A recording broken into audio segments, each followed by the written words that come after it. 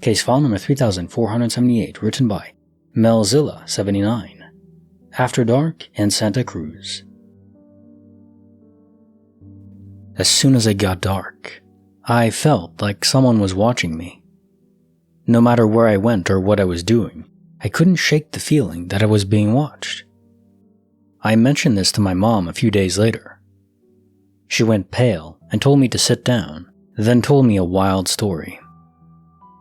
When I was around a year old, my parents decided to spend the day at the boardwalk. It got dark and the wind kicked up, and Mom felt cold, so she told my father it was time to go. He had her wait with me while he walked back to where the car was parked and then drove over to pick us up. While she was waiting for him, holding me, a tall, pale man with long black hair approached us. Mom said he was striking, beautiful, but he instantly made her feel uncomfortable. He told her, "Your child is very special. May I hold her?"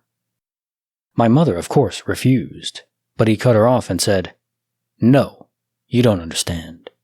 Your child is very special. I need to hold her. Please, please, let me hold her." When he stepped closer and reached for me, and she finally got a clear look at him in the streetlight, her heart nearly stopped. Everything in her screamed, "Not human!" He grabbed me and tried to rip me out of her arms, and Mom started screaming for help. This was the early 80s, so instead of standing around filming, the people around her actually helped. The man turned and fled, and my mom said he moved so fast that it wasn't natural. It was like he just disappeared in front of her.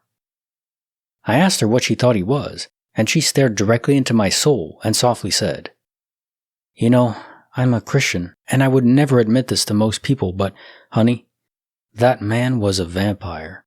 I'm sure of it. Don't ever stay in Santa Cruz after dark ever again."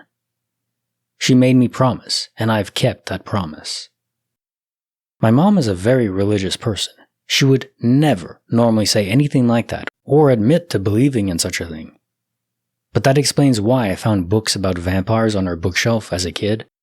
I was shocked when I found them. This woman legit reads the Bible every night before bed and fast forwards through kissing scenes on TV. She was specifically looking at legends from our area. I think she was trying to figure out who or what he was. So, some people truly do have a darkness in them.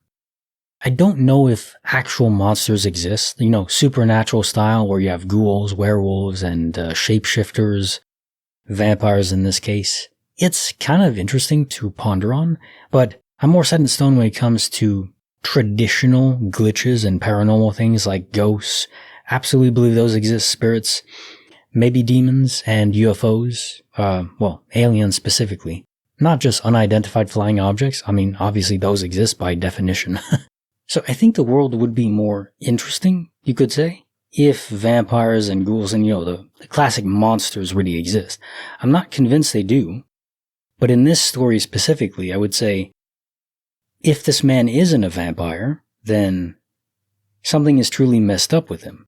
Wonder what he meant by, "Your baby is special." Well, I wonder, but I don't really want to know. Keep those thoughts behind iron bars, ideally. Welcome, I'm Paul. This is my monthly compilation. There's 100 Glitch in the Matrix, paranormal, and mystery stories as well. They are great sleep stories too, I think. Okay, let's get to it. Enjoy. Case file number 3479, written by Consistent Earth 7553. The Woman Over Orange Skies.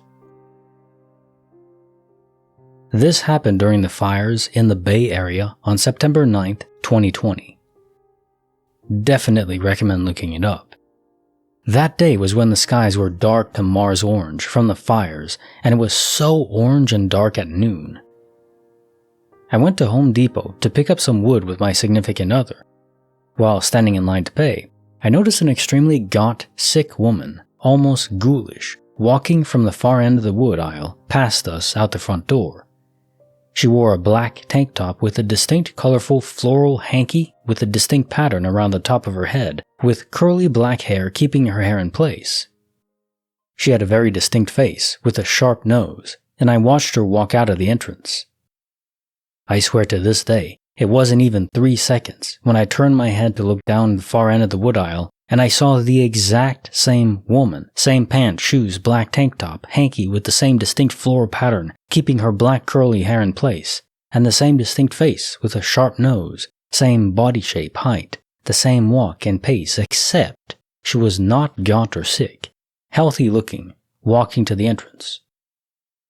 I did a double take and looked immediately to the entrance as it was one of those large warehouse doors, and it wasn't even a few seconds when I tried to see the ghoulish woman, as one could see very far out into the parking lot, and it takes a moment to get to the parking lot, but did not see her. Note that I saw a man and his son walking out of the entrance at the same time as the ghoulish woman, and when I did a double take to find the ghoulish woman again, the man and child were still there, a few feet further walking towards the car. I swear that ghoulish woman would be there. She was walking at the same pace as the man and child, but she wasn't there. I thought there must be twins, but the motion and timing of the way the ghoulish woman and the healthy woman walked from the far end of the aisle to the entrance was like rewatching a video. My significant other noticed how I reacted and asked me what happened, and I told her you won't believe me even if I told you. I asked her if she saw a ghoulish woman walk by, and she said no. Only the healthy woman with a distinct floral pattern hanky, as it was really something. I turned around and almost asked the person behind me the same question if they saw what I saw, but stopped myself from asking. I chalked it up to because it was a strange orange day. I was tired from work, lack of sleep. I work in utilities, so long hours, and thinking it was me hallucinating. But I later read that I may have seen a doppelganger or a future vision of someone who is soon to die.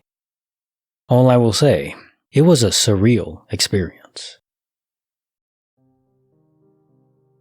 Case file number 3480, written by Usual Code 5926. They were waiting. My boyfriend and I were driving through these empty, winding back roads in rural Pennsylvania on Route 447, near Stroudsburg. There was nothing but blackness for miles. No houses, no lights, just pitch dark countryside. The kind of dark that swallows your headlights. The only signs of life were the animals, deer darting across the road, foxes skittering at the edges, rabbits frozen in the beams. It felt like we were driving through nature's night shift. Because of the constant movement, I kept my high beams on and crawled along slowly to avoid hitting anything. Then, out of nowhere, we saw a car approaching from the opposite direction. As it got closer, it started flashing its high beams at us. I figured I was being that guy who forgot to turn his brights off, so I switched them off. But the driver kept flashing, over and over. At first I was annoyed, like, alright dude, chill, I got the message. I ignored it and kept driving. Then we came up to this bridge, old, narrow, and completely unlit. And that's when we saw it. Something was in the middle of the road. At first it looked like an overturned trash can or some kind of debris. But as we got closer, and I flicked the high beams back on, we realized it wasn't an object, it was a person. A woman. She was sitting crisscross dead center in the road, completely still. Her skin was ghost pale, sickly looking, almost like it was melting off her bones. Her mouth hung open, eyes black and glazed over, just staring. Blank, empty. Behind her, off to the side, was a man, just as emaciated, just as pale, sitting on the guardrail and watching her silently. I slowed down instinctively, but as I saw the man, a wave of dread hit me. This is a setup. My brain went straight to survival mode. If I stop, he's going to pull out a weapon. They're going to rob us or worse. 1,000 thoughts raced through my mind. Are they trying to trap people? Is she bait? Are they trying to get hit? Are we about to get ambushed? I couldn't take the chance. I swerved, trying not to hit her, sped past them both, and the man on the guardrail shifted just enough to let us through. I didn't stop. I didn't look back. I just drove. But I cannot unsee her face. I've never seen a human being look like that in real life, only in horror movies.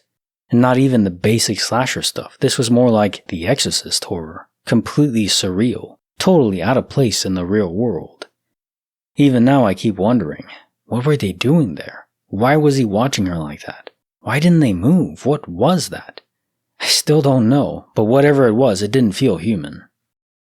So, today we have so many stories about people that just don't seem right. In this case, a woman and a man just standing in the road oddly. Yeah, there definitely are cases where people obstruct a road. They lay down cones or spikes or just tree branches or whatever. They create an obstruction, or they even pretend to be injured so you'll stop and help and be robbed and stuff like that. But that doesn't usually happen in the US, as far as I know. Still, it could in theory. Was that what was happening here? Given how you described the man moving, I don't think so. But the solution to what they were actually doing, you can only imagine the nefarious things that people can get up to. Was she there voluntarily? Also, drugs could be involved. That often can explain a lot of things, so we can probably chalk it up to that. There's a lot of weird things that happen that normal people do in the very rural places of the country. Case file number 3481, written by Baddest Doggo. The Shy Cat Complex. I have two cats. One outgoing and cuddly, and the other one shy and timid. The shy one hides a lot, and every once in a while, she'll find a place she thinks is a good new hiding place and then can't get out of, and after a while she'll start to cry. So this one day, I haven't seen her for a while, and I can faintly hear her crying. I search all over for her, and I'm starting to get concerned because I can't find her. Finally, my boyfriend opens a dresser drawer and she leaps out, clearly traumatized. And she's been in there for a while. There are bite marks on the inside of the drawer where she's been trying to get out. And sure, there could be some reasonable explanation generally for how a cat could be trapped in a drawer, but A. This is a drawer of only my clothes, which my boyfriend doesn't get into. And not only does he swear up and down that he didn't open it or close it that day, but he also loves a cat, is super sweet and gentle with her, and I cannot fathom any context in which he would intentionally shut her in a drawer. B. I do distinctly remember opening and closing the drawer that morning, many hours earlier, because I got a shirt out of it, and I distinctly do not recall my cat being in the drawer at any point during the 30 to 45 seconds I had it open, or when I was closing it. C. The drawer was full of clothes, and there was no room for the cat to have been somehow hidden next to the clothes in the drawer. D. The dresser does not have an open bottom or back through which the cat could have climbed into an already closed drawer. I spent a couple hours trying to figure out how the hell this happened, because again, I distinctly remember closing the drawer that morning and the cat not being in it, and it was tight in there for her. I would have had to have smashed her down on top of the clothes to close the drawer smoothly. The drawer wasn't open long enough for her to have somehow made a nest in the clothes and fallen asleep, and she is a jumpy cat. If she were in a drawer I absentmindedly tried to close on her, she would have flipped out. Literally, the only way I can see that it would have been possible for her to get in there under the normal laws of physics would have been if someone intentionally shut her in which case they would have had to hold her down while shutting the drawer, and she would not have been compliant with the situation. But there's no way in hell either I or my boyfriend would do that to her. She's the sweetest little thing, but she gets scared really easily, and we both constantly do everything we can to make her feel safe and secure, so she can enjoy being with us. So I guess she teleported there at some point? Either that, or one of us had a momentary psychotic break that has never reoccurred. Case file number 3482, written by Nuke the Nerd. We shouldn't have followed the signs. This was maybe 15 years ago, and it was just a day trip from New York City, where our company was located. Plus, I wasn't driving or navigating as my coworker had been out there to the job several times before. We were working a job about 15 miles away, and on our way there, we followed signs on the road about hot food that led us to a place that felt unbelievably surreal. We got there around maybe 11 a.m. or 12 p.m. on a weekday. The community had this big black iron gate with forest on either side, but I could see that the community was completely open, no trees in there at all, just surrounded by trees.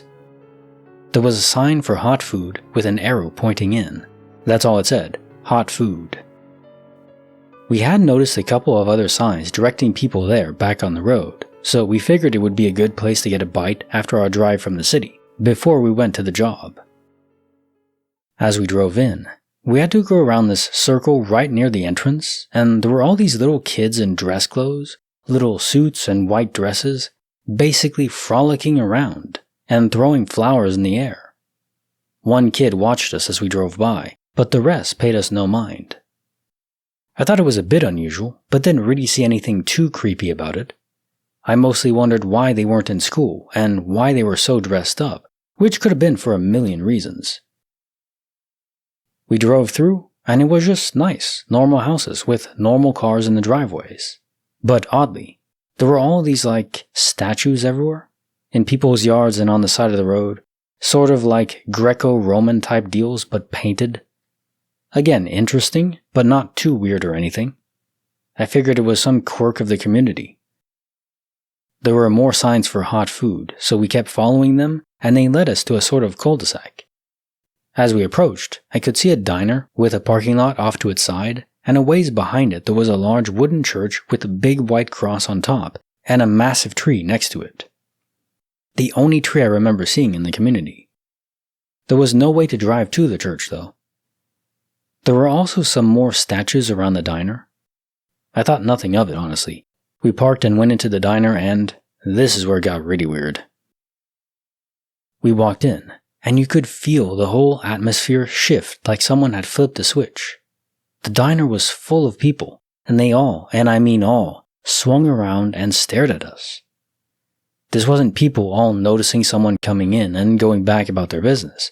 It was an entire diner full of people looking at us with blank expressions as if they were waiting to see what our next move was. And they were all dressed up, just like the kids. I was definitely weirded out now. We walked up to the counter still, sort of apprehensively, and it felt like someone flipped a switch again, and everyone in the diner started talking amongst themselves again. I think we both sort of instinctively felt that maybe we shouldn't hang around, because instead of ordering meals, we both ordered a slice of pizza. They had a few pies on the counter, and it was just something quick for us to get. We had exchanged a look when we got to the counter, and it was just the obvious move. The woman behind the counter looked like she had seen a ghost as we ordered.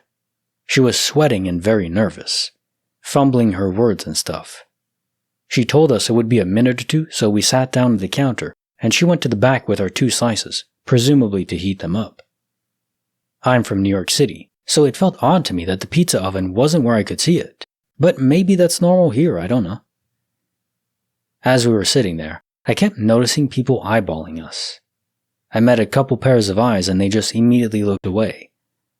I'm not one to keep looking at people when they're clocking me like that, unless, of course, it's a woman that I find attractive, in which case my go-to is a goofy face. So I just resolved to make very uncomfortable small talk with my coworker. After a minute, we heard some really aggravated low whispers coming from what was obviously a man in the back chastising the woman who took our order. She suddenly came out with 2 charred slices of pizza and a look of absolute horror on her face. She told us it would just be a minute as she had to heat up 2 different slices for us, but that we could have those 2 for free if we wanted them. She was apologizing profusely, like way more than normal. I felt bad for her, so I said we'd take them and thanked her. She went to the back, and then from behind me I heard someone huffing and puffing and saw this huge, hulking guy in a 3-piece suit walk behind the counter and into the back. There was some more really aggravated whispering, and finally, after a minute, she emerged again, suddenly looking totally at peace and chipper, with 2 extra slices of pizza. We asked her for a box, and she was over the top in how she responded and how she behaved while she was ringing us up. She practically danced while grabbing the box. I wondered if maybe there were twins working back there or something, because she seemed like a different person. We paid, and as we went to leave, suddenly a hush fell over the whole place again, It was the weirdest thing I've ever experienced, I swear to God. We got out of there, got in the van, just looked at each other and basically in unison we're like, dude, what the hell was that? We figured we should just get out of there, so we went to drive out. On the way out, as we approached the entrance, all of those kids we had seen when we came in were no longer frolicking around the circle, but were instead all standing by the statues and watching us leave. Like one kid was standing next to a statue and watching us, then 30 feet away was another kid standing by a statue too, watching us as well. It was so creepy after the diner, and everything was suddenly 100 times more creepy in that context. None of them waved or anything. We got to the entrance and much to my horror noticed the gate, which was wide open when we got there, was now closed. We drove up and were about to get out to try and open it when, out of nowhere, a guy in a suit came up to the van on my side. The windows were open already, and he just started asking us if we were there for the food, and where we were from, and where we were going, and all this stuff. We sort of shined him on and asked if he could open the gate as we had a job to get to. He obliged. We got out of there, and the entire day we kept going on over every detail of that place as we worked, and neither of us touched our pizza. It all got thrown out. The funny part is, it could have been all innocent. Probably was. The pizza was probably fine to eat. Nobody threatened us or looked angry or anything. The guy at the gate didn't try to keep us there. Nobody in the diner talked to us apart from the woman at the counter. But it was the atmosphere that was just so odd. I've never felt anything like it. We were definitely outsiders and everyone felt it. I didn't get the impression there was something truly distressing happening, like a robbery at the diner, apart from the woman behind the counter who definitely seemed in distress until she wasn't. I mean, maybe they had just some sort of trauma happen in the community, or a funeral? I don't know. They didn't look like they were dressed for a funeral, but who knows? I don't know. It's one of those things where you go back and forth. Was this all connected, or have I seen one too many movies? I guess I'll never know. Another odd thing too was that we didn't see any adults outside of the diner, and no children inside of it. That just seems like an extra oddity on top of the whole stack, thinking back. I just don't know. Okay, so my instincts are like you, split. Could this simply be a gated community that is very tight-knit? Everyone knows each other. Anyone that is new, they're apprehensive of. Yes, but it doesn't really fit with the signs. If you're that kind of community, why would you advertise your business and have people come in, and then the cashier's all confused and weirded out by you being there, talks to her manager in the back and now is all chipper and happy? And why give you 2 free slices of pizza? Now, I'm not saying the pizza is poisoned, but obviously that's what you suspected as well. It would be a very strange choice to just poison 2 people coming in because of your signs that you put up, advertising the business, and you just kill them? What? Or something else? Or is it like a cult thing where they're trying to kidnap people and it's not poison, but you just pass out, or it's like roofied pizzas or something? Other than that, I don't know what the community would be really about. Those statues are strange too, but yeah, maybe it is just a weird community and there's nothing truly movie horror going on about it. I can't say any more than that, but I can say I wouldn't have eaten the pizza either. And, for me not to eat food is, something really major has to be going on for that. Case file number 3483, written by Why Are Cats Squishy? Saws Without Sawdust. I had recently moved back to my parents' house. I was in a little apartment they had converted from part of the garage. It has its own entrance and is separated from the main house by the actual garage. I had access to this garage through a door at the back of my closet. My dad was a big handyman and was often found in the garage working on all sorts of projects. This particular day, I was in the apartment and heard him working there. I heard sawing, the sound of items clinking against the workbench, hammering, things like that. It went on for a while and was kind of distracting, so I thought I'd pop in to say hi and see what he was working on. The sounds naturally got louder as I approached the door, but as I opened the door, the best way I can describe what happened was that all sound seemed to swiftly get sucked into a vacuum. it ended up being more than quiet, if that makes sense. All the lights were off, the workbench was tidy, the main garage door was closed. I was shocked, but thought Dad must have somehow run back into the house. Except that when I went into the house, my mom was watching TV and my dad was asleep in the chair. My mom asked, "What on earth were you working on in the garage?" After I explained what I experienced, we were completely freaked out. Case file number 3484, written by Prairie Crab. Inventory error. In mid-December, I had 2 experiences in one day that were unexplainable to me. In the morning, as I brushed my teeth, I knocked the clear plastic head cover off my toothbrush onto the floor. It bounced and clattered. As I finished brushing, I was looking all around the floor of my small bathroom and couldn't find it. Urgh. As I gave up and rinsed out my brush, a clear brush head cover fell from nowhere and clattered into the sink. It was another cap? But I picked it up, and it's a brand new sparkling clean one, not the cloudy used one I dropped. I don't have any extra caps in the bathroom because I store new toothbrush heads in the hall closet, and I don't have any shelves in the bathroom. I finally shrugged and said, "Thank you." I went to work at the end of the day. I was alone descending in the elevator when something dropped past my face, brushing my arm, and landed on the floor of the elevator. It was a green keychain tag with a label. I have a friend's house key on my ring with that tag, and I thought, oops, and picked it up. But my keyring still had its tag on it. Where could it have come from? It's a bare-bones empty elevator. The new key tag had a blank label on it instead of my labeled one, but was otherwise identical. Twice in one day, a new version of an item I had was dropped in front of me. Case file number 3485, written by Abbreviations Odd 862. Strangers from Elementary School. I was in the cereal aisle, minding my own business, when this middle-aged woman walked up to me and said, "Oh my God, is that you, Blondie? You look exactly the same." She was smiling like we were old friends, but I have absolutely no memory of ever seeing this person before. The nickname she used was something only my immediate family called me when I was like 8 years old. I haven't heard anyone say that name in literally decades. When I told her I didn't recognize her, she looked confused and said, "Really? We went to the same elementary school." But even if she somehow went to school with me, students wouldn't have known this particular nickname. It was purely a home thing that my parents and siblings used. She kept insisting we knew each other and seemed genuinely baffled that I didn't remember her. I tried to be polite, but I was honestly getting scared about how she could possibly know this information because it had that same impossible odds feeling as when I heard that my friend had hit the jackpot I was chasing at Grizzly's Quest.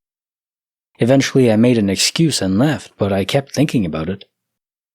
I'm racking my brain trying to figure out any scenario where a stranger could know this nickname. Did she know my family somehow, or was she a neighbor I forgot about and is there in some database of childhood nicknames floating around that I don't know about? I've never seen this person before in my life, and there's no way they could have known that name.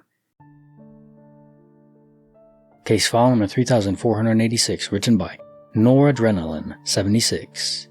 An hour before goodbye. A few days ago, I was in a hospital visiting my grandmother. Just 1 hour before she passed away. I went out of the room for a moment, and I clearly saw at the end of the corridor my father, her son, and my mother talking with the nurse. My father was wearing his military green jacket and blue jeans, my mother a black jacket and a little ruffy hair, like as she came out urgently from home. I tried to make a gesture to get their attention, but they completely ignored me. I went back to the room to tell my grandma they were there, but she wasn't conscious. So I went to the end of the corridor to talk to my parents. As I arrived, my parents were not there, just my uncle, the brother of my father. I asked about my parents, and he said they were not there. In effect, they were not at the hospital. They were at home. I didn't understand because I couldn't mistake them for someone else. There were no other people, and even my uncle was a completely different person, taller, thinner, and much younger than my father, and with completely different clothes. Case file number 3487, written by Chicken Nugget 000.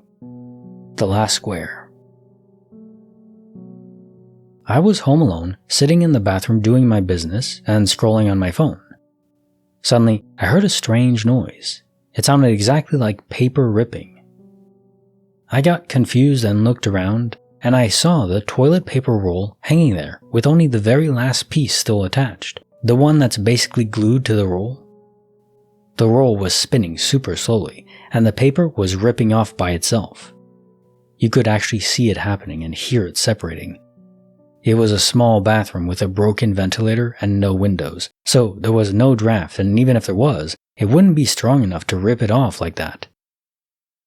After I noticed it, the roll suddenly started shaking violently on the holder. I just stared at it, completely confused, trying to understand what was happening. Then I realized I'm holding my phone, so I should record it, and the second I opened my camera, it stopped. But the way it stopped was so sudden and aggressive, like someone grabbed it and it froze. I didn't even manage to point my phone at it. I wasn't scared at all, just very surprised and again, still confused. I was so surprised that I forgot to realize I had just run out of toilet paper too. Case file number 3488, written by Box Fan Man. The Last Ride from Penn Station. We had a flight into JFK and it arrived at 11 p.m. and we had a train at Penn Station that left at 11:55. I can't remember the exact specifics on the time, but you get the idea. We were in a time crunch. So we got a cab to Penn Station, get on our train, and we wait and wait for 3 hours until they cancel it. There's some obstruction on the tracks in New Jersey. So we say to hell with it and get an Uber home. We get an Uber and it's like an hour drive to our house from New York. And the Uber driver is kind of weird. Semi-talkative, but looking back in the mirror to chat with me while my wife sleeps. The conversation pivots into paranormal stuff. Aliens, planets, ghosts, etc. My wife wakes up during this time and texts me that the dude is weird. I agree. We get close to our house and we just tell him to drop us off at the corner. He does. And when we're getting out, he looks back into the mirror at me and says, "Be careful out there, there's lots of weirdos," and blinks sideways.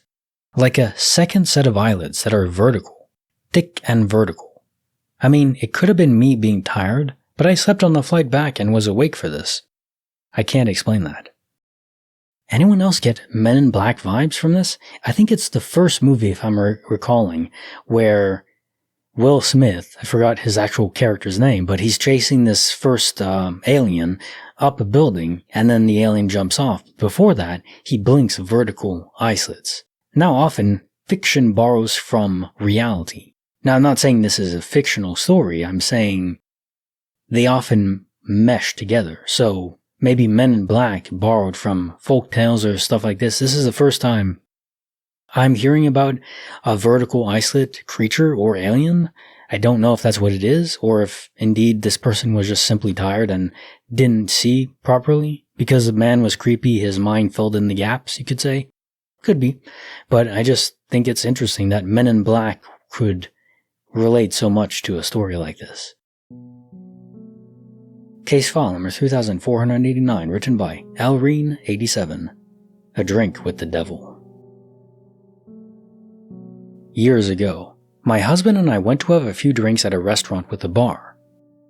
As we sat together, a man walked in, and I swear everything went quiet. He was tall with white hair, beautiful blue eyes, and he was wearing all black, very well dressed. He sits down near us and orders a drink. My husband and I both noticed how all the women were talking to him. About 3 women got up to sit by him. My husband even made the comment, "Big pimping." After a bit, puts his hand up and says something to the woman next to him, then turns back, looks in our direction, raises his glass, then turns around. My husband and I look at each other confused and just chuckle. We left soon after, but here comes the scary part. As we leave the restaurant to our vehicle that's parked directly in front of the entrance, this man follows us, stands in front of my car, lights a cigar, and looks me dead in the face and says, "Have a good day, Irene. It was nice to see you again." How the hell does this man know my name? I have never met him a day in my life. I go completely chill and scared crapless. My husband looks at me and notices how scared I look. We couldn't get out of there fast enough. I swear it was Lucifer himself. That's what they say, that the devil would be a charming person. He would be extremely attractive. Reminds me of the movie Bedazzled, where the devil in this case is a woman, but again, very attractive. That's the whole point. It's seductive, to lure you in. The whole point of the devil allegory is about your choices, right? Free will, and what you do with your own choices, even when you're tempted. Now, there are things that I can be tempted in and I have no willpower over, like snacks and food. If the devil tempts me with that, I'm done.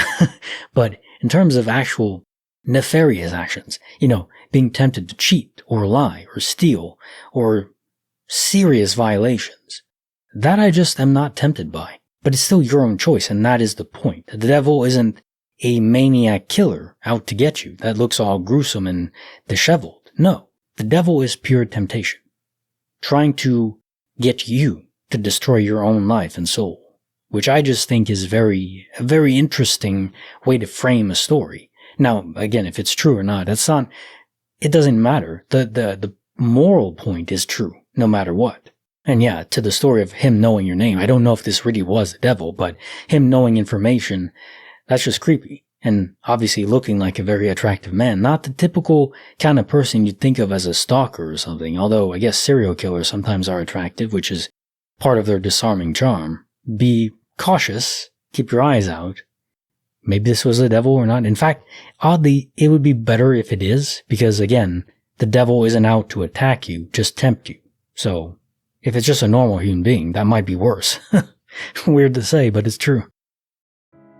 Case file number 3490, written by Mendicat Fungi, The Stable Goodbye. When I was about 6 years old, I had a series of dreams that took place every night for about 5 days. In the dreams, I was in a fairy tale-like setting, hanging out with a flying fairy, think Tinkerbell, and a talking horse. The fairy had curly reddish-brown hair in a bun, and the horse was brown, with a white stripe down his face and a black mane and tail. So basically, in these dreams, we just frolicked around and had fun, and I don't remember much from that end. Time existed in the dreams, as the fairy and the horse often referenced yesterday, referring to the dream the night before. Eventually, in what will become the last dream of the series, the three of us were sitting in a stable, with the horse in his stall and the fairy floating near the door. For some reason, I don't remember, the fairy told me that this would be the last time we would hang out.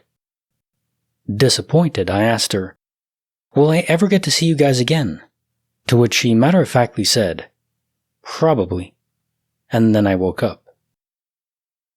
10 years later, I'm over at my girlfriend's house looking at a photo album from her childhood. I happened to see a picture of her as a 5 or 6-year-old, and she looks strikingly familiar, if not identical, to the fairy whose face I vividly remember from the dreams years ago. Curly, reddish-brown hair in a messy ponytail, fat cheeks, big smile, etc. Coincidentally enough, she also rides horses, and some years later, she buys a horse who looks identical to the horse in dreams, whom she still has and I see often. That is brown, has a white stripe down his face, and has a black mane and tail. The horse is now 7 years old and he was born in 2005. I had the dreams no later than 1997. I think I can partially explain seeing her in the dream, but I have no idea about the horse. I don't know how true it is, but supposedly the random people's faces you see in dreams are people's faces from the real world that are just stuck in some recessed part of your memory. We lived in the same town, and our mom shopped at the same store, so possibly I picked up her face from when I was out shopping with my mom. I don't know. But the horse? That's inexplicable. Prophetic dreams are nothing new on this channel. They do fascinate me. I always go with the idea or mantra, I guess you could even go as far as that, is I don't think we can predict the future with certainty, only the many worlds theory, where there are plenty of possible futures, some more likely than others. So you predicted one that was most likely. And maybe even your guardian angel or some entity looking out for you, caring for you, gave you this insight. I don't think it really pushed you towards that end, because you didn't even recognize her until you thought of this again. But I just think there are forces out there that are protective over us. It's a comforting thought. Case file number 3491, written by Fluffy Maki, Levitating Clove. I was starting to make a sandwich for lunch. I got all the ingredients out and laid them out on the counter and had some of the ingredients in my hand. Now that the short backstory is out of the way, as soon as I got ready to make the sandwich, suddenly I saw something drop from the sky in front of me and heard it audibly land too. I looked, and it was a single clove of garlic. There is zero explanation I can come up with, and I looked heavily. So, there's a small bowl full of garlic cloves that are ready to use so you don't have to break open and peel the whole bulb. It's not in any position that a clove can fall or slip out of, nor overflowing at all. It's up on a little shelf pointing straight up, and there's only a few cloves sitting at the bottom of it. Not even close to halfway up the bowl, or even near the rim of it. It's like the clove jumped up into the air, flew straight up vertically, and landed in front of me, or as if someone picked it up and dropped it. My entire reaction was standing there in awe and confusion, holding my 2 pieces of bread or something, getting ready to build the sandwich. Tell me your secret, garlic, I need to know. Is this a sign to make garlic bread? Anyways, apart from the last sentence, the experience was entirely genuine and the story serious. I'm actually legitimately stumped and in confusion as I eat my sandwich and move on with my day. Case file number 3492, written by Kruno S. The Song from Beyond. Both my grandparents were sleeping when all of a sudden my granddad woke up really agitated, sweating and worried. He woke my grandma up and told her he was going to get my auntie away from the chandelier, which was above her crib. He ran to her crib, where my auntie was peacefully sleeping, and snatched her out. As he was hugging her, worried out of his mind, the chandelier fell on her crib, destroying it. Got another one, this time from a cousin, daughter of the aunt my granddad saved from the falling chandelier. She had just given birth, but there were some huge complications. She had a tumor removed, and both her and her daughter's life were in grave danger. My grandma was with her, helping her through. Now, unlike my grandpa, who was nowhere near religious, she is not seriously religious, but she likes to pray every so often. Things were looking bad for my cousin and my new niece. So my grandma went to bed and asked my now defunct grandpa for help, even though they had divorced over 30 years before, and went to bed in tears. The next morning, my cousin woke up ecstatic and called for my grandma. She told me she'd dreamt about Grandpa singing her a song she hadn't heard since she'd moved to the US at the age of 5. She didn't know the name, but she recited the chorus to my granny. Grandma dismissed it as a coincidence, but filled her with joy. When she went to bed that night in her hotel room, she accidentally turned on the radio, which was taking requests for songs. An old man who asked to remain anonymous requested the song my grandpa liked to sing my cousin. My cousin's and niece's condition greatly improved and are now doing pretty well. The magic of music. Case file number 3493, written by K.O. Rin. Conversation in the Fog. A few years ago, my friend and I went to lunch at this Mexican restaurant in our city. When we'd finished eating and got in line to pay, there was an older man and his, I'm assuming, wife in front of us. They wrapped up their transaction, but for some reason, the man stopped to watch the two of us pay. I kept glancing over at him because it was starting to dawn on me that he was incredibly familiar. I just couldn't place him. Our eyes met and I smiled a vaguely polite, "Hello, stranger," smile, feeling slightly awkward that he caught me looking at him. "I'm sorry, but you look really familiar," he said. Whoa, I wasn't alone. I told him I was just thinking the exact same thing.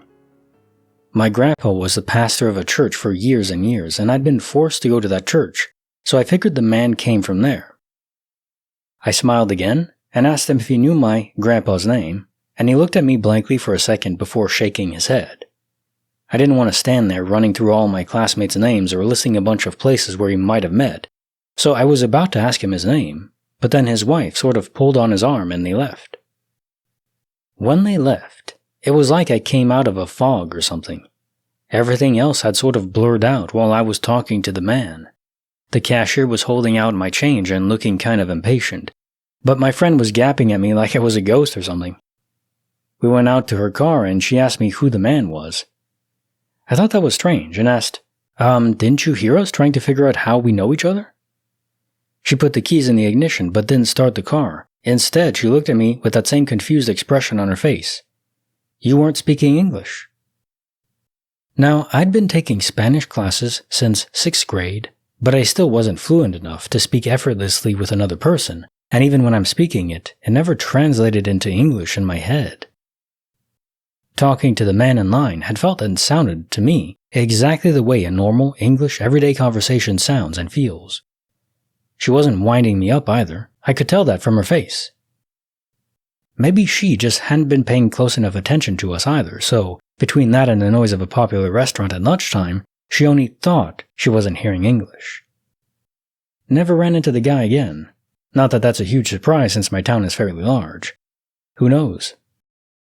I think I've narrated probably 5 stories involving people speaking a language that they either don't know at all or only know slightly and not even realizing it. It's like parcel tongue in Harry Potter, where you know a language, you don't know how, and you speak it in a way where you hear yourself speaking your native tongue, English in this case. I think our sense of reality is so entwined with our own brains and how the brain it's like some people who are blind, they actually still see. Because the brain simply fills in and projects what it expects to be there, which is very dangerous in that case. If the signals from light are not reaching from your eyes to your brain, or they can't be interpreted by your brain, and the brain's just filling it in, well, you might see an open door and it's closed and you just smash into it. I don't know exactly how that works for people who are blind and still kind of see that way, or partially blind and they fill in the gaps. The brain is almost like an image generator in AI models, like Midjourney images and that I use for the videos, where you type a prompt and it tries to fill in the gap. Or if you edit an image, it tries to understand the context and what might come next. But just like AI, it's not perfect. And so there could be errors made. But this is even more pronounced because it's not just filling in gaps, it's overriding what you're supposed to be hearing. So this goes beyond prediction, and it's like your brain is trapping you into a false reality. Although, probably something more going on than just that, because this man also found you familiar. So you both found each other familiar, and somehow that triggered this linguistic glitch or anomaly. I've never experienced anything like that. When I'm speaking, I can speak in French. Je peux parler en français si je veux, puis quand je parle en français comme je fais maintenant, je me comprends dans ma tête, les mots, je peux les translater dans l'anglais si je veux, mais so everything I just said, I understood what it meant in English, but I still heard myself speaking in French. Maybe if you don't have much mastery of a language, there's a conversion factor your brain plays, I don't know. Case file number 3494, written by Anonymous. A mnemonic discrepancy. I know memory is imperfect, so I want to be very specific and transparent here. This isn't dramatic, but it's unsettling enough that I can't shake it. My girlfriend drives a white Camry. For a long time, I remember her license plate as number, Jew, more numbers. A couple of weeks before this happened, the 4 of us, me, my girlfriend, her adult son, and his girlfriend, were on a longer drive out of town. We somehow got into the topic of remembering license plates and number patterns. I remember explicitly saying that I remembered my girlfriend's plate as Jew, and that stuck in my head because I associated it with the word Jew, a direct phonetic mnemonic for the order of those letters. That detail matters to me, because if the plate had been UEJ this whole time, I know that would not have been the mnemonic my brain would use. I would have remembered it as something like UEJ Canal, similar to the Suez Canal, because that's the only association I naturally make with that letter order now. I wouldn't have mentally labeled it Jew or Jew unless that was the actual left to right sequence on the plate. I've always been good at remembering strings like that. License plates, old video game cheat codes, certain phone numbers from when I was a kid, even some credit card numbers. This wasn't a vague or casual memory. Okay, fast forward to the day this happened. My girlfriend and I were meeting at an IHOP to grab a meal. I parked next to a white Camry and noticed the plate was number UEJ. I remember thinking, that's weird, that's really close to her plate, and it's also a white Camry. What stood out is I didn't think I had been wrong all along. I was certain her plate wasn't UEJ, which is exactly why it felt strange. I looked more closely, noticed a couple of items inside the car that were hers, and realized it was actually her car. Same car, same color, same everything. Just the letters reversed. I walked into the IHOP, still confused, and the very first thing I asked her as I slid into the booth was, "Did you change your plates?" That was my immediate reaction, before we even ordered or talked about anything else. I then asked her if she could pull up our insurance card in the Progressive app so I could double-check the plate number. Oddly, the app wouldn't load at all. It was unresponsive and we couldn't access the card. When I pointed out the plate, she said it's always been UEJ. She doesn't remember it ever being JUE. I know how this sounds, and I've tried to explain it away as a memory error. But what bothers me is, I had repeated exposure to the plate over time. I had a very specific mnemonic tied to the exact order of the letters. I referenced that order out loud in a conversation weeks earlier. I noticed a difference immediately, before even consciously realizing it was her car. My first reaction was to ask if the plates had been changed.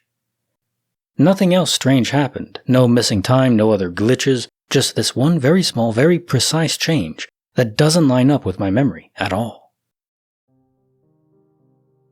Case file number 3495, written by prestigious ear 3337. Ash on both sides. When the sun comes up, my cats usually start wanting to get let outside. I have 3. Recently, my sleep schedule has been entirely out of whack, sleeping most of the day, being awake most of the night. So my mom was in bed, and I was in the living room watching TV, wide awake. It gets to about 3:30 in the morning, and one of my cats, Ash, starts scratching at the door. I look at him a few meters away, and specifically think to myself about how annoying his scratching is, that it's way too early for him to go outside, and that there's no way I'm getting up from my comfy spot to do so. He gives up, and about an hour later, to my horror, he is on the other side of the door, sitting scratching at the door, waiting to come inside. I was stunned. I ignored it and convinced myself I was hallucinating, or maybe it was my other cat that wanted to go outside and I wasn't paying attention, and Ash had been outside all night. Though I thought this was unlikely, as none of the other cats ever scratch at the door to go outside, and he looks totally different to either of the other cats. Or maybe it was a random cat? Also unlikely, as there are barely any other cats around, and they have no reason to be scratching at our back door to come inside, and went back to watching TV. I am absolutely certain I did not let that cat outside. Half an hour later, my mom is woken up by my other cat wanting to go outside, and she opens the door to see Ash at the back door. She asks me why I let Ash outside. I say I did not let him out, and tell her how weirded out by this I was. She says that Ash had been on her bed just a few hours ago, when she went to bed, and I might have let him out by mistake. I tell her I am absolutely certain I never opened that door. She checks the other back door and it's closed. We check all the windows and they're closed. He had absolutely no way of getting out, yet somehow he ended up on the other side of that door. I'm usually a logical person, and I have tried every reason this could have happened, and none of them add up. Case file number 3496, written by I Am Hawk. 20 Years of Haunting. Around 1993, I was living on the bottom floor of a 3-story apartment building. The complex was easily over 20 years old, and during the course of my staying there, weirder and weirder stuff kept happening. Strange noises, things being in the wrong place, that kind of stuff. I even had a roll of tape flip off my dresser between me and my roommate as we were talking. I always thought there was something weird about the place, but it wasn't a huge deal, just creepy. One night, I woke up to what I thought was my roommate coming home. It would be 3 a.m., his shift ended at 2:30, only to find the cat completely arched and puffed out in the far corner of the room. The blinds for the sliding glass door swinging wildly, and several boxes of stuff overturned. After realizing my roommate wasn't home, I thought that the cat knocked the stuff over, but that wasn't it either, as these boxes were rather heavy and on the floor. I went room to room checking for intruders. I got to my roommate's door and called his name several times and got no response, but heard the sound of 2 feet shuffling up to the other side of his door. Grabbed the cat and the phone and called the cops. They came and searched but found nothing. They wanted to cite me for a false alarm, but didn't because of 2 strange things. One, the screen was kicked out of my roommate's window, even though the window was shut and locked, and there were footprints in the carpet leading up to the door, but none leading away from it, meaning whoever was in the room walked to the door, but not from it. Another piece of info, my roommate vacuumed his room from the far end to the door, so as to not leave any footprints. He thought the repair guys for the complex were the ones messing with our stuff, and was trying to get proof. He ended up staying with his girlfriend around this time, using the apartment for storage until the lease was up. The place had him pretty creeped out. Fast forward to about 2 weeks later. I woke up again around 3 a.m. to what sounded like my neighbor above me coming home. Her bird was squawking up a storm and then went silent. I heard her high heels as she walked up to the kitchen, and then as it came back and down the hall towards her room, above my room. It was about that time that I realized that everything in these apartments, except kitchen and bathrooms, are carpeted. I listened as these increasingly loud footsteps came into the room over my head, to the left side of my bed down the hall, and to the floor on my right side of the bed. My eyes were squeezed shut as I could feel the presence of someone standing very close to me, and then I heard, as clear as day, my name in a slightly strained female voice. It was spoken very close to my right ear. I was petrified for the next several hours before I finally was able to move, but I was too terrified to leave the safety of the covers. I never slept, just waited till the sun rose and got up, and got the hell out of there in the safety of the light of day. Part of me wishes I had opened my eyes to face whatever it was. Part of me is very glad I didn't. Case file number 3497, written by J. Blogan23. Counting to 3. Recently, my family and I purchased some new towels for our guest bath and threw out several of our older towels. I distinctly remember buying 2 towels for the shower. I even have the receipt for the 2 towels, and I remember washing the 2 towels and hanging the 2 towels in the guest bath. Yesterday, I was cleaning the guest bath when I happened to notice a 3rd towel. When I asked if anyone had gone to the store and purchased a 3rd towel, I was met with a resounding no. No one else remembers buying a 3rd towel, but when I bring it up, my family says it's no big deal and to just stop acting crazy about it. When I ask them why they don't seem bothered by it, they just shrug it off and say that I'm being crazy, and now every time I go into the guest room, I have a family member following me, asking me if I'm okay. Even my son, who was with me at the time we bought the towels originally, said we only bought 2 of them, but now he can't remember if we only bought 2 or if we bought 3 or 4. My biggest concern is the fact that I'm the only person in the house that finds this odd at all. Case file number 3498, written by Emma Ann. The Beer Run Lie. My boyfriend and I were both asleep in his apartment, which he shared with 2 other people, both of which were out of town. And at 6 a.m., this was winter, the sun was just barely up, blue light status. We heard the buzzer ringing and woke up out of confusion. He said, "Did you hear that?" And I said, "Yes, but who would be ringing the doorbell at 6 a.m.?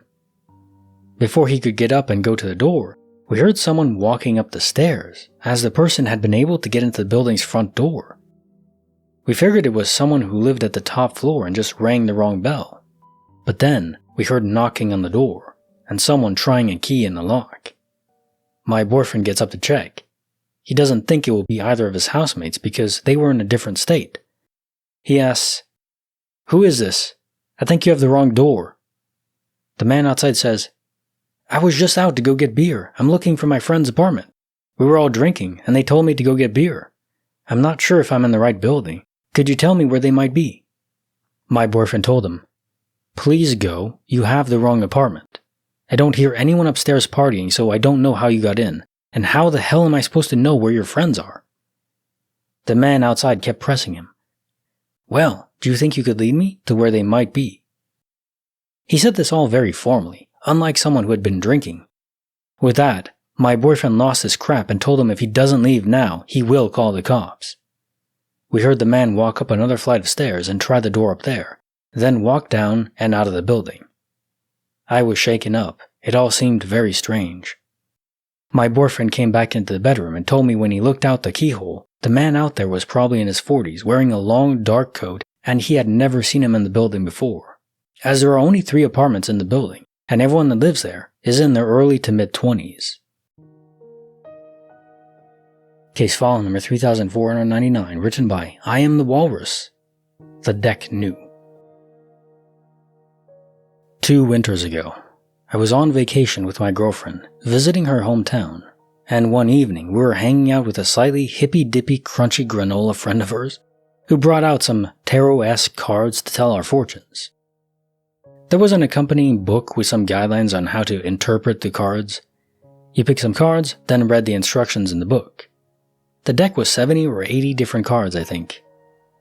None of us there actually believe that these sorts of things are magical or anything, but it can be fun to play with them, and using an oracle like this can provide some interesting self-discovery and insight. So we took turns drawing cards for ourselves. I don't remember the exact specifics, but I remember that a person would draw 5 cards in total, and each one was interpreted to apply some different aspect of our lives. My turn was third, I think, after my girlfriend. The first card I turned over was the same as the first she had turned over. We joked about how we were fated to be together. The second, third, and fourth cards were the same as the second, third, and fourth cards she had turned over, in the same order.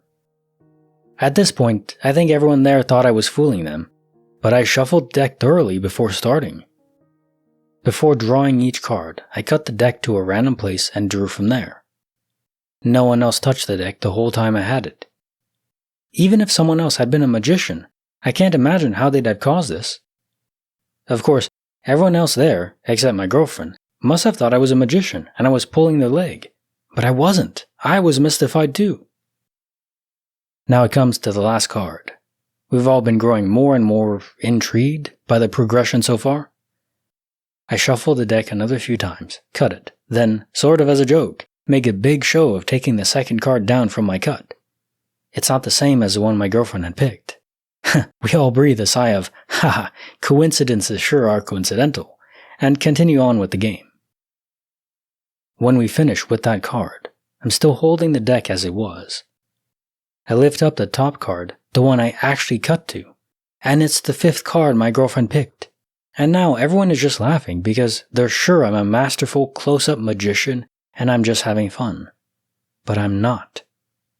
I don't believe in the supernatural, but I still can't figure out how the hell to explain what happened that night. What the hell? So I'm not one for fate, I'm just one for signs, coincidences, and applicable forces from external stimuli or wills. And I think this is just a case where a guardian angel, for some reason you're supposed to be or very beneficial to be with the woman you're with now. So how to do that, how to send that message in a way that isn't too direct or too obviously paranormal? Well, just arrange the deck where the cards are in a certain order and yeah, like this. You just say, okay, well, I'm not a magician, but this is theoretically possible that someone in the group was, or some way your subconscious was ordering the cards, I don't know. That's what you tell yourself, but in reality, you're just supposed to be with this person. In most timelines, I think it benefits you to be with her. And your guardian angel or whoever is orienting you that way. I think that's cool as long as it's only a suggestion, a strong suggestion you could say. I don't want to be controlled by anything else, but if I'm given hints, that's okay. As long as the choice and free will is still ours. All good. Case file number 3500, written by Educational Road 2461. The Invisible Feline. So, I was sitting on my bed earlier today with my door open and my window open too. When I do this, usually the door is relatively securely closed and won't get pulled open by a draft as it gets slightly stuck in the doorframe, but it's loose enough to open so that my cat can come into my room if he chooses by pushing the door open with his paw. I was sat in bed and saw the door open by itself, but I wasn't too freaked out because I swear I heard the sound of my cat pawing the door open. He's rather large and has big paws and claws, so I'm used to the sound he makes. But when the door opens a little bit, there is no cat in sight. I think it's a bit odd, but I brush it off, get up and close the door again, back to its original, slightly ajar state. Then like 5 minutes later, my door opens again, and I hear the paw sound, but this time I look up and I swear I see the shadow of my cat's paw pushing the door open. But yet again, the cat is not in sight. I go downstairs to tell my mom about how odd it is, and I see him asleep on the sofa. So yeah, maybe it could have been the wind draft from the window being open, but it doesn't explain the distinct sound of my cat's paw and then the weird shadow. Case file number 3401, written by DManBoy24. Between the Light and Home. I was 10 years old, staying in a rural RV campground in Ohio for the summer. My best friend there, a kid about the same age as me named Joey, and I were hanging out one night walking back from a movie night at another friend's campsite. We're walking back, complaining about having to leave even though everyone else got to stay, when we both look up and see a bright flash of light in the sky. Being 10 years old and both having overactive imaginations, freaked the hell out and assumed it was aliens. We took off running to my campsite, and when we got there, we found both of our parents there outside looking less than happy. Before we even had a chance to speak, they asked where we had been. We told them we had been watching movies and had just left. That's when we looked past them and see his brother and sister there. They had been at the movies too, and because they were older, got to stay later, and they were still there at the movies when we had left. There was only one route that would lead to my campsite, and they hadn't passed us on that route. They informed us we were an hour past curfew and wanted to know where we had been. We explained about walking home and the bright flash of light, but they did not believe us. Can't say I blame them now, but at the time I was pissed and terrified. Where had the hour gone? Classic alien abduction story. Haven't had many of these lately. Haven't really been seeking them out. There are plenty to read, but I just think that you basically know what's involved, and that's okay. Nothing wrong with that. So I just included this one, so you remember, don't forget, aliens are out there, and they like to study us for some reason. I don't think it involves weird probes or anything, like the Supernatural episode,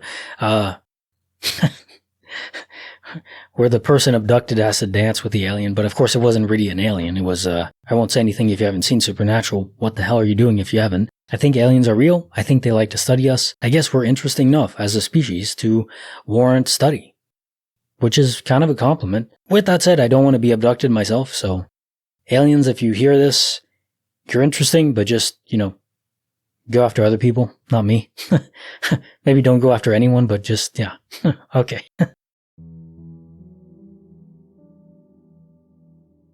Case file number 3402, written by Powers1217. The Senator hit brick walls. My uncle was in the military, stationed in France in the 1960s. He and his buddies were hanging out at his house one night and decided to go out. He told his wife goodbye, and she never saw him alive again. He was found days later dead, his face down in a creek. The army gave my aunt no information. They didn't even release the autopsy findings. Where it gets interesting, all of the guys who were with him gave the same exact story about what had happened. No deviations. My father was in the army at the same time and asked a lot of questions, but the army didn't give him any answers. Things that made us go, The army flew my aunt back to the USA. Normally, a widow would have to find housing after her spouse passes away, but the army forced her to live on an Oklahoma army base when she got back. I'm not sure how many months she and my cousins lived there. The army never explained to her why she had to live there. After a while, they let her leave, and she went to live with my grandparents for a time. At one point after this, my grandpa received a suspicious letter with money in it. There were rumors my uncle was a covert operative, or possibly my aunt's French mob-connected family had something to do with it. Yes, mob. Fast forward to the 1980s.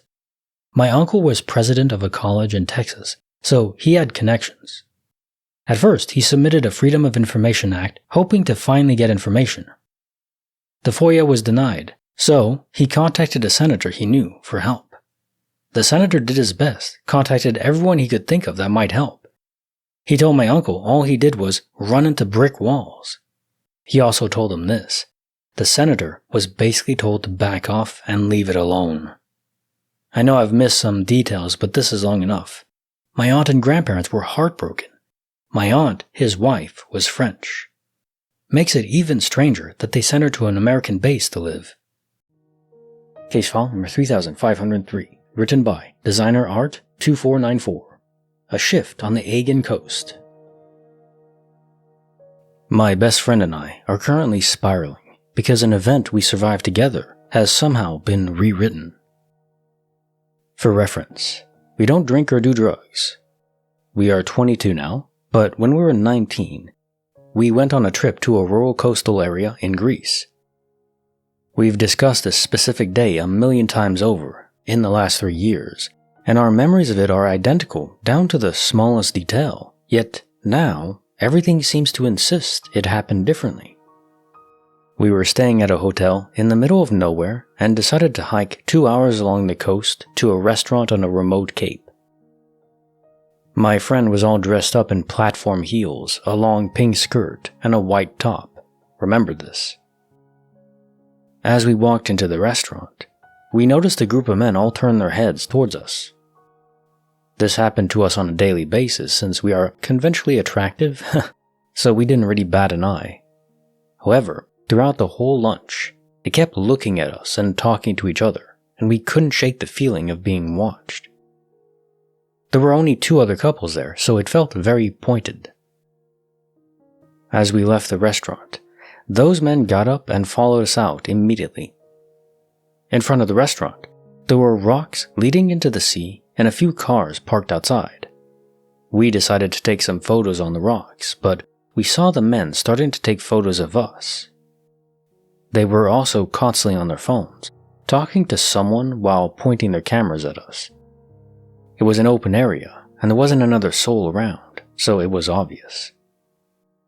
We got really weirded out, but we didn't have anyone to ask for help, and we came on the trip alone and didn't want to call and worry our parents, so we decided we should head back to the hotel ASAP.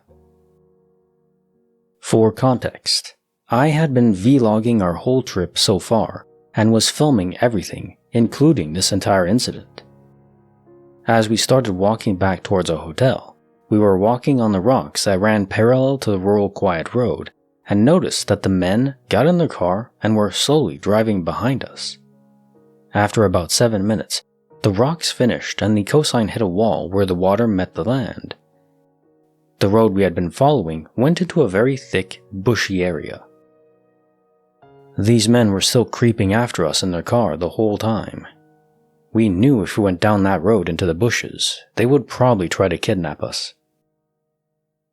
To avoid the road, we decided to walk through the water to get to the next headland. The tide was quite high, over our knees, and I remember filming the whole thing, us walking through the water with my friend in her platform heels and long skirt, getting soaked. We kept looking back at the men, who had stopped the car opposite where we entered the water. They actually got out of the car and were just standing there watching us walk through the sea. We eventually made it to the other side and sat on a bench, watching them watch us until they finally drove off. Now, the reason we are freaking out is that I recently went to find the footage for a birthday post for my friend. I wanted to make an edit of our iconic moments, and I saw that the footage has completely changed. In the footage of us taking photos by the sea, where it was definitely just us and those men, there are suddenly random women in bikinis right next to us who are never there. Most importantly, the footage of us in the water is now somehow time-stamped on a completely different day, and we are wearing different clothes, which means going to that restaurant and walking through the water has happened on different days? To add to that, the men and their car are nowhere to be seen. I've watched the 20 minutes of us in the water, and I never once mentioned the car or panned the camera toward them. It just looks like we're randomly walking through deep water for no reason. We both are 100% sure we filmed those men while we were walking through the water. We talked about them in the video and afterwards for the vlog. Even weirder, I called a close friend who wasn't on the trip but who we have told the story to countless times, and he told me he's never heard it in his life. He was genuinely surprised why we wouldn't have mentioned something so crazy. My friend and I both have the exact same memory of us walking through the water, and because those men from the restaurant were after us, she thinks we experienced quantum immortality. Maybe in the original timeline, something bad happened and our consciousness jumped to this version of reality. I wish this was a telephone glitch, but the fact that we are wearing different clothes in those two videos just signifies that it is not. I've reset my phone numerous times and it doesn't go back. Also, I watched the video numerous times in the last 2 years, and they were always the same as we remembered. It's like our memories exist in a world that doesn't match the physical facts anymore. Has anyone else ever experienced a shift like this?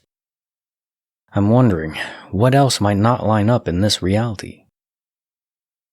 To clarify a few things about my friend wearing platforms to hike, she wears platforms everywhere. The beach, the shops, and even walking along the coast like we did. She's very short, so she does not leave the house without her platforms on. I was wearing Birkenstocks and not suffering as much. And the reason we walked through the water in shoes was because the seabed had rocks and sea urchins. So I think you're both onto something. Quantum immortality seems to be the most fitting thing when events completely shift from what they should be.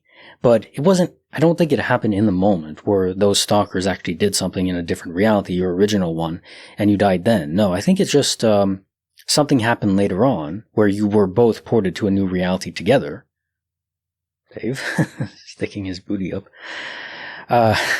When it happened is unclear. Something else happened between that point and now, where you even checked the videos before and they were normal, then eventually they shifted, so it's clearly something that happened later on with both of you at the same time. Maybe you were driving together at some point. At any point where you were together, it could have happened, really. Because again, we're so fragile. And why you are ported with the person you're next to, I don't know if it's just proximity. I think it probably depends on having an actual relationship or connection with them. Soul bond, you could say. And then if you die, you can quantum immortality together. Which in this case is certainly much smoother and less jarring for your emotions, because you still have one person that remembers the true nature of the events that unfolded. Case file number 3504, written by Sinner Delight, 6 hours later. When I was growing up, like 6th grade for perspective, I was staying out at a friend's house. We both lived out in the woods and backcountry outside a small farming community. Both his parents were out for the night, and his older brother wasn't home that night. We started playing with one of those little indoor Nerf basketballs, just shooting it while talking and listening to music. Well, I think I threw it and it rolled out the door. No big deal or anything. A few minutes later, we went to find it. This is where it gets scary. We checked in the hallway first, but it wasn't there. The bathroom was across the hall, so we checked there, still no. Both the other doors right there were closed, but we checked anyway. It wasn't in either bedroom.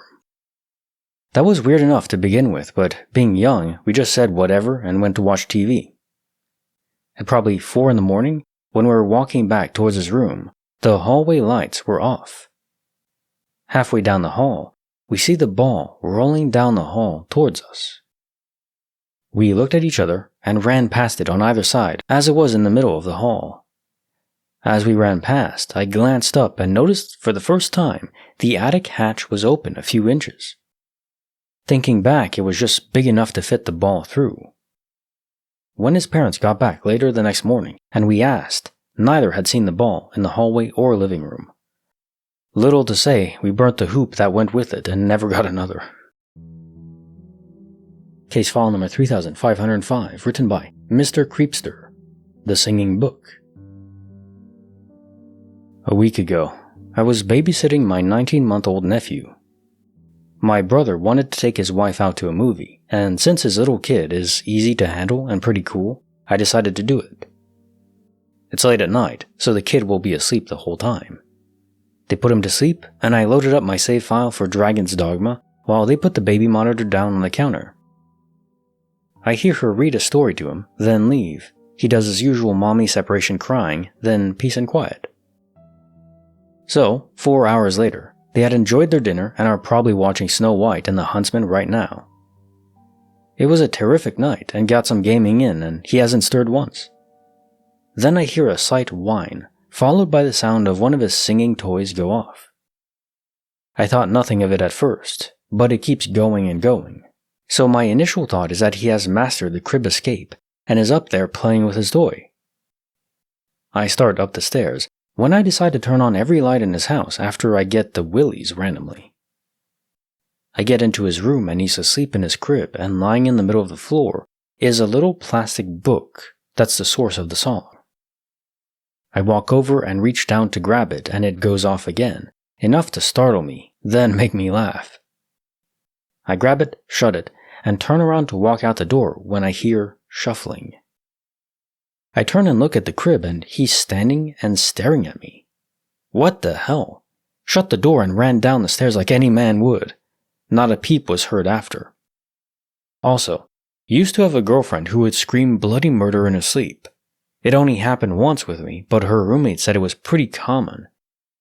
Being woken up by what you imagine to be the sound of your girlfriend getting murdered once is enough to scare you crapless. And then this?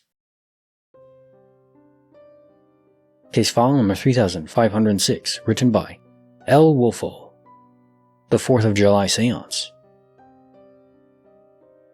I was in high school and celebrating 4th of July at a friend's house. During this time of my life, I was really into the whole ghost and communicate with spirits thing, as were a couple of friends. The friend's house I was at happened to be next to a cemetery. It was actually the last house before the cemetery, and the headstones were maybe 200 feet away. Well, we decided that we would play the little game known as light as a feather, stiff as a board. For those who don't know, you gather in a circle around someone lying down and put your fingers on them in an attempt to lift them up using only the tips of your fingers, sort of like a mind over matter type experience. We shut the windows because we had turned on the air conditioner, and I had personally shut and locked the back door with the deadbolt. We then sat around our friend Christine, who had volunteered, and agreed to no chanting as it would distract people. As we all started focusing, I noticed Christine became suddenly lighter. I also heard someone whispering in front of me, but had my eyes closed as I was trying to focus. I told my friend Rachel to stop whispering, as it was throwing me off and I couldn't concentrate. After a few seconds, it didn't stop, so I said it again and this time opened my eyes to look at her. That was when I noticed two things. The first was that Christine was actually up a little bit, creepy in its own right. The second was that Rachel was looking right at me with the color drained from her face. She said she had heard it too, but thought it was me. The second I broke contact with Christine's body, the back door I had shut myself and locked slammed shut so hard it shook the house and rattled the glass so much I thought it would break. Needless to say, that freaked everyone out.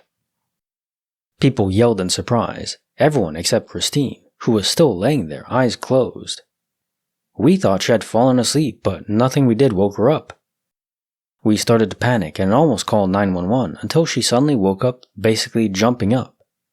She then asked why we hadn't started yet, and she was bored, hungry, and wanted to know who wanted pizza. Freaking creepy crap, man. Only one other time did I play around like that, and it also scared the crap out of me. Never again. Case file number 3507, written by J. Blogan, 23. Overnight impossibility. A few days ago, my new bath towels had duplicated from 2 towels to 3. I have no updates on that situation, as it has remained unchanged since. But something very strange happened at my neighbor's house yesterday that I have to share too. So, recently, the house across the street from my own was listed and apparently sold because they took the sign off the yard. We have lived here for the past 8 years, and in that time, nothing about the neighboring property has changed. It is a small lot with a 2-bedroom, 2-bath house, and if I recall, it was built in the 1950s. However, none of us has seen the new owner. Lights are on at night, but there is never a car parked outside. So we started to think that perhaps someone was squatting in the home. This past weekend, we had a terrible ice storm, and since we didn't want whoever we believe was in the house to be left out in the cold, my family and I decided that we would get more information when the weather improved, and to not think about it. Although I'm already still stuck on the extra towel. Yesterday, before I left for work, I decided to go check out the property and meet my new neighbor. But as I started to turn into the driveway, I froze. Towards the back of the property was a brand new carport or garage, a metal-style building. It was over 12 feet tall, with what appeared to be a single-car garage and an overhead door and a 1-car overhead cover, so it appears that 2 vehicles can use a structure, one parked in the garage, one under the carport. Now, why is this a big deal? This building seemingly popped up overnight. It was never there before. Again, my family and I have lived at this house for nearly a decade, and I drive by this house every day. It's too big to have been delivered as it is, and my family and I were iced in for 4 days, and I seriously doubt it was built during an ice storm. I decided to just back out and go back home.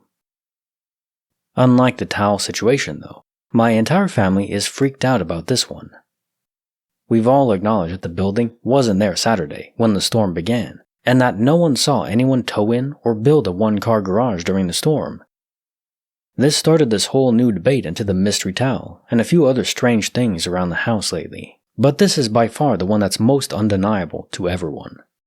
So I really like the implausibility of this. I mean, yeah, you can have large structures delivered. You can have an entire house delivered. Like, not just a tiny home, an entire house. They have to close down the roads so they can actually travel. It'll expand, it's the size of the whole road, or even overlaps on the sides. But they can do it. I mean, probably very expensive to have it done. I haven't had no idea on the prices of that, but they can deliver large structures. 100%. Would they do that in icy condition? 0% chance of that. It's not about money, it's just safety. There's no way they would do that. Even if it cleared a bit, they would wait, I think. And not only that, but it makes a lot of noise. They wouldn't do it overnight. There's no way. Now, could they have had materials delivered and they somehow built it overnight?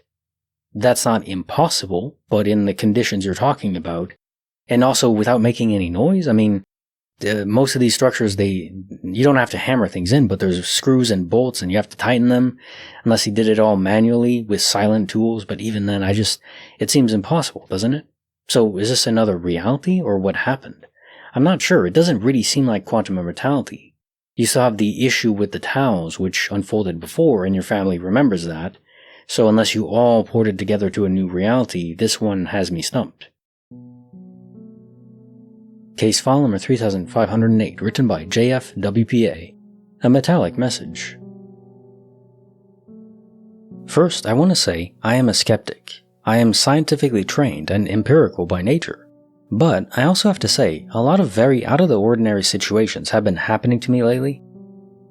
I am open to conjecture, and I'm humble enough to admit that I know nothing in the grand scheme of things. One of my favorite types of news stories are scientists or physicists, astronomers are baffled by XYZ that was previously unknown, thought impossible, and cannot be explained by current conventional scientific methods or physical laws. As the legendary Mulder once said, I want to believe. My latest involves a lowly pressure cooker my late mom gifted me many years ago that I still use regularly. Nothing makes better hard-boiled eggs than a pressure cooker. They literally fall out of the shell, and I have the method down pat. Several months ago, I noticed a soldered washer on the underside of this rig regulator weight went missing after use, and I was upset. I searched for hours everywhere, and I mean everywhere, with military precision, but I couldn't find it. Moved the stove, moved the fridge and table, on my hands and knees in a grid pattern on the floor with a high-power flashlight, every inch of the counter and sink to include the disposer. Nothing. How in the hell did it just disappear, I thought. Very defeated, I had to order a complete replacement weight that was a new design, and life went on. I had been using this new regulator weight for a couple months, not really liking it, and after finishing a batch of eggs, went about hand-washing the lid and pot as always. This means the sealing ring is removed, but that's it for disassembly. I remove the ring over the counter and walk to the sink, where I'm holding the lid in one hand, a sponge in the other. I hear a tink in the sink and see the washer laying there, as if it fell from the sky above me. There is no way I would or could have missed seeing this washer remain on the outlet pipe of the lid, as I went over this area a million times thinking it was somehow stuck there, and if stuck there, the new weight would not function correctly. No way this washer could have lodged inside the original weight either, and the sealing ring could not have held it as it had been removed a bunch of times, and anything in the track would not allow the lid to close. I was so happy to have this washer back because it made the unit complete and original, and my mom knew how much I enjoyed using it over the decades. Almost like a little something passing between worlds to brighten my life up. Not having everything be a defeat, as I have been having a very, very bad time of it lately. Does glitch in the Matrix theory have a component where happenings like what I explained never happen until a certain frequency in one's life becomes attuned to it and it becomes commonplace? I wonder too if some of this could be emotional disruptions or even psychological issues. You actually touch on something that I briefly theorized or hypothesized a while back, where if you have a soul transfer, so you undergo quantum immortality or for some other reason you're in a different universe, your quantum signature, for lack of a better identifier of what this is, the part of your signature from your soul is probably tethered to your first reality, and moving over to another one may be in the process as well of being ported over. There could be data fragments that cause issues with your nearby environment. If it isn't perfect, which maybe represents why things would port back. Now, in your particular case, while I think all that is true, what I just said, it probably is some will or entity involved because of how it comes back in the locations it does. It doesn't seem like it's a random glitch to me. Glitches to me, they are random. If there's a will or presence involved, it's, I guess, more paranormal. I think it all kind of blends together. We're just talking about the nature of reality in the end. But if there's a force or intelligence involved, then I think it's just more paranormal. There's intent involved, which makes a big difference to me. Not nefarious in this case, just curious. Was the glitch caused by your soul being unstable in the environment and then eventually was returned to you by this entity with intent in a way, in a place where you couldn't miss it?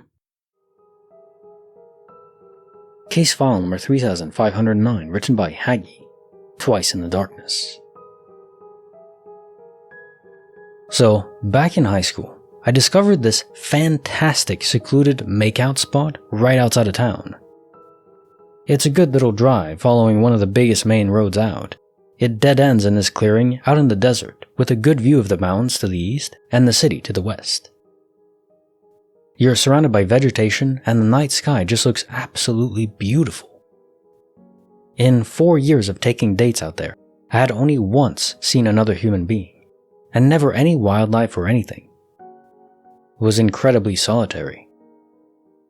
One night, my girlfriend and I went out there to stargaze after a night on the town. This wasn't uncommon. We'd often end up out there. It was a new moon night, The only light was stars, and the visibility was less than stellar, but still good enough to see off in the distance. So we're hanging out, and as usual, one thing leads to another, and we're suddenly in our back seat.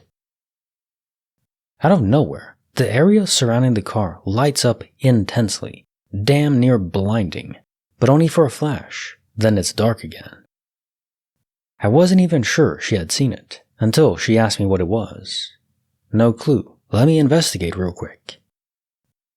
Stepping outside, I see absolutely nothing. No helicopters, no people, no animals, nothing. We started to shrug it off and laugh, but as I was getting back into the car, it happened again. No warning, no noise, just a sudden flash of light, seemingly from above, that completely encircles the car. We dipped immediately. I haven't been back out there since.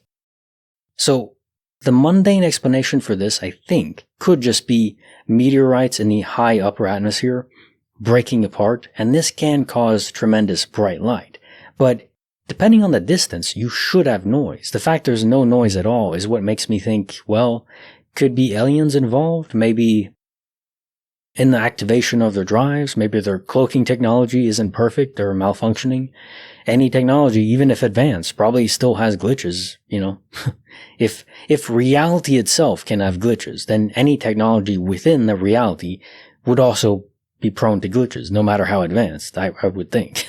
So maybe something like that. I love the idea of anything involved with stargazing and just peering out into the great expanse, the final frontier, which probably isn't the final frontier. There's higher dimensions and all that, but it just appeals to the Star Trek nerd in me so much. Just, as Picard would say, space, the final frontier. These are the voyages of the Starship Enterprise. Love it. I've been, just on a tangent, because I love those, been rewatching Star Trek in reaction channels, and there's not that many people that are reacting to Star Trek, like the whole journey, and treating it very seriously, but I just love that. It's vicarious living, experiencing what you know and love through different people, and also they have different perspectives. Sometimes they don't enjoy the same episodes you do, or maybe they enjoy it a bit less, or maybe they enjoy episodes you'd never even considered, and that makes you enjoy them even more. It's just I love that, new perspectives. It's fantastic. Oh, before I go, just one last thing. Just have to compliment Patrick Stewart's both his voice, which is the best voice in the universe, I think. Morgan Freeman's pretty good too, but Patrick Stewart, just that British accent with the gravitas of his voice is so sweet vocal nectar, I think. And his acting chops are so good. I mean, I always knew from my first watch of Star Trek that he was great. He's a great actor, but there are some scenes, especially when he has to express emotion. It's not just that he contorts his face, where it really feels like he is experiencing the man, not as a character, but he is Picard. If there's some tragedy that happens to him, I mean, I won't go into specifics in case you haven't seen it, which please go watch it if you haven't, but I really appreciate talent like that. There's a level of talent where you just have to bow to it and just say, wow, thank you for being so good, because then you get so immersed into the story with them, and it just transcends what you might think television could be. Goes another level above it, which is great. Okay, tangent over. Case file number 3510, written by Heather Howell. The Wrong Shade of Blue. I was staying at my grandparents' house, and they were out for lunch with friends. For clarity, their house is a T shape, with the long end of the T surrounded by gardens. I'm in the bedrooms at the end of the T, playing a mobile game. I'm super absorbed when I suddenly hear an almighty thump. My head snaps up to look at the window, and I see a pale, wrinkled hand with a cornflower blue sleeve pulling away from the glass. The rest of the body is obscured by the curtain. I can't see a face. Instantly, I get up and go towards it, assuming it's my grandpa back from lunch. There's no one there. For reference, there's a gravel path about 3 feet thick bordering the entire house. The windows are single glazed. Yes, it gets freezing in the winter, so you can hear someone step onto the path all the way up the garden. For someone, especially an old man, to touch the window without stepping onto the path, they would have had to lean a good distance and push themselves back, which doesn't seem plausible at his age of 87. I'm not scared though. I go to both doors and look out at the garden and see nobody. I think that it might be a bird, but no, there's nothing on the path, and no birds that match the colors I saw. Plus, there were definitely fingers. I hear the crunching of the gravel as my grandparents pull into the drive 5 minutes later. I still think that my grandpa was playing a joke on me, only to realize that the woolen jumper he's wearing is just a shade too dark to be the one I saw. He denied it fervently, and I know he wouldn't lie about it. I'm not sure what to think. I know what I saw. White hand, faded blue sleeve. Nobody believes me, but I'm healthy and don't imagine things. This was several years ago at this point, and nothing similar has happened since. I do believe that time overlaps, as I've had several weird premonitions, but nothing like this. Case file number 3511, written by Hatari Kami. Peter Pan at Night. When I was about 8 years old, I had the worst night that I can remember. It all started in the basement where my room was, where I had a bunk bed and I slept on the top bunk. I woke up in the middle of the night and saw some animals in my room. I know for sure one of them was a giraffe, but the others I can't really recall. I browsed around my room and then realized that at the foot of my bed there was a cartoonish Peter Pan just hovering, laying on his stomach with his hands under his chin, just looking at me. Once I found the courage, I just got out of my bed and booked it upstairs to my mom's room, and woke her up to tell her what I just witnessed. She pretty much just told me to go sleep on the couch, so that's what I did. After some time of just kind of laying there trying to sleep, I turned on my side and had a view of our kitchen and dining room. This is when I started to see the black figures going back and forth between the kitchen and the patio door that was in the dining room. All the curtains were closed, so I couldn't really make out what the black figures were. They just looked like the shape of people. So once again, I got up and booked it into my mom's room again, waking her and her then boyfriend up to tell them what I was seeing. Her boyfriend got up and checked out the patio and deck, and of course, there was nothing. Now they just tell me to sleep on the floor in their room. What happened next was probably the creepiest part for me. I'm laying on the floor once again, trying to sleep, and I'm looking over at the dresser in the room. On the dresser was this porcelain, clown-like decorative doll that was about 8 inches tall. All of a sudden, it just gets up and starts dancing around on the top of the dresser.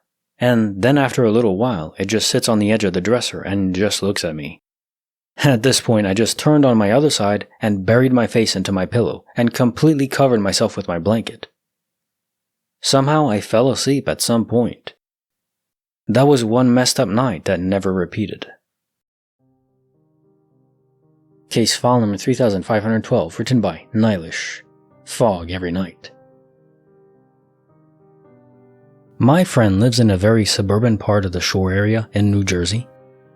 His development was a wooded area that was made into a housing area, middle to upper class community. There is an area where hunting is permitted, sort of a creepy wooded area. So one night, my friend, whose room is on the second floor towards the front of the house, hears a growl, more like a growl-shriek combo, under his window. He then hears clawing noises. He said that he was so out of it and tired, even though he was momentarily terrified, he somehow fell back to sleep and thought nothing of it the next morning. At the breakfast table, his mother asked him if he heard anything odd last night, so they exchanged stories and both became super creeped out by it. The reason that I get creeped out to this day is when I drive away from his house, I have to drive by the woods where whatever scared his family would most likely have come from. To add to the level of spookiness is that the area is close to a bay, so fog rolls in like every night. Case file number 3513, written by Chocolate Cyanide, 2 months after the circus fire. I have led a very simple and uneventful life, but my father has some stories, boy does he have some stories. Once upon a time, he was a sheriff's deputy, let's say mid-1970s, along a stretch of highway that was within his jurisdiction. A circus was passing through and the engine of the clown's truck caught fire and exploded or something, killing everyone inside. My father and his partner were a couple of the deputies that responded first. My dad tells me it was awful. The truck had effectively burned to ashes, leaving a twisted and distorted metal frame. No one had been able to escape and everyone inside had been killed by either fire or carbon monoxide. Fast forward a couple of months. My father and his partner are on patrol, driving that same stretch of highway. As they near the spot where the truck had burned, the engine of their cruiser dies and the lights go out. My dad curses heartily, as is his favorite hobby, and pulls the car to the shoulder. They park the car, pop the hood, and get out to check the engine with their flashlights. Flashlights don't work. My dad's partner says something like, "Hey, wasn't this where that clown car burned?" Being a superstitious man, my father feels the hairs on the back of his neck rise. He opens the hood. The engine roars to life. The headlights come back on. His flashlight now works. My dad slams the hood shut, turns to his partner and says, "Let's get the hell out of here." My dad told me that story after I was more or less an adult, so I don't imagine he was trying to scare little kid me. He's also very morally opposed to lying for any reason other than to protect the innocent, so I have a tendency to believe him. I also ran into his old partner sometime after and asked him, and he verified my dad's story in detail. Probably all coincidence, but definitely something to rustle the old jimmies. Case file number 3514, written by Bookworm90. The Grey Tea in 15 minutes. So I was recently about to do my morning weight session at home, and before I began, I was looking around for the t-shirt I usually wear when exercising. It was an oversized grey tee, which I usually leave on my weight bench amongst the other garments I usually wear daily. When I began to look around the area, it didn't appear to be where I left it. So I left the room and checked the drawers in my bedroom. It had recently been washed, so it could have landed in a closed drawer. I looked in all the drawers and it wasn't there. At this point I figured, oh well, I'll just carry on with my routine. I returned to the lounge where my weight bench is and bundled up the articles of clothing on my weight bench into my arms and moved them all to a nearby coffee table where they live for the duration of my workout. I walked back to the weight bench and made a start on my routine, which typically involves some dumbbell workouts which are performed while standing directly in front of the weight bench and facing towards it, as there is a mirror mounted directly behind the head of the bench, which I use to keep an eye on form.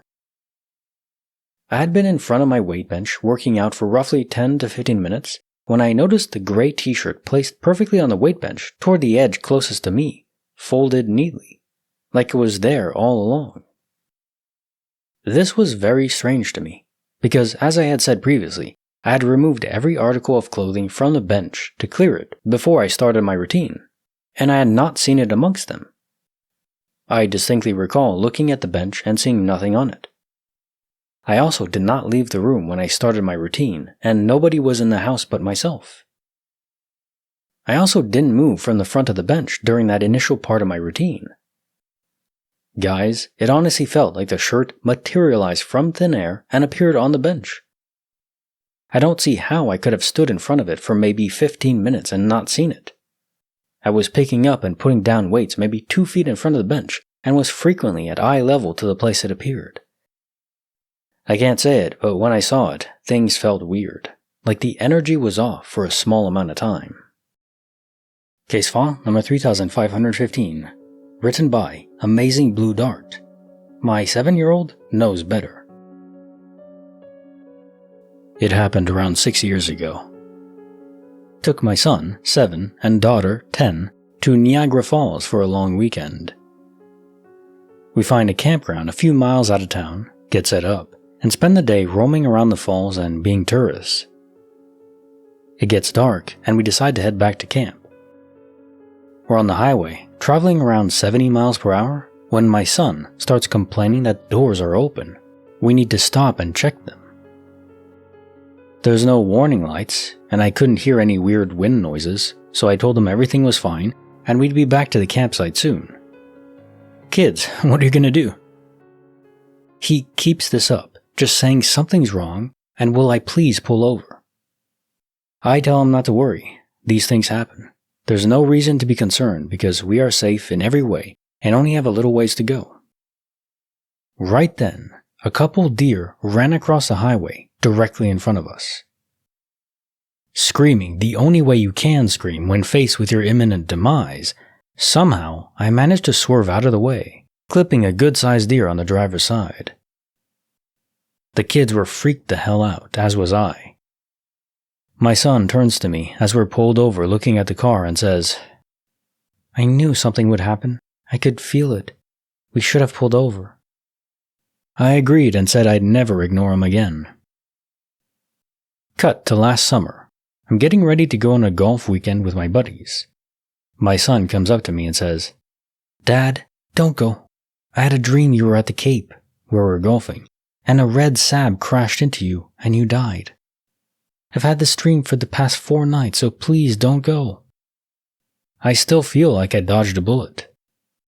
Premonition powers do seem to strike or be more potent in young children, and I think the mind is still developing enough where as you get older, the pathways solidify. You can still form new one. It's neuroplasticity, I believe it's called, but it's not as fluid. It's like a river that is just purely water, but eventually as you get older, it turns more like to oil and then tar and sludge and just thicker. So changing its orientation or even trying to scoop anything out becomes much harder. And you can fight against it, and you should, but yeah, I think children are blessed in that way.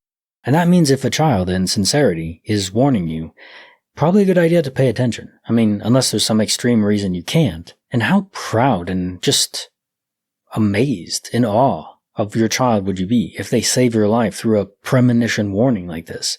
And possibly twice, although you can't confirm the second time, but I believe your child. Well done. Case file number 3516, written by Numb Bones. When a scar learned to interfere. When my boyfriend N was in 5th grade, he was woken from a sound sleep. He said there was no noise or movement or anything, he just woke up all of a sudden. He turned on the light by his bed to investigate what had woken him up, and happened to look down at his lap. His right knee was laid open to the bone. The cut was just above and to the left of his kneecap, about 2 inches in length. He could actually see his cartilage and the inner workings of his knee, and there was not a drop of blood, just a large, clean cut. So he got up, showed his mom and stepdad, they closed it up with some superglue, and investigated his bed to see if maybe there was a piece of glass or a needle or something that might have cut him. There was nothing to be found. The scar from the incident is huge. It's around 2 inches long by ½ an inch wide. It is the typical silvery color that old scars take on. It's very, very smooth and completely dead to sensation. Fast forward to last fall. We've been together for 5 years at this point, and I've heard the story and speculated on what might have happened. One night, N and I were messing around with our sound system, which suddenly stopped working. For some reason, during our messing around, N happens to put his thumb over the end of an input cable. We immediately hear the voices of 2 women come over our speakers. He takes his thumb off, the voices stop. Back on, the voices come back. Off on, no voices, voices, no voices, voices. I even try putting my thumb over the input to see what happens, and there is a little bit of feedback, but nothing near as loud or clear as when N touches the cable. It seemed to be some sort of talk radio program, but with no commercial breaks. We listened for a good 5 minutes. The woman seemed to be discussing some sort of relationship problem. If it was a radio station, it was nothing that we would normally pick up in our area. After a while, I got freaked out, and we just fixed the stereo and tried to forget about it. Fast forward again to last month.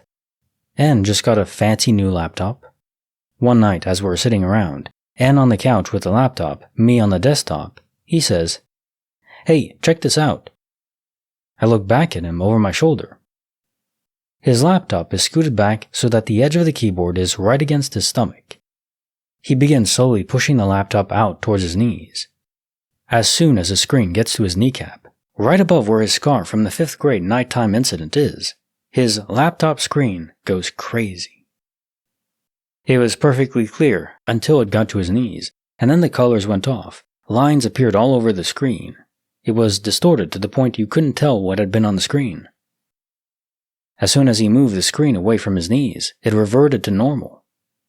He did this again, and it kept doing the same thing. Fine away from his knees, distorted near the knees. He said he had noticed it earlier, and he'd even tried it on the laptops of a few of his friends while he was at work, and the same thing happened with all of them. I have no idea what possible explanation there could be for all these incidents, and I can't help but think they're all related. I believe in extraterrestrials, but I highly doubt they are capable, would be interested in traveling to our planet, especially to mess with an 11-year-old's kneecap. So, I tend to be a skeptic when it comes to abduction, but if all these incidents are connected, aliens are the only explanation that fits. I mean, yeah, we're all thinking aliens, what else could it be? The only other thing I can think of is not aliens, just the government doing some sort of test. Obviously, there's some device that was implanted beneath the scar into the flesh. The fact there was no blood or anything indicates it was very surgical. I don't know if he was abducted, taken to a clean surgical room, where there's even like suction to remove excess blood, although I hear that scars don't form so much if they're using a scalpel, but I guess if the wound is large enough, there's no way to avoid that. But one way or another, it's just perfectly clear this was either the government or aliens. One way or another, there was some will or mind involved in trying to spy on you, gather data, maybe even send a signal. Like, if you hold up your phone next to your speakers, the signal, which isn't even very strong from your phone, it's just a few watts, will actually mess with the electronics and I think even the magnet in your speakers. So, same thing with a computer or a screen or anything like that. These devices don't have to be strong to interfere with electronics. If you ever approach electronics and they buzz out around you, you might have something in you that you don't want to be there. My question then is, though, what do you do if you have this? Do you go to a doctor and try to have it removed? If it is alien, then, well, it wouldn't necessarily prove aliens because if they're smart, they would implant a device manufactured with materials made here. So maybe it's advanced, but they wouldn't use their own materials unless they don't care about being found out. But by everything going on, I think that they do care. They don't want to be known, at least not to a large population. If they show themselves accidentally or on purpose to a single person, people can say, shout to the world, but no one's going to listen, or at least not enough people. A small segment will, but it's not enough to make a difference. The media isn't going to go and say, yeah, aliens have arrived because one person has an advanced device in their leg. Maybe they'll be curious about it, but not enough. Case file number 3517, written by Damage My Calm, the Gray Collector at Clearwater Lake. My family owns a cabin in northern Minnesota near a lake. I think it's called Clearwater Lake, but I could be wrong about that. Anyways, he was spending about a week by himself up there, just doing some maintenance to the place and taking a little bit of time to himself. Our cabin is pretty old and is built to sleep a good amount of people. The first room you enter is the kitchen. Immediately to your right is the snoring room, named as such due to its location away from other bedrooms. The living room is directly through the kitchen.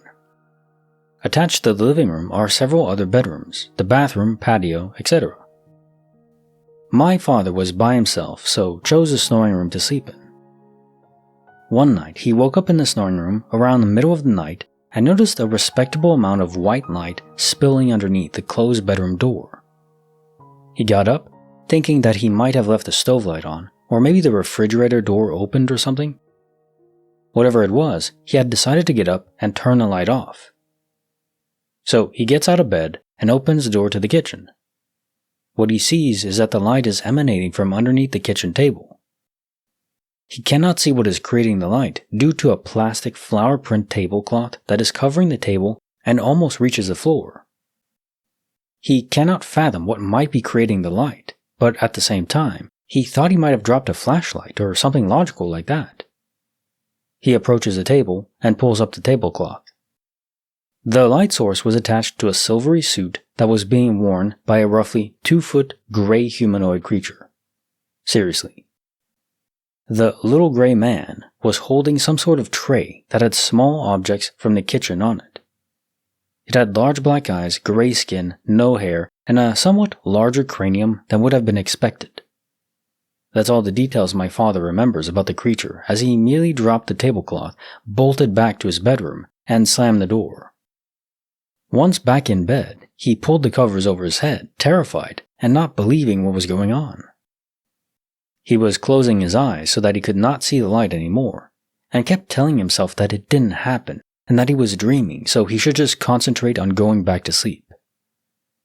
As he is trying to forget what had just happened, he hears the door handle to his room jiggle, then the creaking of the door opening very slowly, then nothing. He's terrified out of his mind at this point, so much so that he is not willing to push the covers off his face. He's still listening for something, but can't hear anything. He starts to feel pressure changing near the foot of his bed. The pressure slowly increases until what he describes as the weight of a small dog standing near his feet on the bed. The creature takes a step closer to him, and he feels a touch on his leg. He moves his leg violently away from the touch, hears a soft thud on the floor, his door slam, then nothing. By the way, he knows he wasn't dreaming because he didn't get any sleep the rest of the night. Oh, and I should probably mention that my father is not at all superstitious. To this day, he does not believe in ghosts, spirits, demons, or even extraterrestrials, but he doesn't know what the hell this was. Case file number 3518, written by Famine. The Scream Through Snowy Years. When I was 8 or 9 years old, during the winter, I remember something that will always stick with me. My dad had gone outside to burn the papers. This was during late December to early January, and the sun had already set. It was snowing hard enough that you couldn't see more than maybe 150 to 200 feet ahead. Anything further was just a white haze from lights on buildings nearby.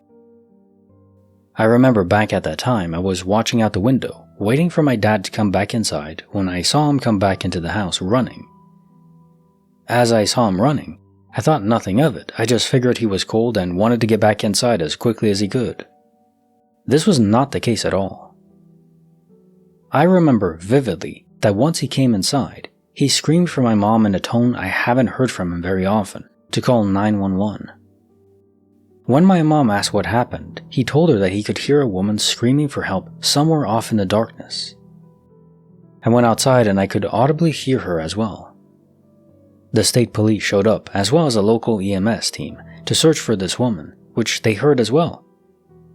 The search lasted for 8 hours, about 3 hours after my father first heard the screams for help. They had gradually gotten quieter until they simply ceased. No one was ever found, not a body, not a sign of anything happening, nothing. After all was said and done, no one was reported missing in the area, and no body was ever discovered. Fast forward 10 years, a local hunter stumbles upon the skeletal remains of human origin.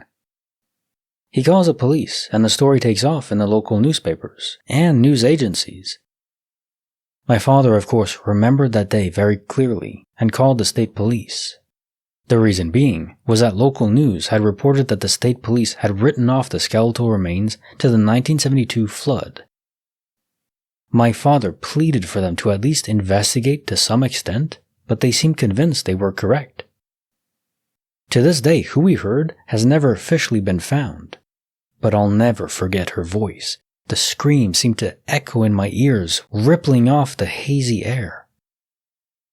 The sound of real fear and terror is something I will never forget. Extra backstory. During the 1972 flood, dozens if not hundreds of caskets came up out of the ground and floated down the river, dumping bodies all over the valley in which I live. There have been cases of other remains found, which means it's plausible that they never did find the woman that I heard. However, to me, it just seems like they weren't willing to investigate it, nor do I believe the state police have vast resources in my area, due to the fact that I live in a small rural area. I believe it's foxes can emit a sound if they cry out. Different animals can make human-like screaming sounds for hours and hours, and also have officials involved. You'd think if you call the police and everything, they would know about potential animals that could make this sound, and it doesn't sound like you're in the middle of a forest, you know? So could it have been a wild animal? Yes. Do I think it was? I don't know.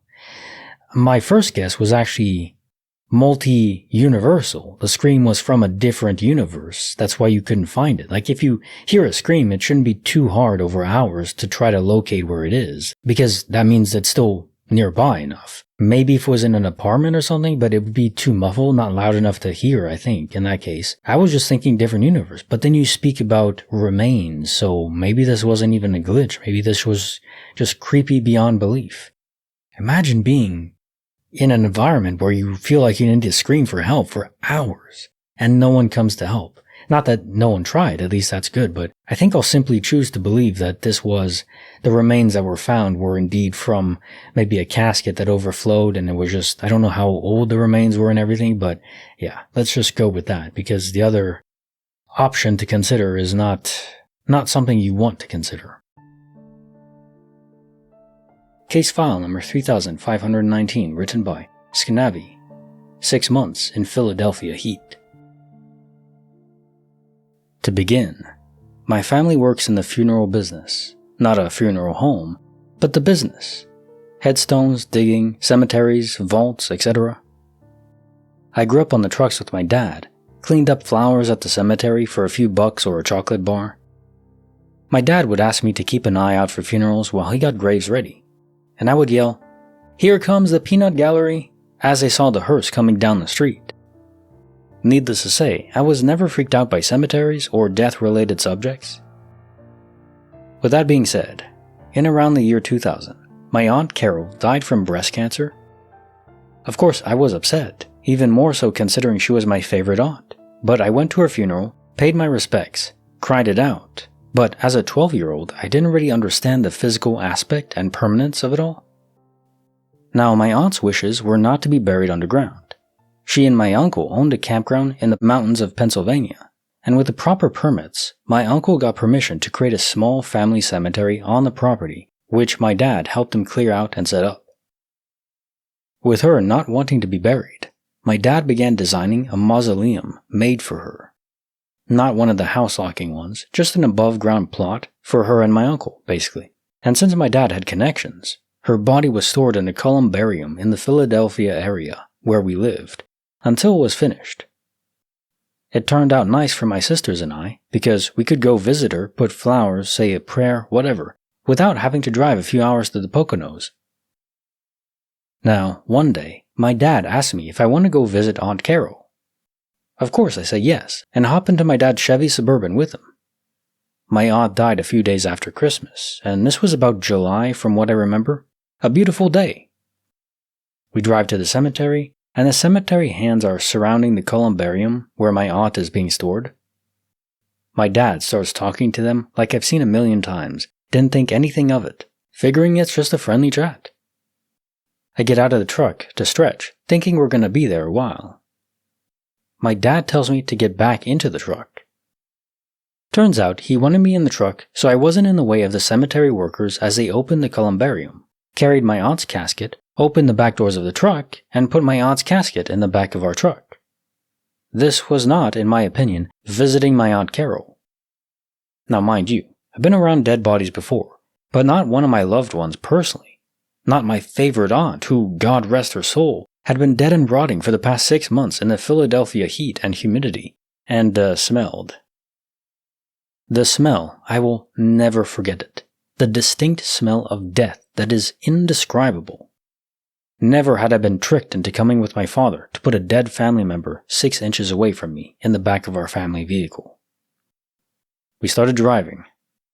The 20-minute car ride home was the quietest I'd ever been in my entire life. I could hear the casket slide slightly with each stop, even though it was tied in. The smell wouldn't escape even with all the windows open.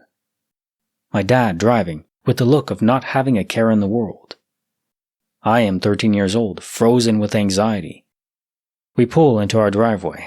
I run inside and instantly start crying in the bathroom. My dad comes upstairs. What's wrong? What kind of question is that?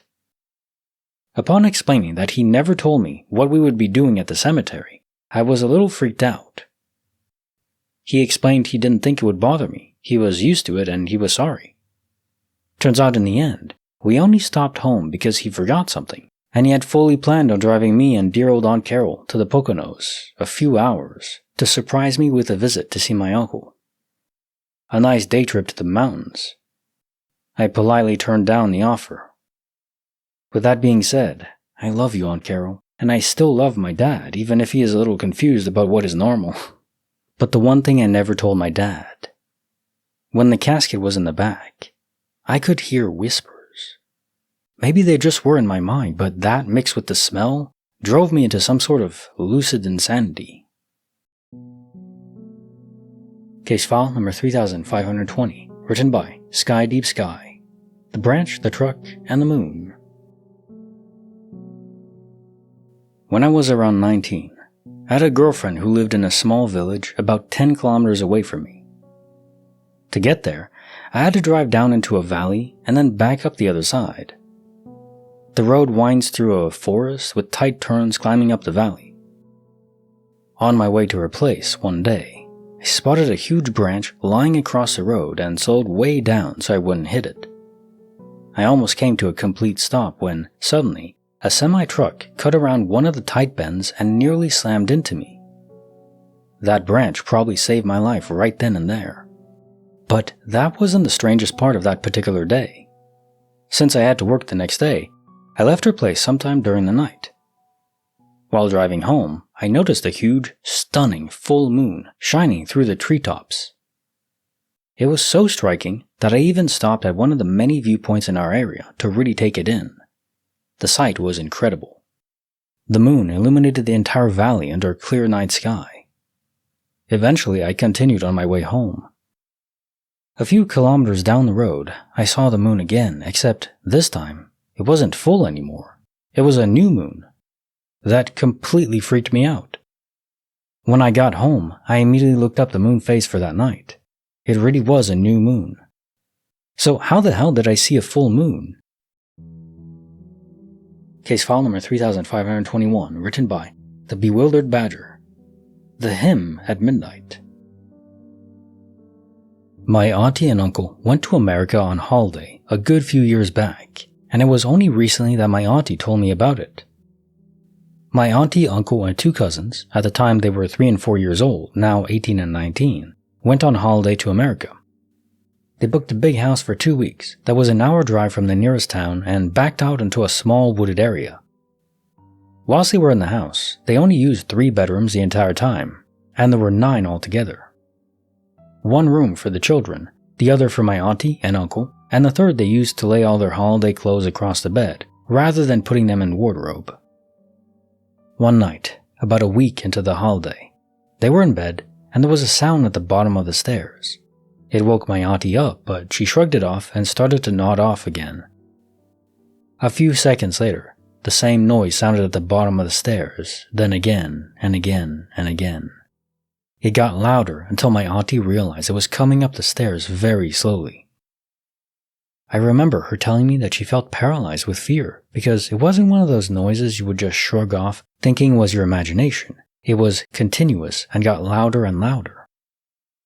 She shook my uncle awake, and they lay there in silence until it came to the top of the stairs, no more than 5 meters from the bedroom door. My uncle got up and grabbed the baseball bat he had bought very early into the holiday when realizing how isolated the house was. They still have that bat in the house back at home now. He silently got up, slowly, and went over to the bedroom door. He flung the door open and there was nothing there, no sign of anyone on the landing. He then told my auntie to check on the children next door whilst he went and checked the rest of the house. After 10 minutes, My auntie had checked the children and sat waiting in the room. My uncle came back and told her everything was okay, except the ensuite in the room where they kept their clothes was locked. The room was only lockable from the inside and had no windows. My uncle then left the kids' room and went to the ensuite. He tried to open the door again and he had no luck. He then tried to budge the door by shoulder barging it, but nothing. After trying several times, he stood back and kicked the door until it opened, greeted by nothing but a breeze. He went in, and nothing in the ensuite was disturbed. Everything looked normal, as if no one had been in there. He felt total relief at the emptiness of the room, only until he looked up and saw a loft hatch that he hadn't seen before, and it was wide open. He froze with eyes fixed on the open hatch and looked into nothing but blackness. That was when my uncle left the room, went and got my auntie and cousins, got in the car, and drove to the nearest town for the rest of the night. In the morning, my uncle returned on his own to the house, having left my auntie and cousins at a cafe in town. He packed everything from the house swiftly into the car, and they didn't go back to the house for the remainder of the holiday. The mind stretches to imagine what could have been up there. Case file number 3522, written by Anonymous. Between the sound and the silence. I was driving back home from Six Flags a few months ago with my best friend. It was daylight still, and we were going back and there was a street where the speed limit was 35 miles per hour, so I could see everything in case someone tried to run across the street, since there were houses on both sides. Anyway, as I was driving, I noticed a white, large dog, fully grown, standing on the right side of the street and a lady on the left side with another dog. I didn't pay much attention, but then I saw the dog on the right started running across the street, and I knew I was about to hit him with my car. I see the dog stop in the middle of the road in front of my car as I'm 1 second away from hitting it. His head met eye level with my headlights. My best friend screamed terrified because she loves animals. Well, my car passed the dog, and there was nothing at all, nothing happened. I felt no impact and heard no dog sounds. The car felt as if there was nothing that got in front of it. I looked in my rearview mirror and my best friend looked in the mirrors also. There was no sight of a dog, or a lady either. They weren't there anymore. After that, we got home safe and terrified still, and every day now I can still see the dog's face as he turns towards my headlight, knowing it's about to get run over. Case file number 3523, written by Lala6633. The horn that interrupted the hunt. I lived in a small town and used to be able to roam around on my bike or to my friend's house whenever I wanted without much concern from my parents. One time when I was 13 or so, I was walking home from my friends at like 9:30 or 10 in the summer. I cut across this big bank parking lot between two buildings. As I was walking, I heard someone turn the corner in the distance behind me. Then they start jogging towards me. I am still walking, but too scared to turn around to see who it was or to run. Just as he was about 50 feet away, a car pulls up at the end of the parking lot and the horn honks, and his friend yells to him. We both turned at that point. He turned and ran to the car. I turned to see what the honk was and to see who the person was. I was hoping it was my friend or something explainable, but it was some guy in his 20s in a cut-off shirt. I know in my gut that if that car didn't come, or if he caught up, it wouldn't have been good for me. And at 13, I probably just looked old enough to not look like a little kid, but just young enough to be vulnerable. Case file number 3524, written by Anonymous. 8 Shadows Rising from Rust. It was the middle of winter, and just like a Canadian winter, there was snow everywhere. A friend of mine who was, shall we call Bill, and I were hanging out and decided we'd go exploring. Not too far from my house are a series of quarries. We had visited one of them more than 10 times, and realizing we'd never been to any of the other ones, we thought we'd try something new. So we're driving in my old boat of a car. Think of cars you'd see in Dirty Harry movies, and passing the first quarry to another one a few kilometers up the road. It's like 10 p.m. at this point, but the gate to this quarry is open, so we get out of the car to investigate. After we tore off the no trespassing sign and tossed it into the forest, stupid us figured they wouldn't be able to charge us with trespassing then. We then drive down this dark road, which is more like tire tracks in the snow, with only one headlight to guide us, through what we expected to be a quarry. However, as we drive around, we're passing huge walls of cut wood on either side of the car. At this point, I'd like to mention the road we're on was only wide enough for one vehicle to drive down, meaning either we'd have to find an area to do a U-turn, or we'd have to reverse out. Anyways, as we continue down this path, we find a derelict school bus just sort of trashed in the middle of the road, forks to go around said bus. We thought we saw some movement in the bus, but figured it was just reflections of the headlights. We also passed one of those portable offices you see at construction sites. Still, our headlights are the only source of light here. As we followed the road, I thought of something. If anyone wanted to trap us here, they'd only have to bring a vehicle in behind us. With the possibility of someone in the bus, that freaked us out. I tell my friend to hop in the back seat with the tire iron and hide there so he can get the jump on anyone if they try anything funny. The trail branches a couple of times, and ours ends up looping around. We decided we've had enough and start driving back. When we come to the bus, there are a few lights on, and what looks to be about 8 people in it. Now, this bus was trashed. It didn't have tires on it, and there were no other construction vehicles nearby. This quarry or lumber camp is about a 2 hours walk from the nearest house, and at this point it's 11:30 at night. As we're passing the bus, the people start climbing out and running at the car. At this point I floored it and drove out of there as fast as I could, the whole time praying I wouldn't find a vehicle trapping us in there. Luckily, nothing was in front of us and the gate was still open, so we pulled out on the main road and sped away and never went back. Case file number 3525, written by The Soil Worker 69, through Verdant Fields. I took the exit from the Snellweg highway to go to a friend, a trip to a town I do weekly if not daily.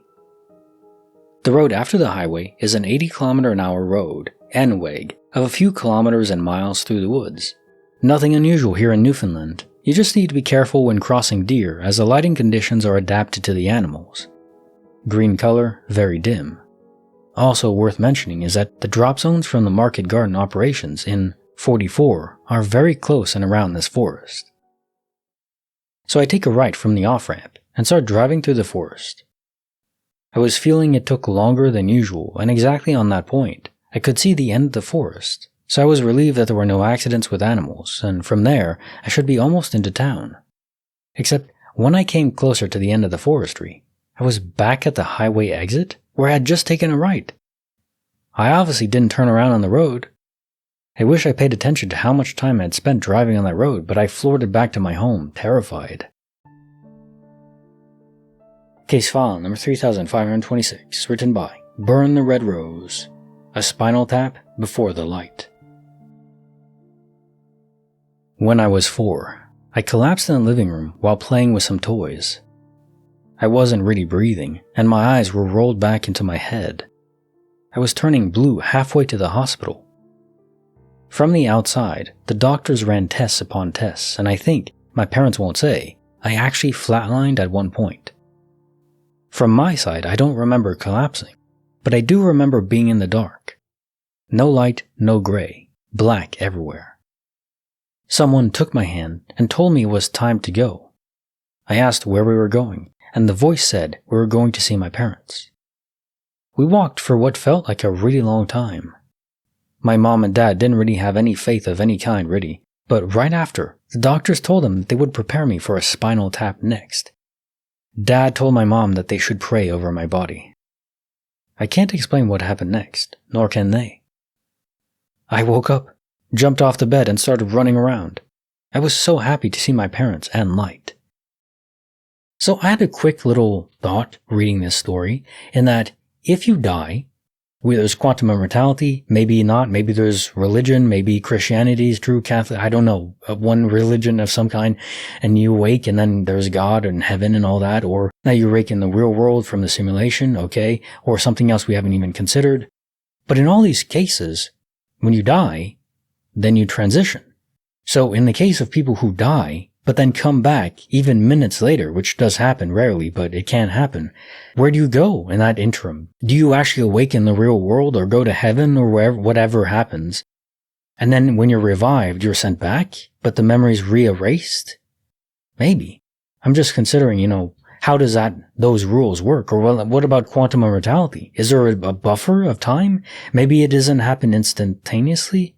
Maybe that's even why there's a dead pocket server, because you're there in the buffer between where it's permanent in the world you came from, and then you're transitioned after. And I guess that makes sense, because some deaths would be, 100% you can never be revived. There's certain things that can happen to the human body where, good luck, doctors. But in cases like this, where there's a chance to be revived, maybe you just go to a different place temporarily, and they wait and see what happens. There has to be some kind of buffer, which to me explains the dead pocket server or world pretty well. Pretty cool. Glad that you came back all happy and everything. It's a good ending. Case file number 3527, written by the Solarium. Sealed against all of yesterday. Hi everyone. I've been having horrible dust allergies and went to the pharmacy to pick up some antihistamines. I brought the box home, opened it up along a perforated edge, took a pill, and put it on the counter with the rest of our medicine. This morning, when I went to pick up the box, the perforation was perfectly intact, and there was no tearing or signs of being opened anywhere else. It was a totally fresh, unopened box. I opened it again, and when I took out the sleeve of pills, the one I took yesterday was still missing. So the box was fully sealed shut, but still missing the one I took yesterday. There's no way we had an unopened box at home already, as we've just moved internationally within last week and didn't bring any allergy medicine, and had never purchased this brand or any other antihistamines in the country we now live in. My husband, who is incredibly skeptical of glitches and other unexplainable things, even acknowledged it was weird and inspected the box himself and couldn't find any explanations. Case file number 3528, written by Anonymous. Hospitality in Chains. My friend had a bit of a loner uncle, kind of a drifter type. He was a proficient hunter with both rifle and bow. Once, in his late 20s, back in the late 70s or early 80s, he was driving late at night and found himself getting too exhausted to drive much longer. He pulled into a gas station in one of those two-house towns in the middle of nowhere, West Texas, asking how far to the nearest town with a motel. He ended up chatting with the cashier for a bit, talking about hunting, and the cashier told him about some property his family owned. They had a cabin and some land about 45 minutes from the gas station, and any other humans, that no one used anymore, and he was welcome to stay there for the night or a few nights if he wanted to hunt on the land. Most people in rural Texas are pretty cool like this, so he thought nothing of it and agreed, thanked the man, and got directions as well as a location of the key. So he heads out, finds it easily enough around midnight, although the road and property are pretty worn down. He said the grass and flora had overgrown the road so bad he could barely tell where to go, and it looked as if no one had been there in years. He decides just to stay for the night, and sits up on the couch in the living room without going into any other rooms, with his German Shepherd next to him and his hunting knife under his pillow. A few hours later, he wakes up and his dog is growling softly and staring down the pitch black of a hallway with the hair on his back raised, looking scared as hell. The moonlight isn't reaching in far enough to light the hall. He grabs his knife and they both sit in silence for several minutes, staring down the hallway, and when he finally tries to comfort the dog and tell him it's okay, there is a noise from the wood ceiling, from what must have been an attic he had not known about. He could only describe it as the sound of a heavy chain attached to the floor on one end and something else on the other end, moving rapidly back and forth to the end of the chain length and back, with the heavy chain dragging across the floor and echoing through the house as it jerked whenever its captive reached its full length. He immediately grabbed his crap and both he and his dog bolted out the door, jumped in the truck, and hauled away. On the drive out, he notices another truck creeping through the tall grass of the road toward the house with no lights on. He plowed off the road to go around it, and as he passed, he saw the gas station cashier in the truck cab with a look on his face he styled as demonic, impossibly warped out. He hauled off, never looked back, and only told my friend, his nephew, about it once. But his dad backed it up, saying he was never the same afterwards. My friend says his uncle is the type of person who did spontaneous stuff like this often when he was young, and he was never scared of anything. But after this happened to him, he was so creeped out, he gave up that lifestyle for many years. So I will say this, if demons do exist, this would be a story that you could associate with a demon. You see this cashier in a small town directs you to a place where, they want to abduct someone. Obviously, that's what they were coming to do. Maybe someone who was chained upstairs wasn't an animal, but another human being, which is reminds me of the Supernatural episode, is it The Benders or something like that? Where there's no crazy supernatural force. It's just humans kidnapping people. They want to hunt them down as the best sport. Terrible. But in this case, it might be supernatural. There could be a demonic force involved by the description of the face of the person, the cashier coming back. Could just be his mind that was filling in the gaps and, expecting it to be horrific. And maybe he was just overlaying that on the person's face. And it's funny. What is the difference? If it's just a normal person, their soul is still so black, they may as well be a demon. Case file number 3529, written by Anonymous. The home with a mango memory. My family and I have always had the belief that our house is haunted, at least was. There hasn't been a whole lot of activity recently, but a few instances over the years really stand out in my mind. First off, my parents bought this house in 1983 after it had been abandoned. My parents renovated the whole thing and added a second half to the house. We have an acre-large backyard, and in the very, very back, behind some mango trees, is a concrete slab. Inscribed on the slab is BW75, along with the image of a cross on a hill. Weird, no? Instance number 1. One of my brothers came home late from a party one time past 2 a.m. Multiple appliances in the kitchen were randomly turned on. Instance number 2. I was sitting in my dad's office on the old side of the house. All of these encounters happened near this area. He was sitting in the living room about 100 feet away. We both hear someone go, "Hello," near the house entryway, between us. The front door was never opened, no one was there. Instance number 3. I was in my dad's office late at night playing Warcraft 3. Everyone else in my house was asleep. I hear a shuffling noise outside the office door in the hallway, followed by a soft voice mumbling.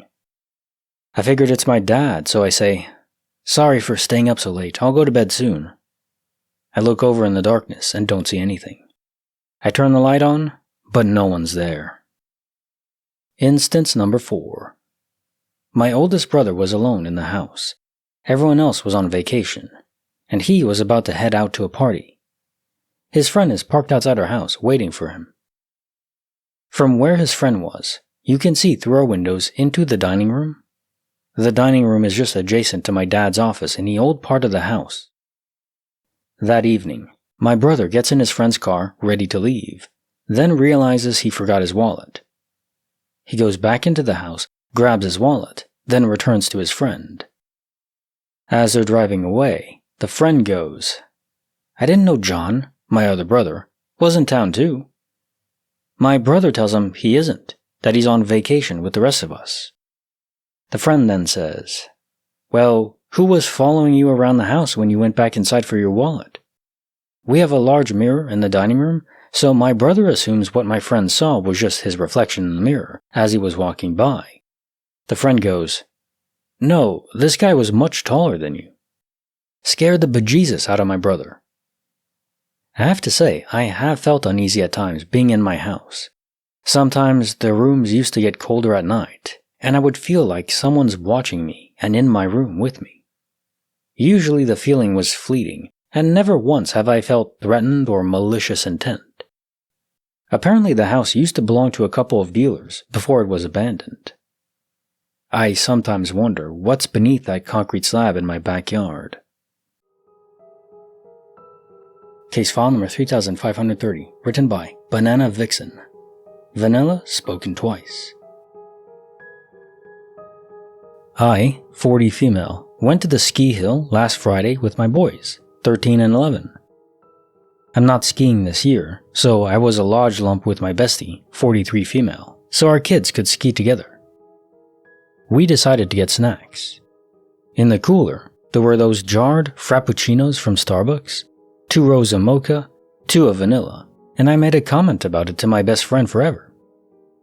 I don't like the mocha flavor, so I grabbed a vanilla, checked out, and stuck it in my pocket to go to the bathroom. We got back to the table, and the plastic shrink wrap didn't wrap over the top. There were 2 other moms there.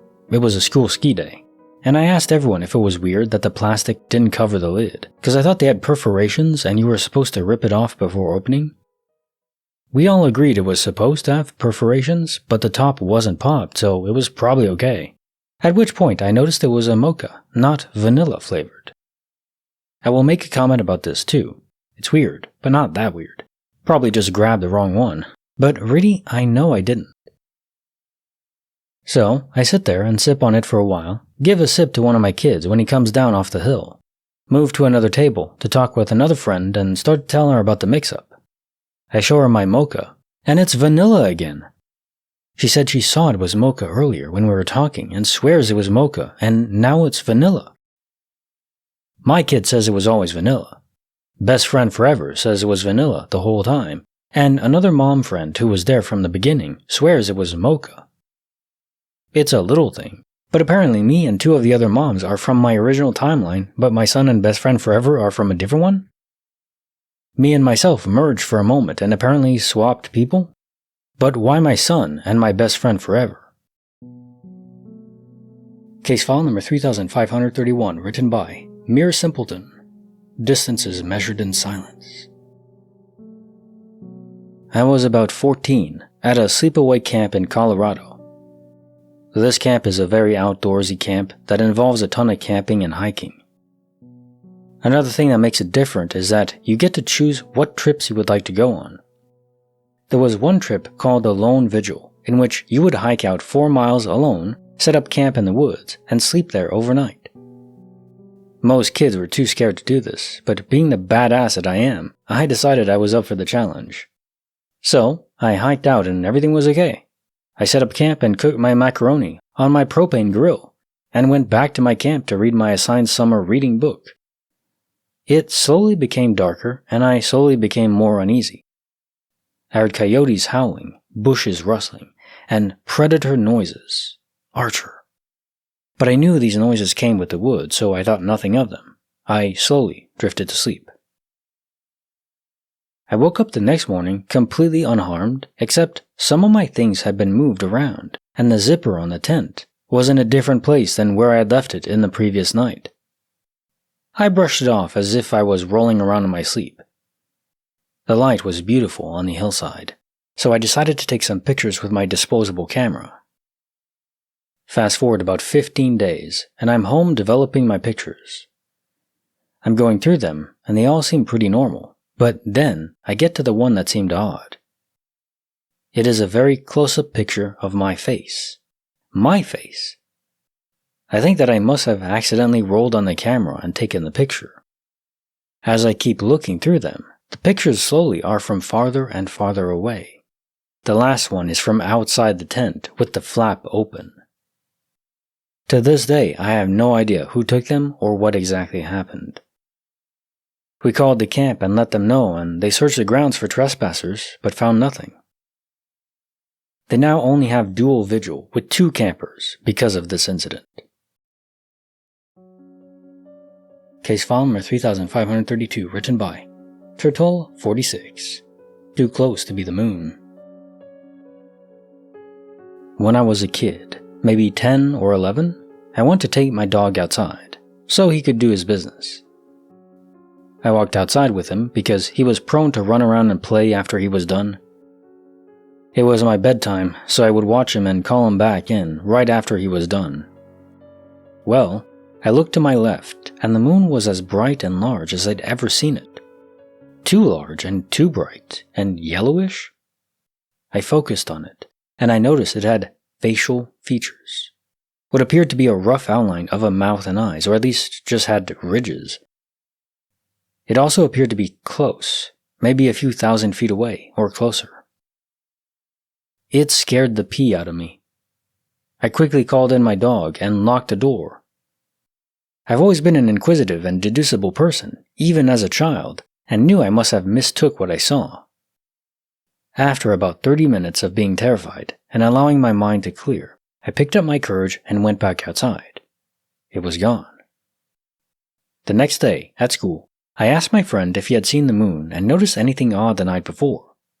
He told me no, and asked why I was asking. I told him and he laughed at me, and told the entire classroom too. The entire classroom naturally laughed. As a young kid, I was so embarrassed that I took the event and put it in the back of my mind, never to talk about it again. However, that night, I stayed outside for a while, looking around. I even took note of the location of the moon, which was not where I saw that thing the night prior. To this day, I still think, what the hell did I see? I know I wasn't dreaming, nor was I on anything. Case file number 3533, written by Cyberlick. Training ends here. I lived in a rural part of Georgia when I was a teen. I was driving a friend home one night after rehearsal. He lived out in the boonies, meaning a good 20 minutes away from the downtown area of this small town. This area happens to be in the flight path of Hartsfield Airport and also a couple of military bases, so seeing lights in the sky at night is a regular and unremarkable occurrence. My dad was ex-Army aviation and worked at Hartsfield, and he'd teach me to identify aircraft from the ground. As you get closer to my friend's house, you break out of the forest into some pasture land. As soon as we did, we saw a bright light fairly close to the ground. We both thought it was crazy that something would be flying that low, but sometimes the military helicopter pilots would fly that low for whatever reason. I figured it was a helicopter because it wasn't moving. Like I said, my dad is ex-Army aviation, and I can identify most modern military helicopters by sound or sight, even at night. This aircraft didn't have multiple operating lights. It's not strange to only see one light, especially if the craft is coming head-on to you or moving directly away from you, which can also make it seem like it's hovering in place. I slow down because the light is within 100 to 200 yards and, like I said, fairly close to the ground. I'd estimate no more than 25 to 30 feet up. Certainly enough for clearance, but I'm vaguely freaked out because I'm not hearing any rotor wash noise at this point, and it's pretty close. And keep in mind, if you've never been next to a live helicopter, they are louder than you can imagine. I come to a full stop. My friend is obviously feeling as uneasy about this as I am, and I make a crack about, why do aliens only visit people in the rural south? We both laugh at that, and at that moment, the object very, very quickly ascends about 100 feet. Oh crap, is all I manage to say. The light gets suddenly brighter, and then almost faster than you can track, ascends until it is out of view. I quickly drove the rest of the way to his house. His place was about 10 minutes from mine, and that was the most frightening 10-minute drive I've ever made. Case file number 3534, written by Not So Witty Name. Closure served warm. I began dating a fine gentleman right before my senior year of high school. We had been close off and on, and had gotten particularly close right before we started dating. He was having a lot of issues with his family, in particular his dad. Soon after we started dating, we got very serious. One might call him my high school sweetheart. We dated for about a year before I broke up with him when I was going away to college. He was staying in my hometown and stuff had gotten rocky in recent months. It didn't seem worth it to keep the relationship going. He was very torn up about it and wanted to make things work, but I said no. Fast forward a year or so, and his dad dies. I'm the only one who knew the extent of their relationship, or lack thereof. I'm the one friend who knew him and his dad and their situation the best. He comes to me. I'm there for him when he needs me, which lasts a couple months. Again, I leave him and he's devastated, even though I'd been upfront that I would be there for him only if he understood that it wouldn't turn into anything serious. Fast forward another year, and he has joined the army, because that's how he feels like he can reconnect to his dad. Fast forward again, he gets hit by an IED, and spends a year getting better, before he suddenly dies in his sleep. We had remained friends and kept in touch even though he lived far away. He was suddenly married because he had a kid on the way, and we talked about our past and our futures without each other. He always told me to make sure my boyfriend would take care of me because I deserved the best, and he didn't want me to get hurt. He will always be special to me, and I think I was always going to be special to him. I was very upset when he died. I'm still upset about it, actually. Okay, anywho, a few months after he died, I had a very, very vivid dream. I would say a dream this vivid has maybe happened to me one or two other times. In this dream, I was at a restaurant on a date. I looked past my date and saw my ex there, also on a date. In my dream, he's also already dead, which is why it's so shocking. I keep looking at him, thinking he looks insanely like my ex-boyfriend, so much so that I'm literally just staring at him. In my dream, I'm totally aware that I'm staring, and I'm aware that it's really rude to do this, but I don't care. It looks so much like him that it must be him, and that doesn't make sense because he's dead. The next part is what gives me chills. He looks right at me while I'm just staring like an idiot, smiles the most glorious smile. He had a mega smile, one of my favorite things about him, and nods as if to say, "Yes, not so witty name, it is me." I'm not really into the paranormal thing, so I brought it to a friend of mine who's really into spirits and stuff. He thinks that the ex was letting me know that things are okay. He's fine, and everything will be okay. I don't know if that's true or not, but I like to think it is. It makes me smile, thinking that he looked out for me, and maybe still is. Case file number 3535, written by B.S. Snow White. Cold enough to stop a heart. Anyway, 6 years ago, my husband was home recovering from surgery to remove a cancerous tumor. It was a normal Wednesday night when he developed sudden, intense pain. He didn't know it at the time, but he had a new tumor in his spleen, which had caused it to rupture. He was bleeding internally. I got him to the car to take him to the ER, but then thought that I'd better grab a jacket because it's always chilly in hospitals. I ran in the house, through our living room. Now, off of the living room, the laundry is to the right and the master bedroom is to the left.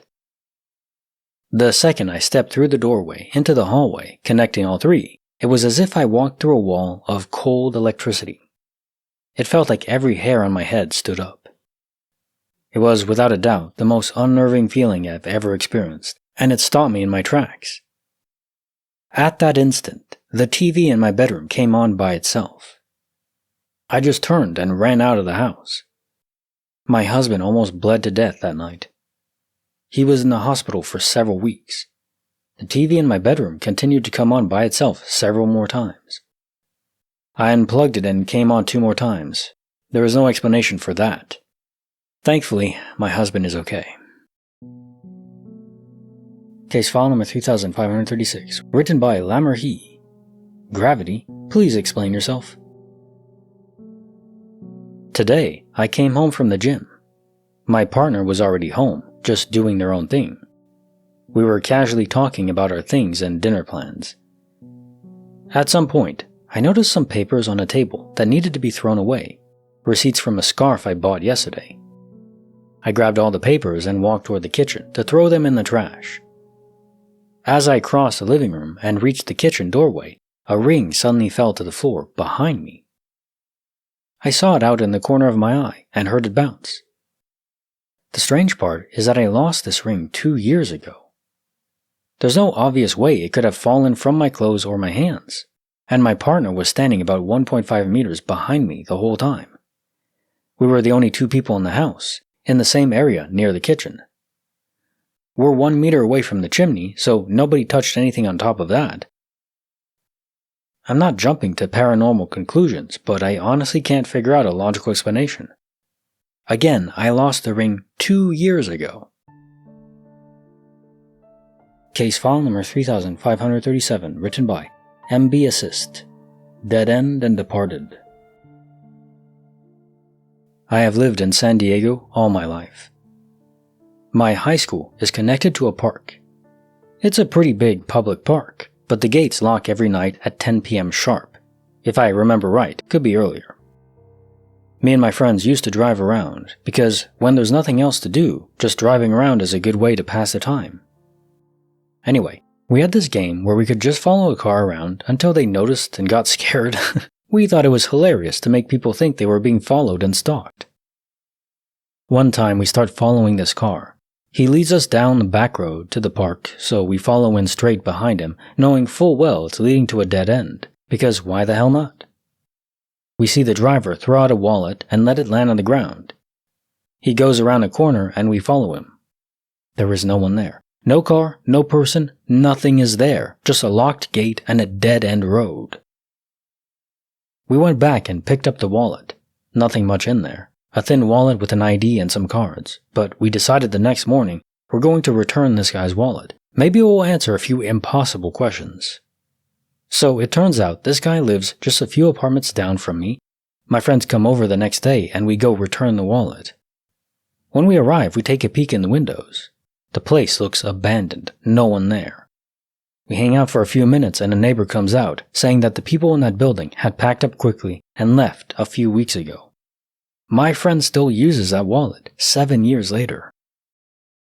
So we have seen this before, where ghosts and spirits apparently can manifest even entire vehicles. Now I always assume that the spirit couldn't manifest it, they could just take possession of it. They could just hotwire it and drive it like any other person if they're corporeal enough. Or maybe this was a space-time portal that was only there, but that doesn't really make sense because you had to drive through the same spot.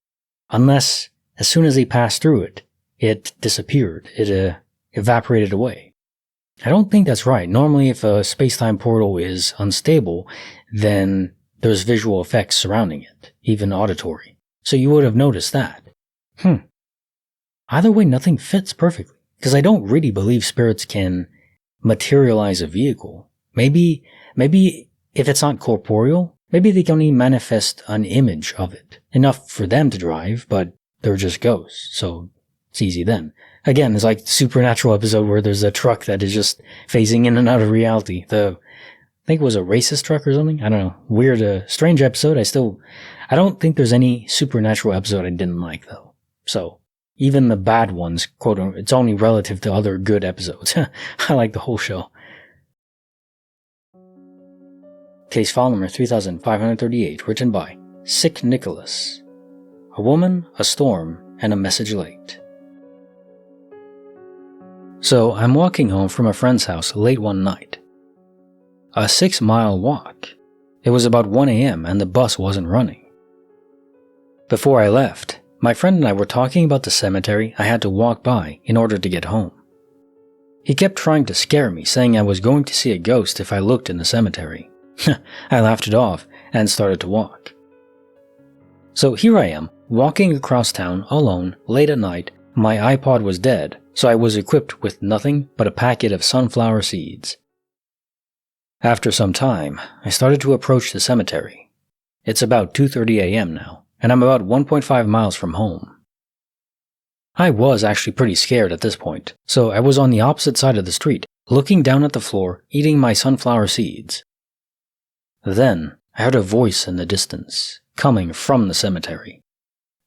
It scared me, but I had to look to see if I was going to see this ghost my friend was joking about. I looked up, and there was this lady pacing back and forth on the opposite side of the street. I'm thinking to myself, okay, crazy lady, I'll just keep walking and mind my own business. A moment later, she starts screaming while continuing to pace back and forth, waving her arms in the air, speaking in tongues. So now I'm like, okay, real crazy lady, mind my own business, keep on walking. All of a sudden it gets real windy, and this crazy woman is screaming nonsense, and I mean screaming. She waves her arms in the air, and a lightning bolt comes down in the distance. I ran all the way home after that. Also, I later found out my friend's dad passed away that night. Okay, so you mentioned his dad passed away, may his soul rest in peace, or live in a different quantum reality. But was this his wife, maybe? And this was like her emotional rage. But then it would be odd to visit a grave where he isn't buried yet. So I don't know. Maybe it was just a location of a graveyard to reflect death in general from his wife, and that was just expressed in this way, with the crackling of a lightning bolt, the Zeus himself fueling her rage. Or maybe it was just unrelated, but it seems like a weird coincidence if they are completely unrelated. Case file number 3539, written by Clementine Coda. Found after the flames. This involved an earring that was at my grandmother's, part of a matching set with a necklace. She had lost one earring in the 70s or early 80s, before she even gave me the rest of the set. I kept the necklace and single earring in a box, not jumbled with other jewelry, through a rental and 2 homes. I occasionally wore the necklace, and always thought I'd turn the earring into something else or sell it. Went through a house fire, so that box was packed away, the whole house was emptied and cleared out, painted, and new carpeting in the bedroom. No old clothing, that was all thrown out, and only a few pieces of new furniture had been moved in. The day after the new carpeting was installed, I found the earring on the rug, right in the middle of the empty room. I thought, that's weird, maybe someone was rifling through my stuff, which was all in boxes in the garage. None of the boxes had been opened. I unpacked a bit over the next few days and found that the other earring was still in the box with the necklace. Nothing else had been touched. I thought I was losing it. Went and got the other earring I'd put in a little drawer in the bathroom. It was a mate to the earring that was lost almost 50 years ago. These are the best DOP stories where there is no real explanation besides the universe just materialized it for you. Eventually, it took their sweet time. Never happened for your grandma, but for you, for whatever reason, it finally came back. And, that's cool. And the fact that this happened even after you moved, you rented your new homes, there was a fire in your place. You had to clear everything out. It eliminates every variable I can think of where this earring finally returned for you. The only player left is the universe itself. Case file number 3540, written by Confounded Norseman. A cigarette for the dead. I used to live out in a parish of a small Lutheran church out in the country. The church has a real old cemetery around my house. You would think it's creepy, but it's actually really well kept and even at night looks very welcoming. One night, I was outside smoking a cigarette when I saw an Impala pull up. Now, around that time, there were some jerk kids stealing church wine, poles, candle holders, etc., so I was keeping an eye on them. In the light, I was able to get a good glimpse of them, and they were middle-aged gentlemen that looked exactly alike, same height, same build, and damn near the same face. I was a good 200 feet away from them, so I could be a bit off on the face, but still, they had to be related. I watched them go up to a grave and stand there looking at it for 10 to 15 minutes, smoke a cigarette, then leave. After they left, I went over to make sure they didn't screw with anything. I checked out the gravestone, and it was for a pair of twins who died a couple days apart when they were babies in the late 1800s. To this day, I have no idea why they were out there, but a chill ran down my back for a good 3 months every time I looked at the cemetery. Okay, so we're all thinking it, right? A 67 Impala? So this was Sam and Dean? Now, obviously it wasn't, but why does it have to be an Impala? That's just a weird connection that I... Reminded me of Supernatural, so that's not a bad thing. Great story for that reason. Case file number 3541, written by Secret Name is Secret, a still shape in the only light. I was visiting home one summer during college and was driving to my parents' house after having spent the evening with my then boyfriend, now husband. We lived in a very small, rural desert town, so naturally, it was generally very dark at night with no city lights or street lamps around. It was around 2 a.m. and I was speeding down the main road to a military base where my parents lived, going about 45 miles per hour. I had the music blaring and the windows were open. I was in the obvious driving zone. There was no one else on the road. As I approached the only lit intersection before the base, I knew I wouldn't need to slow down because the light wouldn't change. Suddenly, right in the middle of the intersection, there was a big black dog, like a Labrador. He was just sitting there, staring straight at me in the light. I slammed on my brakes, not wanting to hit him. He didn't run. My truck came to a halt right where he would have been. I didn't feel a thump and I didn't hear a cry. My heart was pounding in my chest and I began to shake from the adrenaline. I expected to see the dog come trotting around the truck, but no. I inched the truck forward and continued through the intersection, slowly, looking for the dog somewhere, but he was nowhere to be seen. The funny thing is, he didn't seem threatening. He felt like a warning. Case file number 3542, written by Rocket Ship Otter. When the Light Whispers. Once, when I was about 6 or 7, it was the middle of the night, and I had woken up because I had heard noises. My closet door, which was right across from where I laid my head, and was normally closed at night, was open, and there was a strange light coming from it. It wasn't just like the light being on in it or anything. There was an immense glowing that came from it, pure glowing white, looking in the middle of the closet, and the light faded out from there. It almost looked like a tall, shapeless, glowing figure standing there.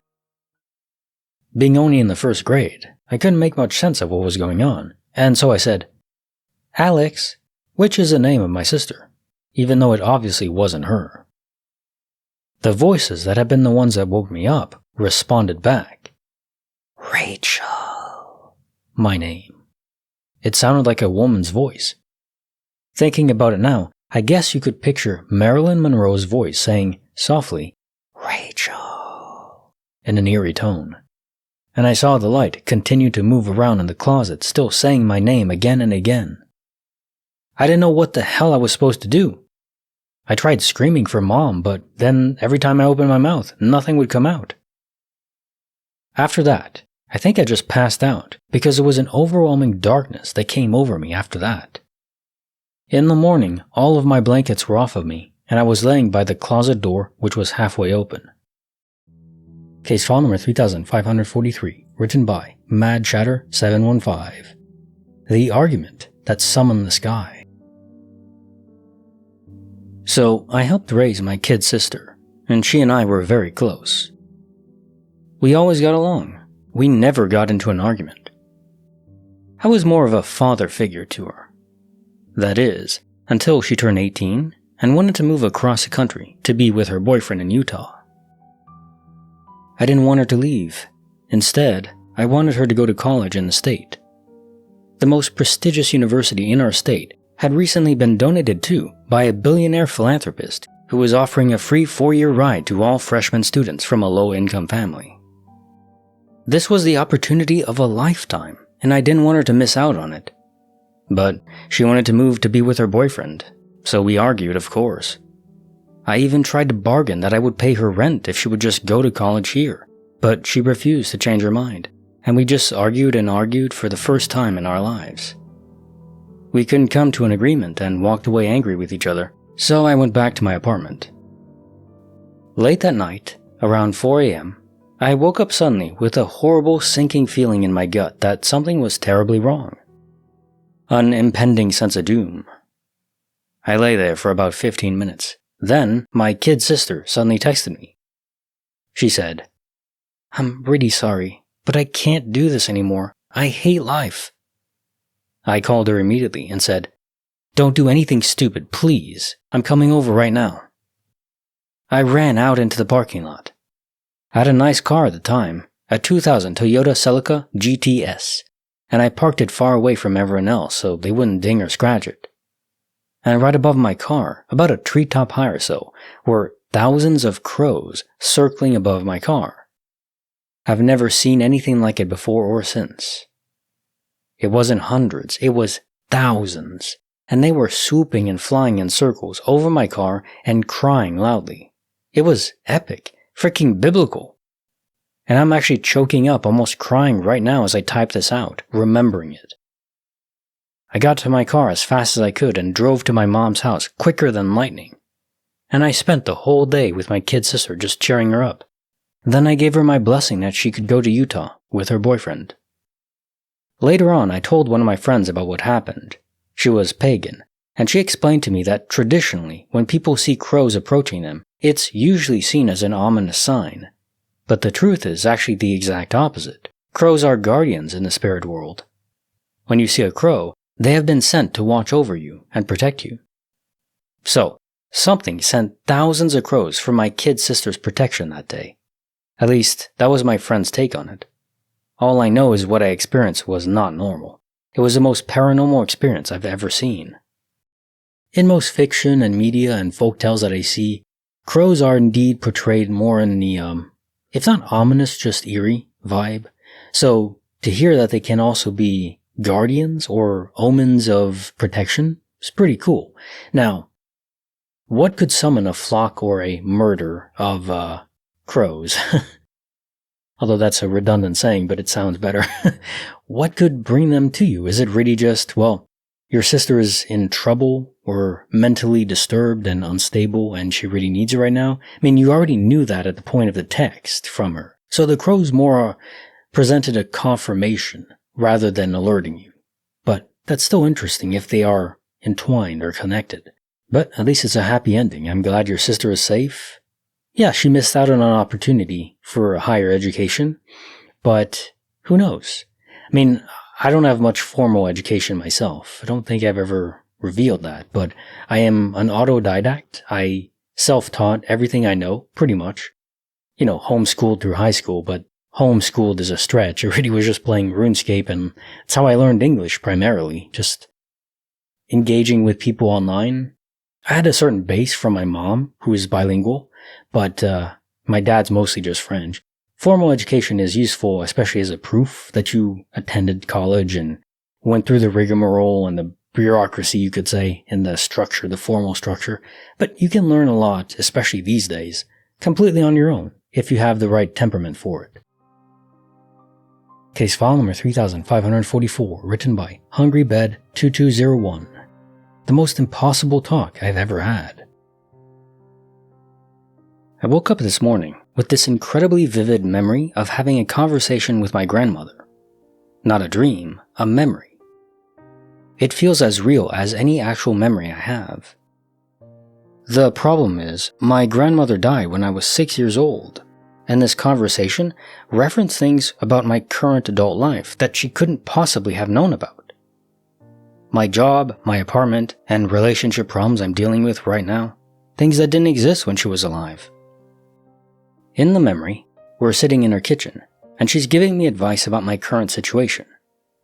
I can remember specific things she said, the way she laughed, and details about what she was wearing.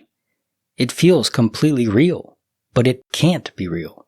She's been dead for over 20 years. I was a child when she died. She never knew me as an adult. I don't believe in the afterlife, and I'm not religious. I don't think ghosts are real, but I cannot explain this memory. It's not like a dream where things are fuzzy or weird. It's crystal clear and makes complete sense, except for the fact that it's impossible. I've been sitting here all day trying to rationalize it.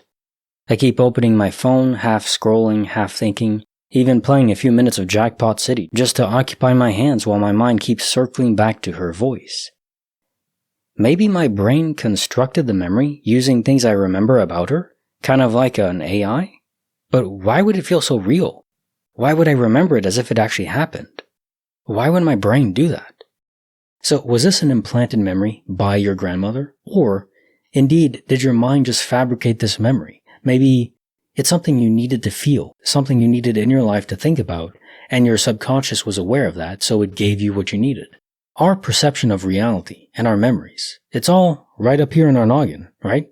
Now, how much of it is the soul versus the mind? The memory is all in the mind. The soul, how we feel, how we perceive of reality, how we use that information and the memories we have. That I think is more on a meta layer above reality and above just our brains. But that's harder to prove, and the exact line between our memories, our processing power of the biological computer we have in our noggins versus the soul, the line blurs a bit. Where exactly does one begin and the other end? Hard to say. For the collection of stories today, there are so many that involve signs from loved ones that passed away. Could this be another one? Absolutely. I try not to make firm conclusions or state things that I don't know for certain to be true.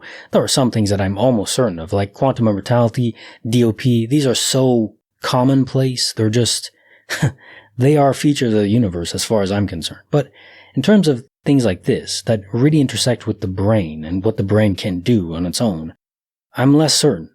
But I still think it's awesome just to talk about and think about. And you do have to ask yourself, well, if past loved ones can indeed come back in some form, like as an echo, which I believe is the most likely explanation that fits scientifically, just a remnant of their energy that was here, the imprint in the quantum fields of reality, still reverberating slightly, perhaps fading with time as energy goes away, dissipates, but reverting back. Why doesn't it happen all the time? Because most people have loved ones that have passed, friends, family, even distant relatives.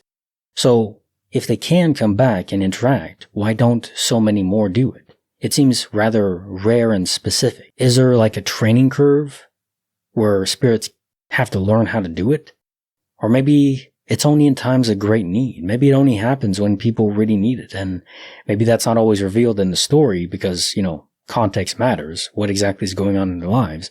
Or maybe it's a future event that we aren't even aware of, that they aren't aware of yet, and they needed this kind of information or emotional weight, emotional anchor to help them. Just totally spitballing there, but it's fun. Case file number 3545, written by Pale Ad 1142. Rabbits replicated. So, ever since I was a kid, I can remember this happening to me multiple times. Basically, random objects around me will duplicate, or I will lose items and then find them in places I didn't put them, places I know I've looked before. I know this isn't just a case of a bad memory.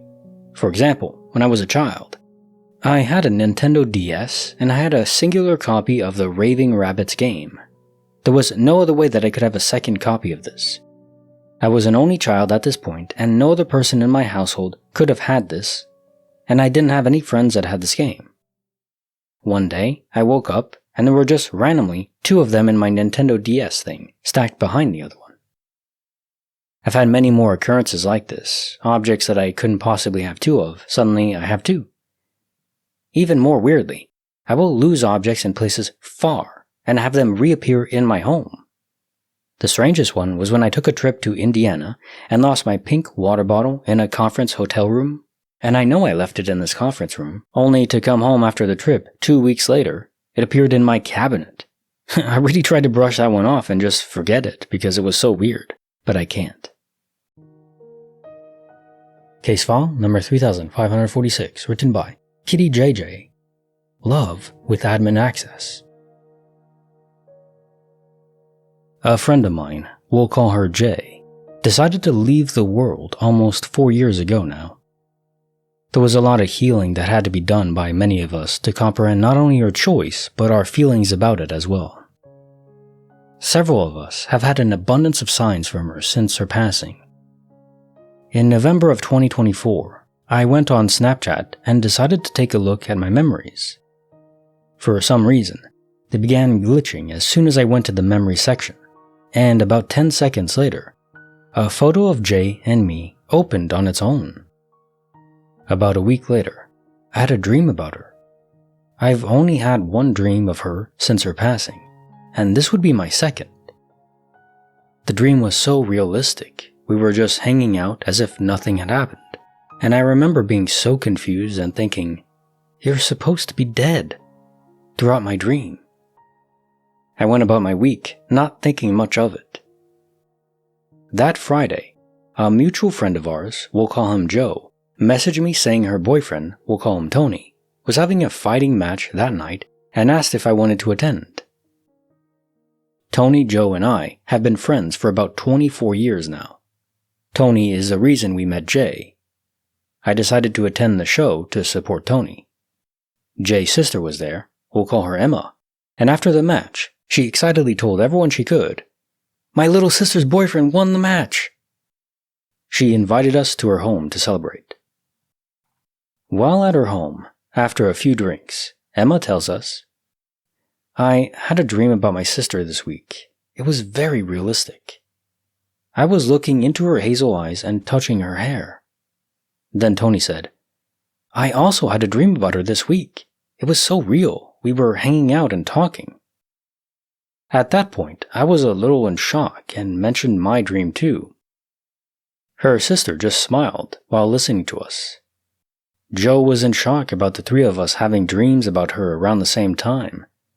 Her sister then begins to tell us about how Jay always sends her signs. "My little sister loves to mess with lights and technology. Sometimes when I'm having a bad day, I ask her for a sign, and later that day there'll be flickering lights in my home."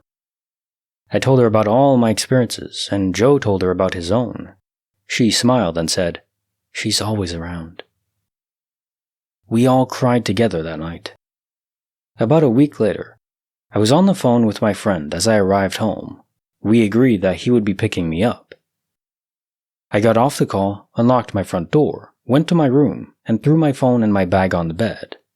I went to the restroom, did my business, and then went back to my room to call my friend and let him know I was ready. When I opened my call log, I didn't understand. The last call made was from me to Jay while I was in the restroom. I called my friend nearly in tears again. I get so many signs from her, but signs this clear are rare. I managed to compose myself as my friend and I were on the phone, but when he arrived, he asked, "Why is the light on in the room next to yours?" "You mean the living room?" "No, the room next to yours." "Yeah, the living room." "No, the other room. The light at the far end of the other side of your house is on." He was talking about my parents' bedroom. My parents had left for Mexico a week prior. No one had been in the room since then. I remembered how her sister told me she and Jay loved to mess with lights. So, with that, I went to the room, opened the door, turned the light off, and went on with my night. She continues to watch over me, over our friends, over her family. A love that extends beyond death. So again, loved ones, they're out there. There's so many stories of that where the imprints of who people were still linger behind. To some extent, there's variation. I don't know why some people imprint more, or some people are able to interact more with the living, the mortal realm. But it's very clear that some are able to, for whatever reason that might be. Maybe it's related to quantum immortality. Maybe some people's souls, more of a fragment is left behind before they transfer. Something like that. I don't know, but I know that it must be incredible to receive these kinds of signs from people, and not just for yourself. And this story is great because so many people are experiencing it at the same time. And then if you're a spirit, if you pass away, unfortunately, and you still have some sort of conscious control over your existence as an echo here, remember, give your signs to multiple people that know you so they can all interact together and confirm it together. That's the way you want to do it. You need multiple witnesses. That is the key. Case file number 3547, written by A. Rule 22. The Poltergeist with Manners. My cousin lives 3 blocks away from me, so I go over to visit him often. He has a hat man entity that sometimes likes to wake him up by shaking his leg, or just likes to stand there and watch him sleep. Certain pictures, always the same select ones on the same 2 walls, are always cocked off half towards Jones, crooked and sideways, and I used to always write them because it bugged me, only for them to be almost sarcastically jacked sideways again in a few days. So, we are assuming it is also this hat man that took one of his boots. just completely gone like it vanished into thin air.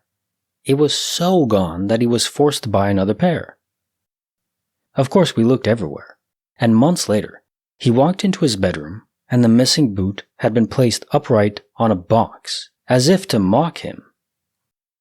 More recently, he discovered his belt was not on top of his work clothes.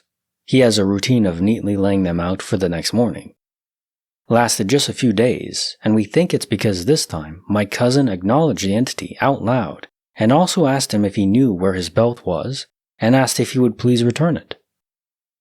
He later took a nap on the couch in the living room, and when he woke up, the belt had been laid over the back of the couch where he would see it when he woke up. Note, my cousin is a tidy bachelor and minimalist. There is no chance anything gets lost in the fray at his place, because there's never anything out of the place or messy.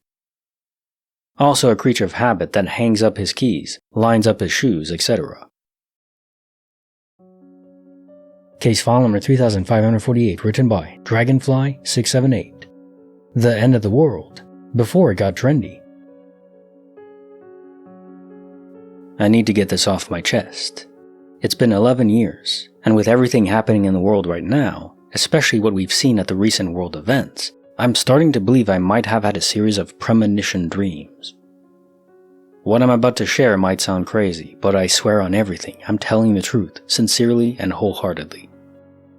The year was 2014, the year I fully embraced spiritualism. I could go deep into meditation, and I often felt the presence of entities around me.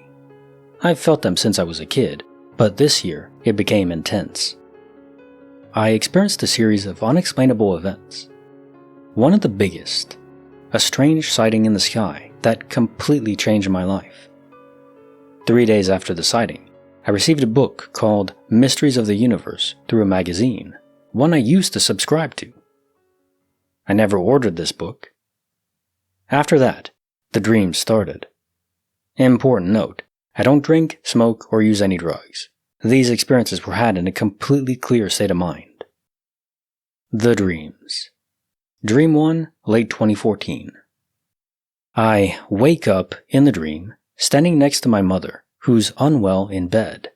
We're in an unfamiliar flat, high up, with a huge window showing the entire city. It feels emotionally familiar, but I don't recognize the place. Suddenly, white L-shaped flying ships appear in the sky. Then more follow.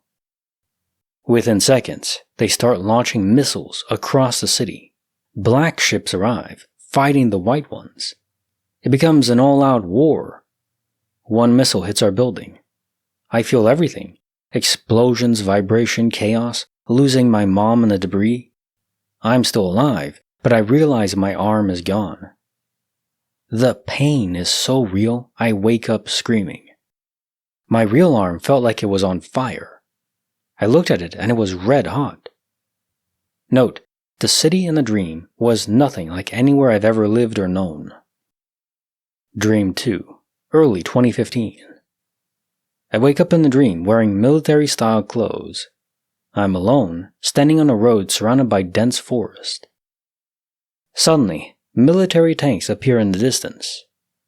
I ran into the woods to hide. While there, I stumble across a hidden camp. I see flags of Japan, Russia, Italy, and 2 more I can't recall. It looked like a coalition of forces.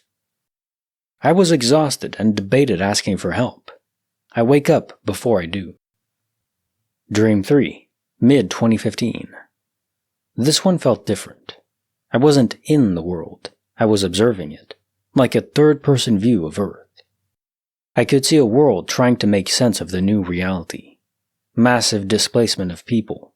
Governments tried to unite to save lives, while others were still fighting over territory.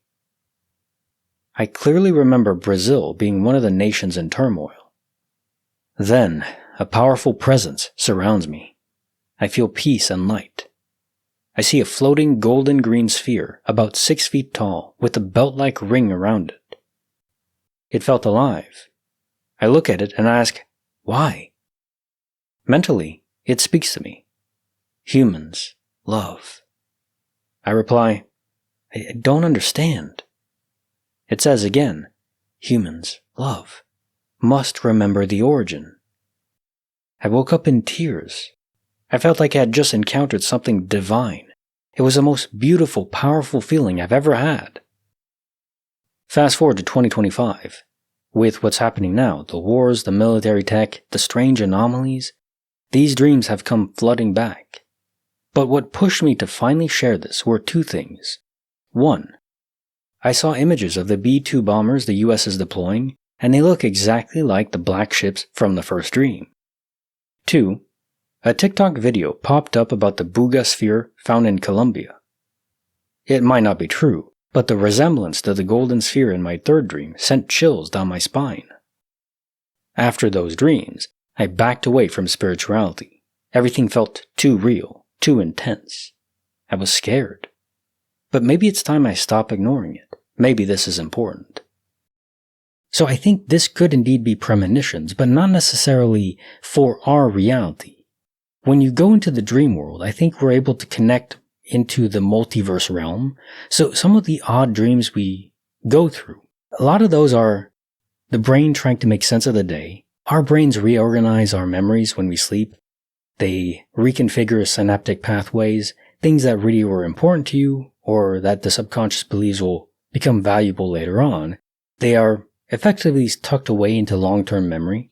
If you learn something and you think about it a lot during the day and then you go to bed, the next day it's no longer in your short-term memory, it's in your long-term memory. So it'll be very difficult to forget, especially this is the key. If you want to remember something, think about it long the day you learn it, go to bed, sleep well, and then occasionally think about it again here and there. And then that'll refresh the access pathway. It's like having a road that is well paved, but over time, if it's not maintained, it's harder to access the cabin, so to speak, if the cabin is the memory. But okay, going back, I think when we're sleeping, we don't just have access to our own memories. It's like swimming in the multiverse ocean. We can take glimpses or pieces of different worlds that are very odd, very unlike ours. Or in some cases, there's parallels, but we're talking about the entire breadth of the multiverse ocean. It's quite extensive. There's almost infinite variation. So it's not like quantum immortality where you're zipped to a different universe, but one that is almost perfectly identical to where we exist in now. Now this one is just way wacky out there, things we couldn't even possibly imagine. And so that's why some of our dreams can be really odd. So are your premonitions useless for our reality? I don't think so. I think there still are parallels, like you're talking about the B-2 bombers. I mean, is the same kind of thing going to happen here where aliens go to war over our cities? Probably not. I mean, I hope not. But one interesting point about that is it is indeed what I suspect, that there's not just one alien species here observing us, but multiple. Perhaps some are hostile and some aren't, and the non-hostile ones probably are trying to protect us. I would hope. So let's just hope that they keep the hostile ones at bay. Case file number 3549, written by Bortak C34.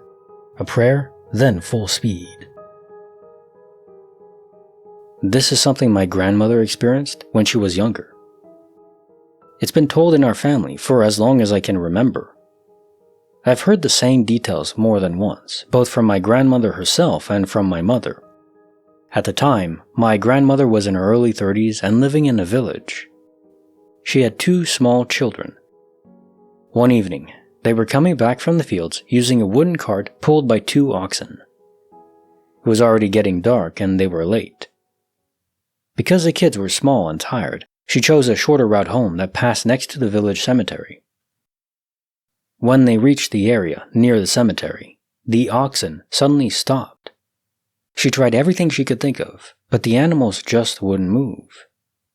She always said they were soaked in sweat and breathing hard, like they were struggling against something, but at the same time, they were completely stuck in place. She got scared and started praying. Just the prayer she knew by heart. After that, the oxen suddenly started moving again, but not slowly. They took off at full speed, like they were trying to get away from something behind them. That's when my mother's sibling, who was very young at the time, started crying and screaming. They were pointing behind the cart and saying there was someone there, a bald person behind them. My grandmother turned around and said she saw something too. She described it as short, with a strange face. She always said she couldn't really tell if it was human or not, only that it didn't look right. They didn't stop until they got home. My grandmother never told this like a ghost story and never tried to make it dramatic. She just said that this is what happened, and after that night, she never used that cemetery path again.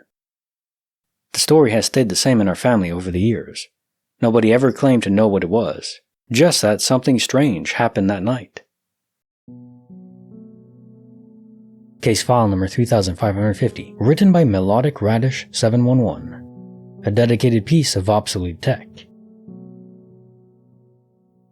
About 20 years ago, my then husband and I went to Savannah for several days. This was in the days of flip phones. We did all the usual things, seeing Civil War sites, going to restaurants and clubs, shopping and so on. At some point, he lost his cell phone.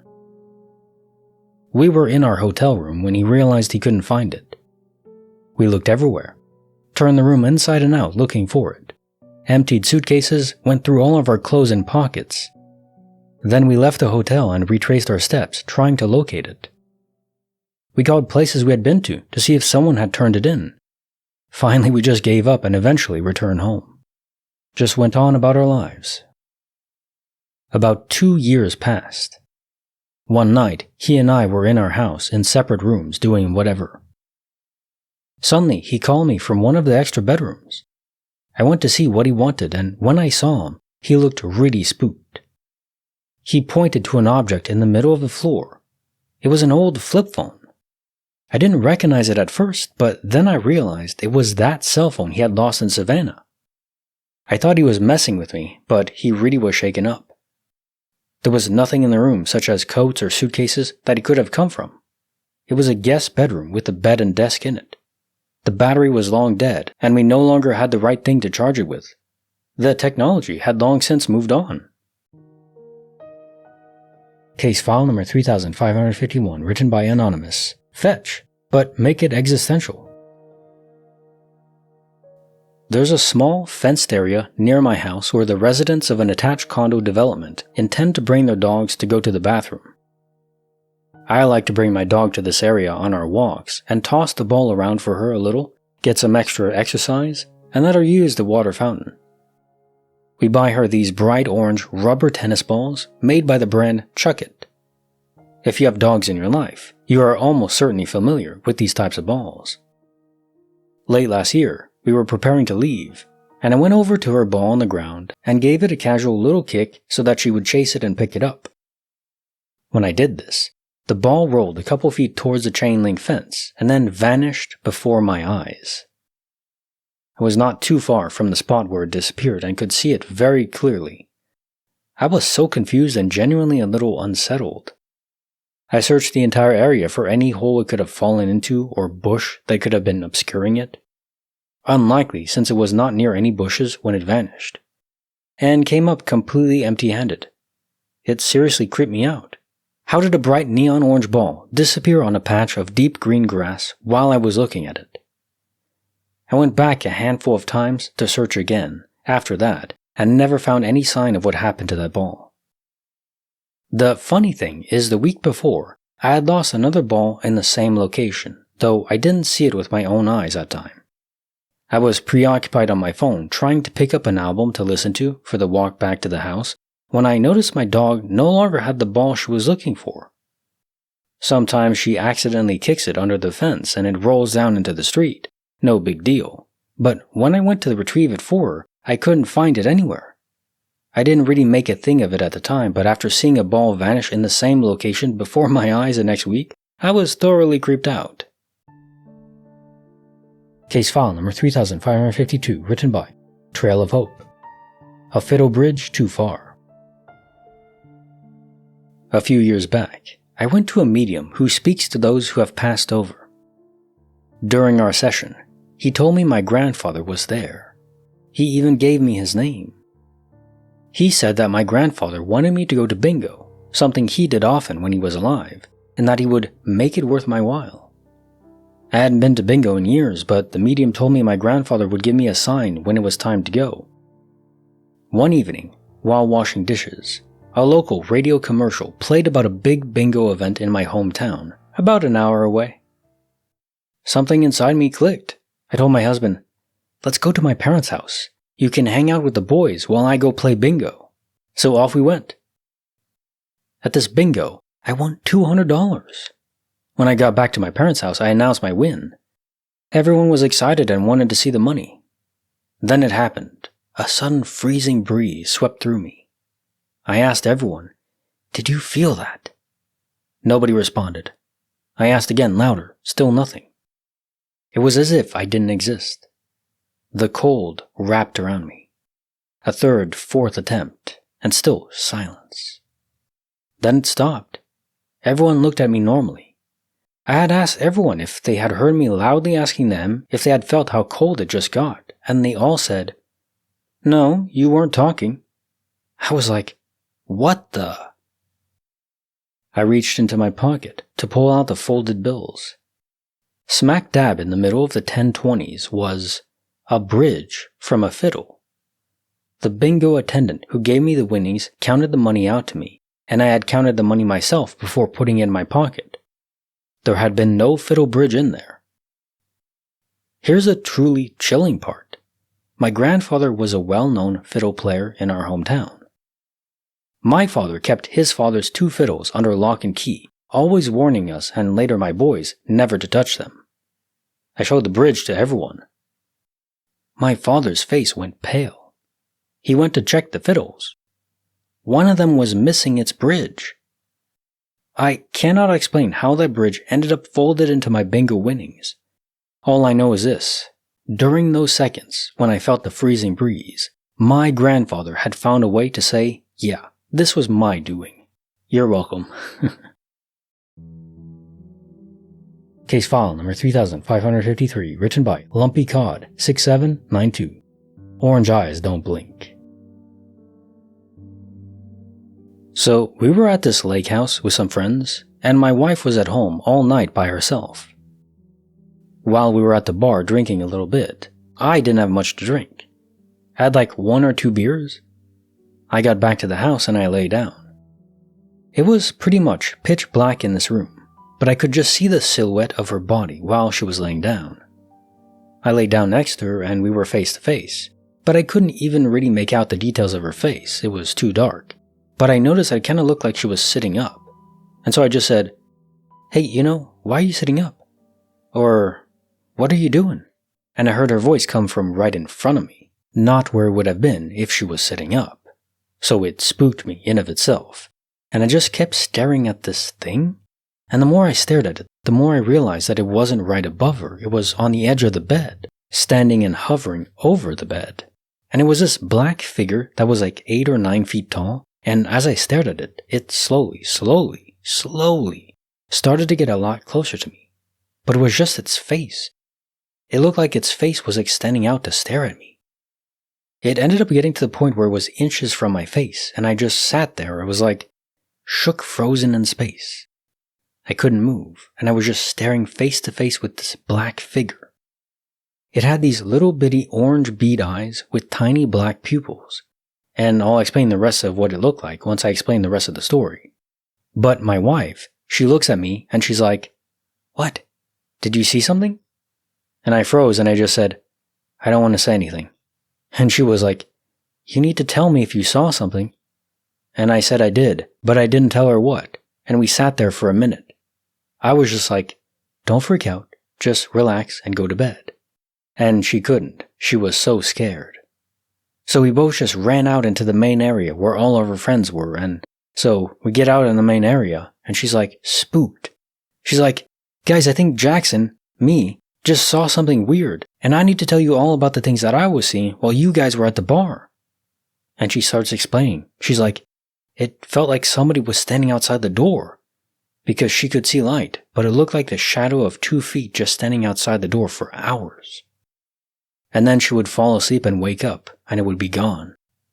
She could see a little bit of light underneath the door, so she said she saw this shadow figure crawling on the ground walking towards her on all fours, and when she told me the details of what this thing looked like, I froze. She said this thing had little orange eyes and a huge smile with these jagged teeth. And the reason why I froze is because that was exactly what I saw, and I never told her that before she told them. It was the spookiest feeling I'd ever experienced. Well, while she's telling them, they kind of start laughing a little, thinking she's joking, but I was not laughing. I was freaked out. I didn't even want to talk, just staring at her, blank space. Absolutely freaked by what she just said. I just felt like what I saw just defied everything I ever believed, right? I still hadn't told her that's what I saw because what happened next happened so fast. Well, while she's sitting there talking, I shut the door to that bedroom when we got out of there.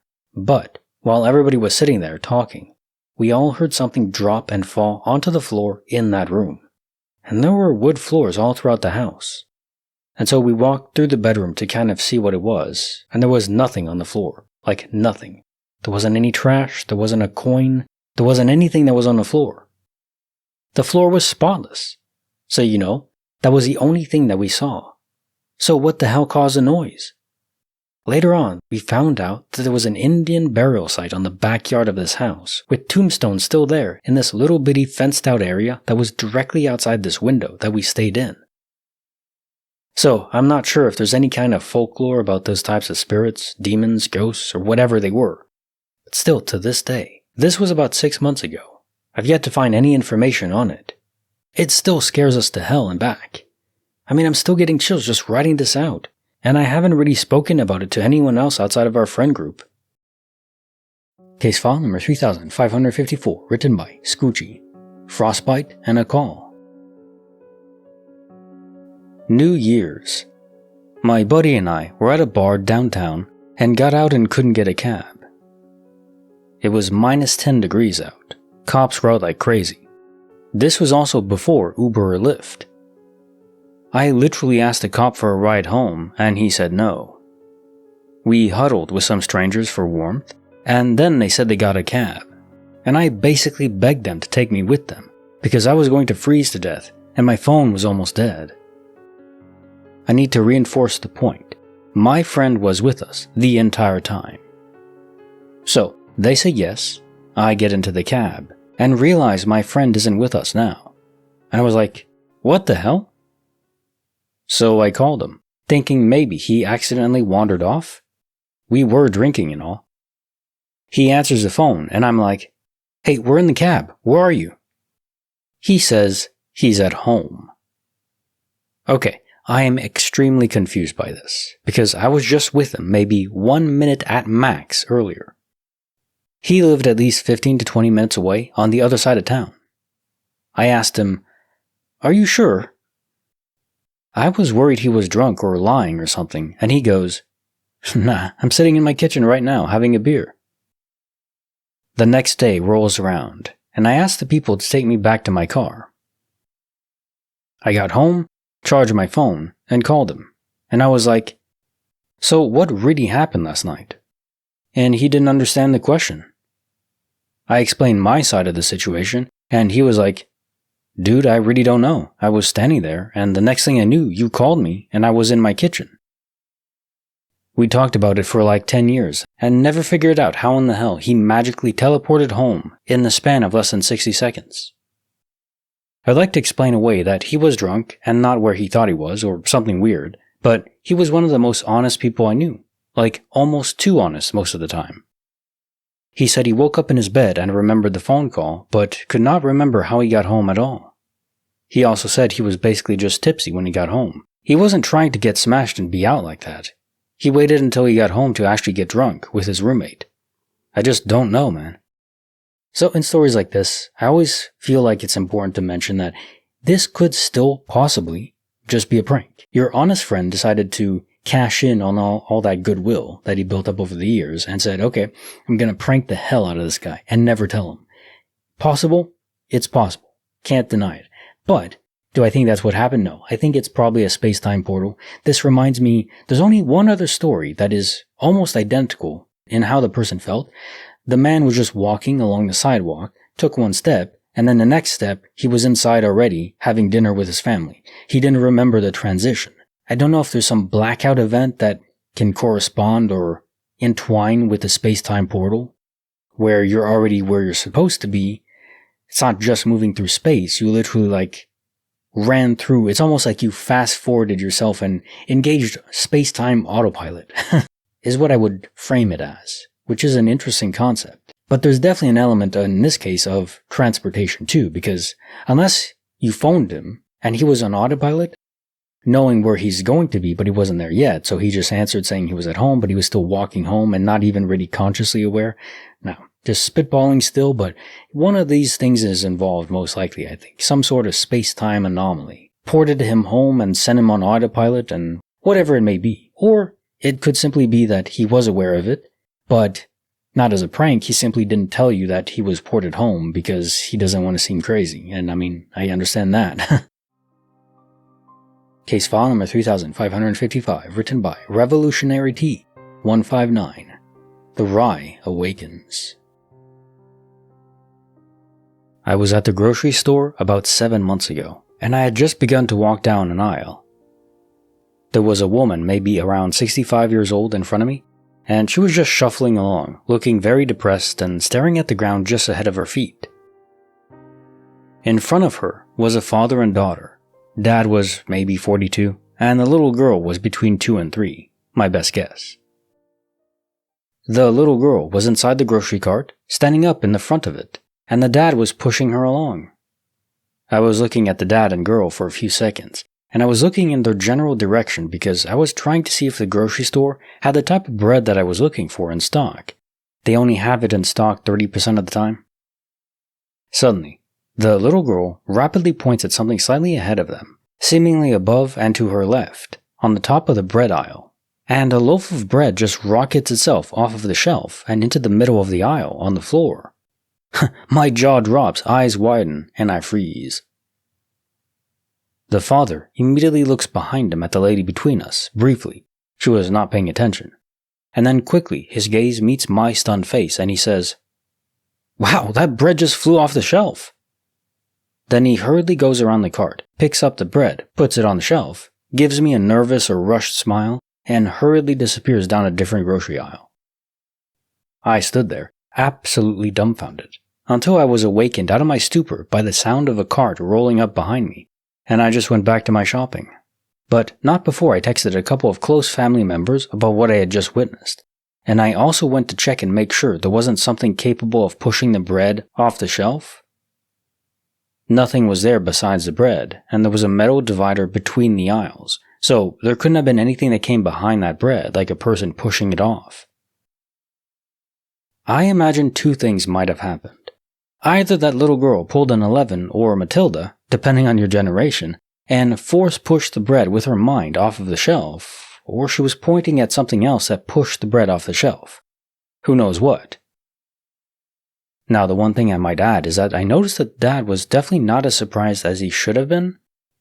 Maybe that suggests that he has seen this before and was doing his best to de-escalate the situation as quickly and quietly as possible.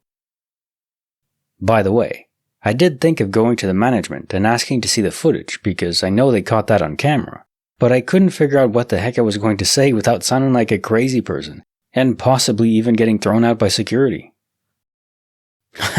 I love the 11 and Matilda reference. Matilda is such a great movie, and I grew up with both. Well, no, I grew up with Matilda, but I still enjoy Stranger Things. Final season, not my favorite. I think played it too safe, but won't go into a review of Stranger Things. But yeah, it's still a good show, and season 4 is my favorite, absolutely. With the clock ambience and the horror element of it, they really did it well in season 4. Anyways, Matilda. The scene I always remember from that, I think the headmaster, this woman that was the most terrifying thing I'd ever seen as a kid, and also the scene where she makes this kid eat an entire chocolate cake. So at the time watching that, I thought, this is a punishment? I mean, what do I have to do? I have to break. I was always a good kid. I didn't break any rules. So I was just like, okay, I need to start to break some rules now. If you get chocolate cake, an entire one, he felt sick, but I wouldn't feel sick. I could eat a whole chocolate cake easy. Sign me up. As to the story, the one point you do mention about the dad not reacting in a way where like, okay, this is odd, but it's like he had seen it before. So maybe his child does have telekinetic abilities and he's seen it before. Or maybe there's some spirit that's hanging around them and just moves stuff sometimes to make his presence known.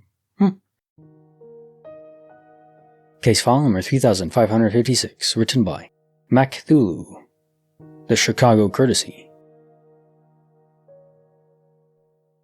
My grandfather owned a successful construction and paving company in Buffalo in the 50s. Naturally, he had many encounters with various mobsters in that business. He managed to keep them out of his business, but did enlist the help of some former Irish mob goons from New York City to work on some of his crews as a deterrent, and in a couple of cases, payback. There were death threats, a drive-by shooting at his house, a thwarted kidnapping attempt, and other stereotypical hijinks. He eventually sold the business and moved in the late 60s to early 70s and started a completely unrelated career, one that he was very successful in and hadn't really been infiltrated by the mob in any meaningful way.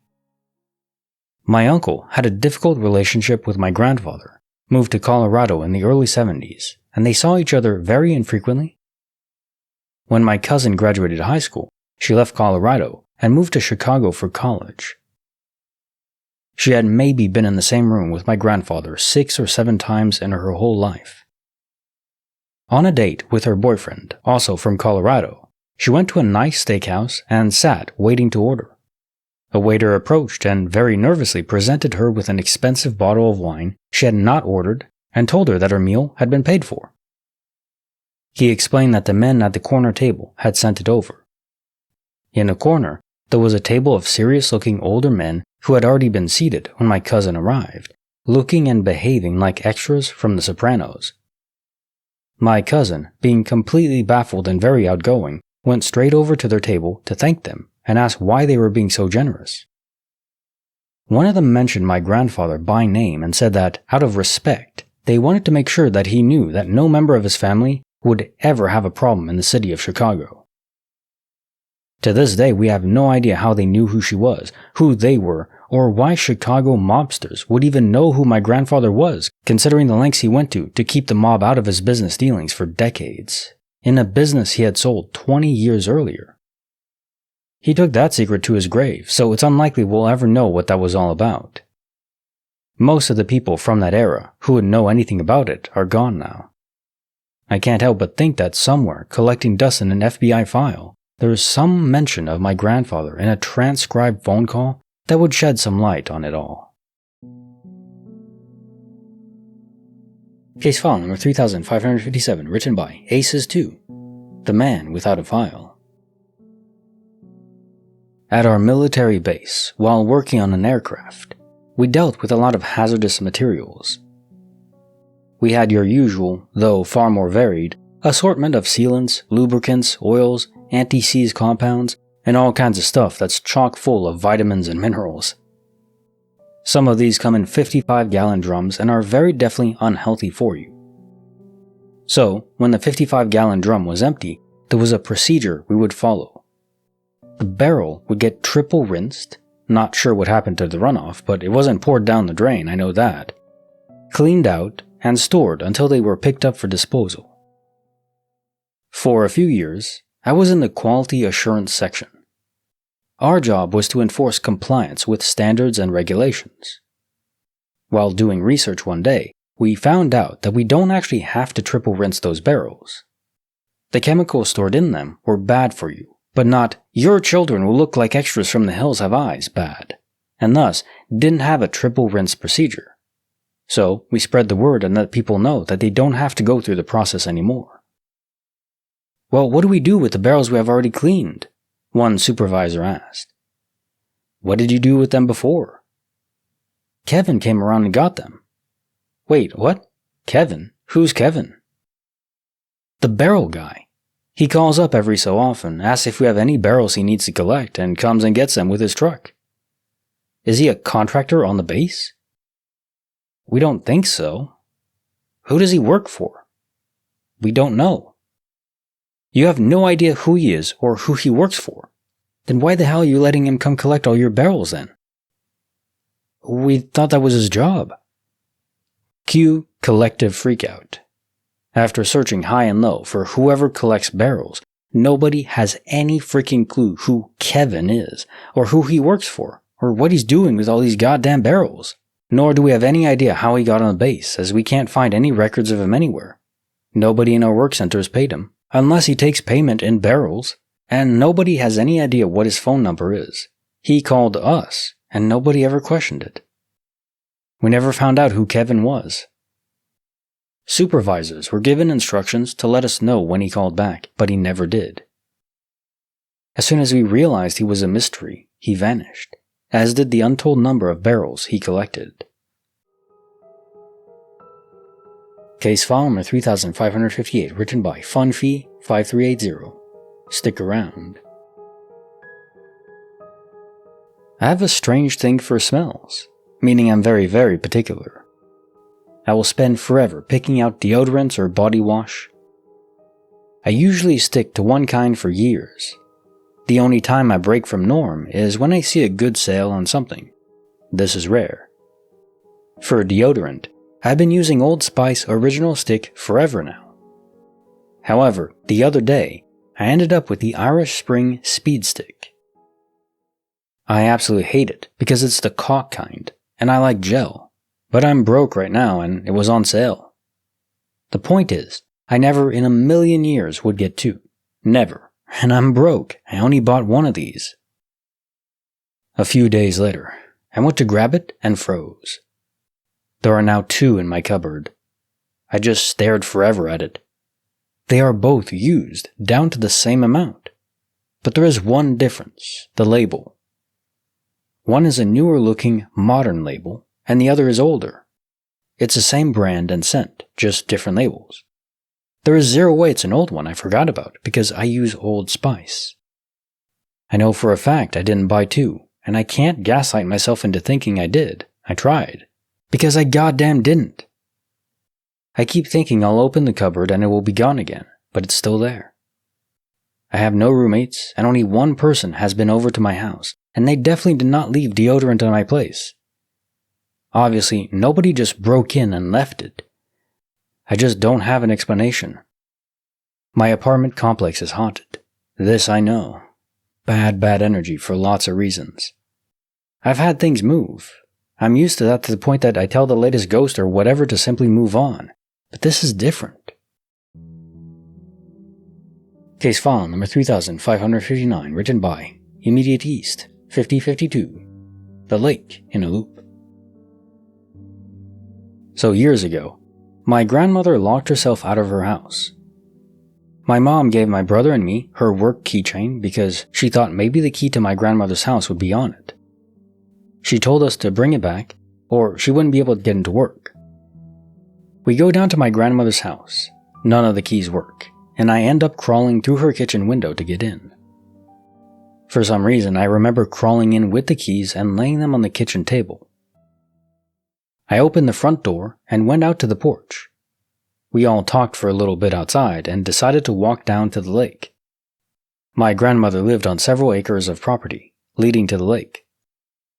She went inside for a second and came back out with the keys that I had left on the table. I took the keys. My brother, grandmother, and I walked down to the lake, behind her house. Nothing other than her front door was unlocked at this point. We talked for a little bit, and I hand the keys to my brother. I didn't have pockets and was tired of carrying them. I watched him put them in his pocket. We head back to the house and say our goodbyes, and as my brother and I are getting in the car, she runs back out with the keys. My brother and I looked at each other like we'd seen a ghost. My grandmother remembers nothing about handing us the keys the first time, but my brother and I remember. He even grabbed his pockets, like, what the hell? How did they get back to the kitchen table? Neither of us went back to the house. My brother remembers putting the keys in his pocket and nothing else.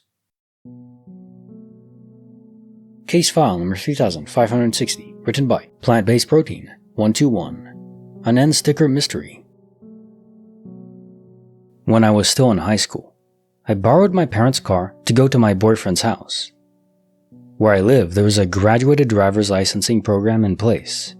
So, when you're learning to drive, you have to have an L on your car, and once you take your road test, you get a new driver's license and have to have an N on the back of your car for 2 years. Anyway, I had my N at the time. When I came home that night, I parked the car in the driveway, took my N off the back of the car, locked the car, and went inside. I then went up to the kitchen and did what I did every time I brought the car back. I stuck my N to the fridge, top left-hand corner, that was its spot, and hung my parents' keys on the key holder on the wall next to the fridge. Then I went to bed. I did this every time I brought the car home. N on the fridge, keys on the holder. The next morning, my mom came to my room to ask for the car keys. I told her they were on the key holder. She said they weren't there. Cue a huge argument and tearing the house apart. No keys. They were nowhere to be found. Not in the kitchen, not in the driveway, not on the stairs, not in my room or in my bag. They were just gone. About a week later, my mom comes to me and tells me she found the keys. Where were they? In the pocket of a sweater she hadn't worn in years, that was in the back of her closet. I would have had to walk into my parents' room, where they were both in bed, go into their closet, and dig around for this sweater and pop the keys in the pocket? I most certainly did not do that. How did they get there? This question will likely haunt me for the rest of my life. Case file number 3561, written by Gaylone for you, sir. The Funny Floor. I joined a space technology startup in Bremerton, Washington, USA, as my first ever job. It was mostly run by former Navy or Marines, scientists and engineers. I was neither, just a fresh graduate from design school.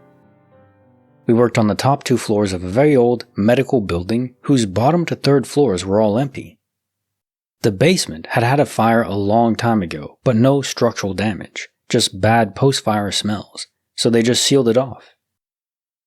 In the first week, one by one, the ex-soldiers and engineers told me that the building is funny at times, but it means no harm. Things go moving here and there are random sounds here and there. They told me to stay out at the 3rd floor because that's where things are funniest. I really thought this was Marines' humor, and they were all just pulling my leg because I was a new kid and the only non-military person. Well, one evening, I stayed back to work late. Around 11 p.m., I looked down into the parking lot and realized my car was literally the last car in the neighborhood and thought I should really get a move on. So I packed up and pressed for the 1st floor. The elevator stopped at the 3rd floor instead.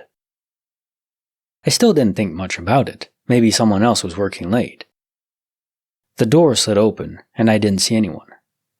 Then I saw the motion-triggered lights turn on down the hall, and then I heard a door slam around the corner. Instinctively, I found myself scared, backed into the corner of the elevator, and just really cold. After a moment, the elevator doors closed again, and it continued onto the 1st floor. The next day I told the guys at work, and they all just smiled and said I should tell Red about this. She knows all of them. Red is a nickname for an older, red-headed lady who does the cleaning out of the whole building. I told Red, and she just said, "Don't think about it. They don't mean any harm, and they won't do it again." I tried to follow up, but she just brushed me off and told me she had to go. I still don't know if it was just a well-coordinated prank from former Marines, something they're well known for, or whether they, whatever they are, really live there in that old building too. Case file number 3562, written by Juniper, a flexing metal anomaly. I worked as a biomed tech in dialysis for years. I had to do a lot of my repairs and water system disinfection maintenance after hours, so I'd be in the clinics alone late at night fairly often. One night while waiting on the water system to finish rinsing out, I hear a loud banging on the doors that lead out to the dumpster. The doors were flexing inward from the force of the bangs. Sometimes the cleaning lady would knock on the back door if she saw I was parked around there, but this was obviously not the tentative knock of my friendly neighborhood cleaner. I stepped into the IT closet where one of the security monitors shows live feeds from the cameras and looked at the outside door feed. No one was there. I'm looking at the doors on the camera from the outside and can see them bouncing inward with every bang, and I'm looking at all the other feeds to see if it's the wind or if there's any other explanation besides, "The invisible man wants inside." It finally stops after another minute. I called the cops to ask if an officer would run by, do a walkthrough with me, and when a pair of cops showed up, we checked the entire outside area for anything out of the ordinary. I showed them the video from the camera feed, and they were just as bewildered as I was. There weren't any scuffs on the door, and no one had come in or out of the parking area. I never figured out what that insanity was about. The cops were happy to write it off as paranormal or a very tiny localized earthquake. It's been 6 years, and even though I don't work there anymore, I still think about it every time I drive past. Case file number 3563, written by Never Enough Purple. 7 fires later. A family friend was murdered back around the year 2000. Authorities didn't realize they were murdered until later due to reasons.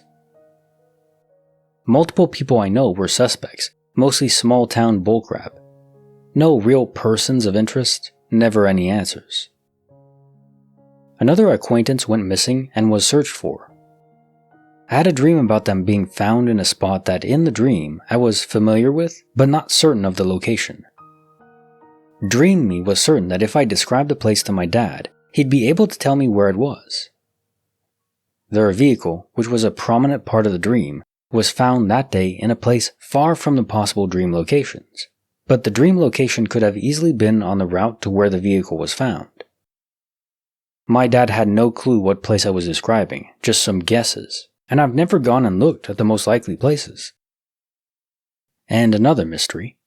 An item of mine was definitely in the dryer, I'd put it there myself, intending to use it that day, was found in my vehicle several days later in another town. The fire started in the wall behind the dryer. After it burned, we discovered that the same house had a wall that completely enclosed the previously burnt wall. In that wall, there was a door with the words "Keep Out" written in red paint.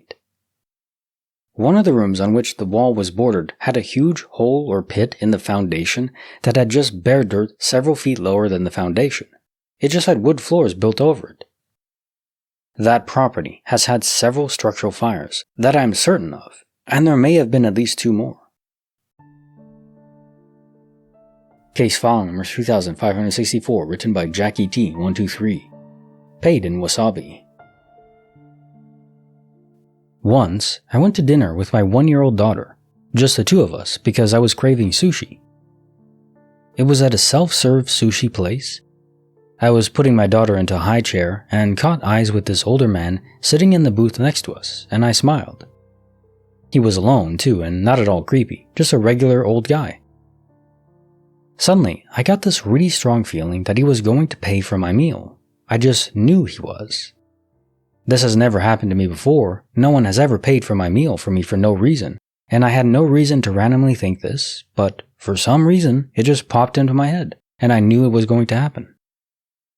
Maybe 15 minutes later, when my daughter and I were eating, the waitress came up to me and said that the gentleman sitting near me had paid for my meal and left. I know this could just be a coincidence. I'm not really a believer in psychics and things like that, but it was just so strange that I strongly knew this would happen, and it was such a clear vision and feeling, and then it did happen. It felt very surreal. Like, how did that happen? Did our eye contact or body language communicate something? It almost felt like we had the same idea pop into our heads at the exact same time. Like he decided he was going to do it when I felt like he was going to do it too, if that makes any sense. That's an interesting question that you bring up, where did you simply know that this was going to happen as a premonition, or was it almost like a forced or influenced event? Some entity in the area implanted the idea in both of you at the same time. You know this is going to happen because I'm heavily influencing this older man to pay for you. Maybe it was important for you to do that. Maybe you were struggling financially at the moment and, And it's not like we haven't all done that before where we don't have a ton of money, but we still go out and treat ourselves to good food because it's the best thing ever. It is the raison d'être. To exist is to eat. As long as there's food, I want to live forever. So maybe it's something like that. That's the impression I get. Something influenced both of you to be aware of what you should do. For you, it was just awareness of what this man was probably going to do because he's being influenced. I don't think anyone possessed him to do it. Just some sort of nudge. Case file number 3565, written by Matriarchy Archery. The final line. My grandpa died in 2005. He lived on a homestead he built that was on a big tree farm. He would walk his property often every day. One morning, he went out for his walk and did not return. Long story short, he had a stroke while on the walk, was found unresponsive, taken to a hospital, put on life support, and died a day or two later after family had arrived. He also journaled every single day. Simple entries like, went grocery shopping, kids brought over food, had a doctor's visit, stuff like that. Really simple. My uncle just died recently, and we were going through his personal belongings over the holiday. In those belongings, we found the journal and decided to look at my grandpa's last few entries. The last few entries were, not feeling well, had a stroke today. In the hospital. My son and grandson arrived today. 2:45 p.m. Died. I am resting now. The official time of death was 2:49 p.m. The handwriting from each entry is identical to the previous, going back years. We cannot see a difference in the handwriting. My grandpa, grandma, father, aunt, and uncle are all dead now. The whole family is dead except us. We will never get an answer on these entries. There is no one to ask. Well, isn't this one a curious story? If you die, but you have a journal, could you write in it? Especially if it's a digital journal, I think we are quite aware that spirits can influence electromagnetic fields and influence computers. Might be tricky to play with binary code. I don't know how a spirit would interface exactly with a computer, but it seems like they're able to some extent. Or maybe they can physically type on a keyboard, one way or another. If they're in any way able to move reality, they could conceivably write in their own journal, which is a very interesting idea.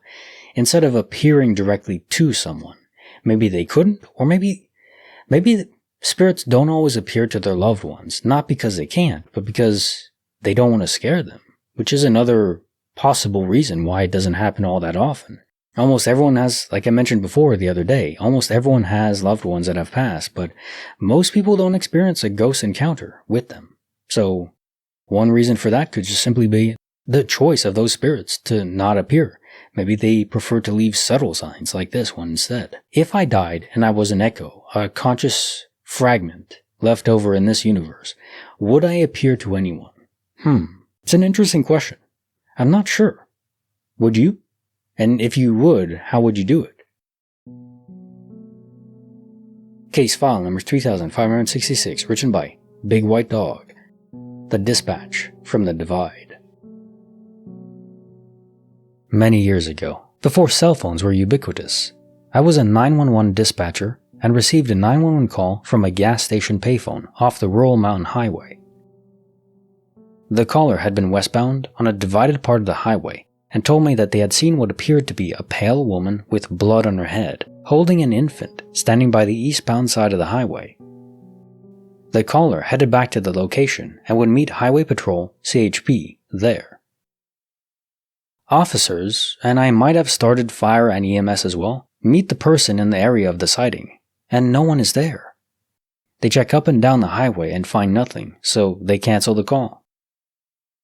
One officer just gets a weird feeling and goes back to the spot, gets out of his patrol car, and goes over and looks over the side through some brush. About 50 feet or so down a slope is a wrecked car. Pinned inside is a dead woman driver with a head injury, and in the back, her baby is alive in a car seat. She matched the description of the mystery woman, but she died on impact and was also pinned in, so the other driver who called it in couldn't have actually seen her. Creeped us all out then, and me again just now. Case file number 3567, written by Impressive Sock 8744, Bloodline Static. There is a legend that a banshee will either howl in the distance or knock on your door to let you know about a family member passing away soon. Depending on which legends you believe, all the Irish have their own banshee, or only some have them, and they follow that line, but all agree that if you leave Ireland, the banshee doesn't follow. The thing is, I am not from Ireland. The last of my family to be from Ireland emigrated in the 1890s in search of more potatoes or something. But I took a job in Northern Ireland about a decade ago. A few years into living there, I was staying over at my now husband's place. This is a typical kind of house with an outside door leading to a hall with two inside doors leading to each occupant's place. Both doors need separate keys to get in. While I was sleeping, I was woken up by 3 loud knocks. Bang, bang, bang. It came from the inside door. I shot up from bed as I was startled, my eyes fixated at the door, and listened closely to see if it may have been late-night partiers attempting to get into the wrong place. There is only silence now. No one on the street, no one in the hall. After a few minutes of trying to hear anything, I tried to fall asleep again, even though something felt off. About 2 weeks later, I get a message from my mother. An uncle of hers had passed away, an uncle who would have shared that same Irish blood. Now, I'm not superstitious, and it probably was just a coincidence. Quite the coincidence, though. Now time for the jokes of the day. My son has finally surpassed his mom in height. Standing next to her, she said to him, "You're 6 inches taller than me." To which he replied, "If you think that's 6 inches, Dad's been lying to you." Can't recover ever from that, can you? Why do actors say break a leg instead of good luck? Well, if you break a leg before auditioning for a role, you get casted. As I handed my dear dad his 65th birthday card, he looked up at me with tears in his eyes and said, "You know, son, 1 would have been enough." Hiking in your 40s is a great way to meet new people. Today I met 2 paramedics, 3 nurses, a cardiologist, and nearly met my maker. Got the whole party assembled. Math teacher says, 50% of the class have failed the recent test. Pupil and student from back row replies, "We're not even that many in this whole class." I was feeling a little playful yesterday and said to my wife, "Look, I haven't worn this in 8 years and it still fits." She said, "For God's sake, man, it's a scarf." If it didn't fit, how fat would you have to get for a scarf to no longer fit, for your neck to expand to that size? That'd be kind of impressive and scary. My siblings and I went out to dinner with my dad, and we started talking about dad jokes we liked. All of a sudden, my dad goes, "I've only made 3 dad jokes my entire life, and they're all sitting in front of me right now." Damn it. He got him. That's fatal. I accidentally swallowed 2 pieces of string, and they came out tied together. I crap you not. The term t-shirt actually stands for something. Tyrannosaurus shirt. You know, because of the short arms. My 6-year-old nephew just told me this joke. Why does a duck have feathers? To cover its butt quack. One spelling mistake can ruin your entire marriage. I accidentally messaged my wife, "I'm having a great time. Wish you were her." No, I mean here. Of course, you know, people should understand it's a spelling mistake, but it definitely doesn't look good. Definitely doesn't look good. My dad was always a, if you got up there on your own, you can get down on your own sort of man. Fantastic father. Terrible air traffic controller, though. Did you hear about the guy who invented the door knocker? He won the Nobel Prize. I don't understand how people have a hard time sleeping. I can do it with my eyes closed. I heard that, by law, you have to turn on your headlights when it's raining in Sweden. How the hell am I supposed to know when it's raining in Sweden? Check your weather app. It's been 20 years since I joined the gym, but there has been zero progress. Tomorrow, I'll go there personally to see what's going on. Germans must have short phone numbers. I asked this girl for her number and she told me 9. I bought a dog from a blacksmith. As soon as I got him home, he made a bolt for the door. Very talented. What do you call a priest that becomes a lawyer? A father-in-law. Why are there no brown bears at the North Pole? They're afraid of the ice. After kissing my wife on the couch, she said, "Let's take this upstairs." "Okay," I said. "You grab one end and I'll grab the other."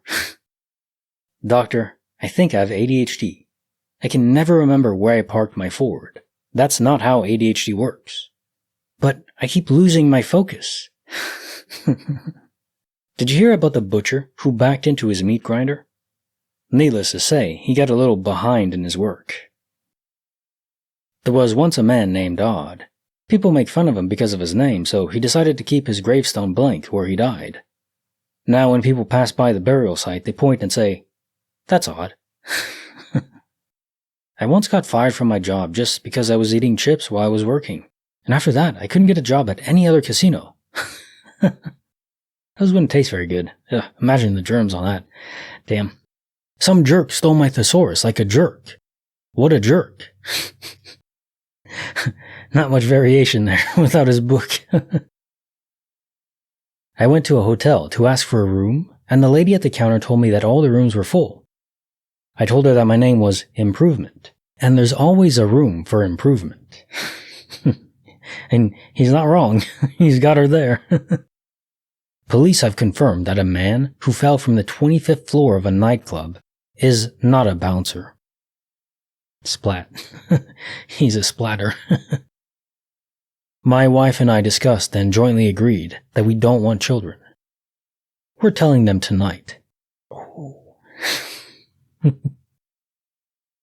NASA is going to launch a rocket to say sorry to the aliens. It's called Apollo G. I accidentally drank holy water with my laxative. I'm about to start a religious movement. Why aren't there more mom jokes? Because she already told them once, and she's not repeating herself. I poked my daughter's belly button, and she poked mine right back. I think she should join the Navy. She seems to have a knack for naval combat. I was stuck in traffic behind a car with the license plate, Gandalf. No idea who it was, but he didn't let me pass. No, he wouldn't. My wife said I should do lunges to stay in shape. That would be a big step forward. Video up here. YouTube thinks you'll like it. Check it out. Don't forget to like the video and subscribe. I'll see you next time.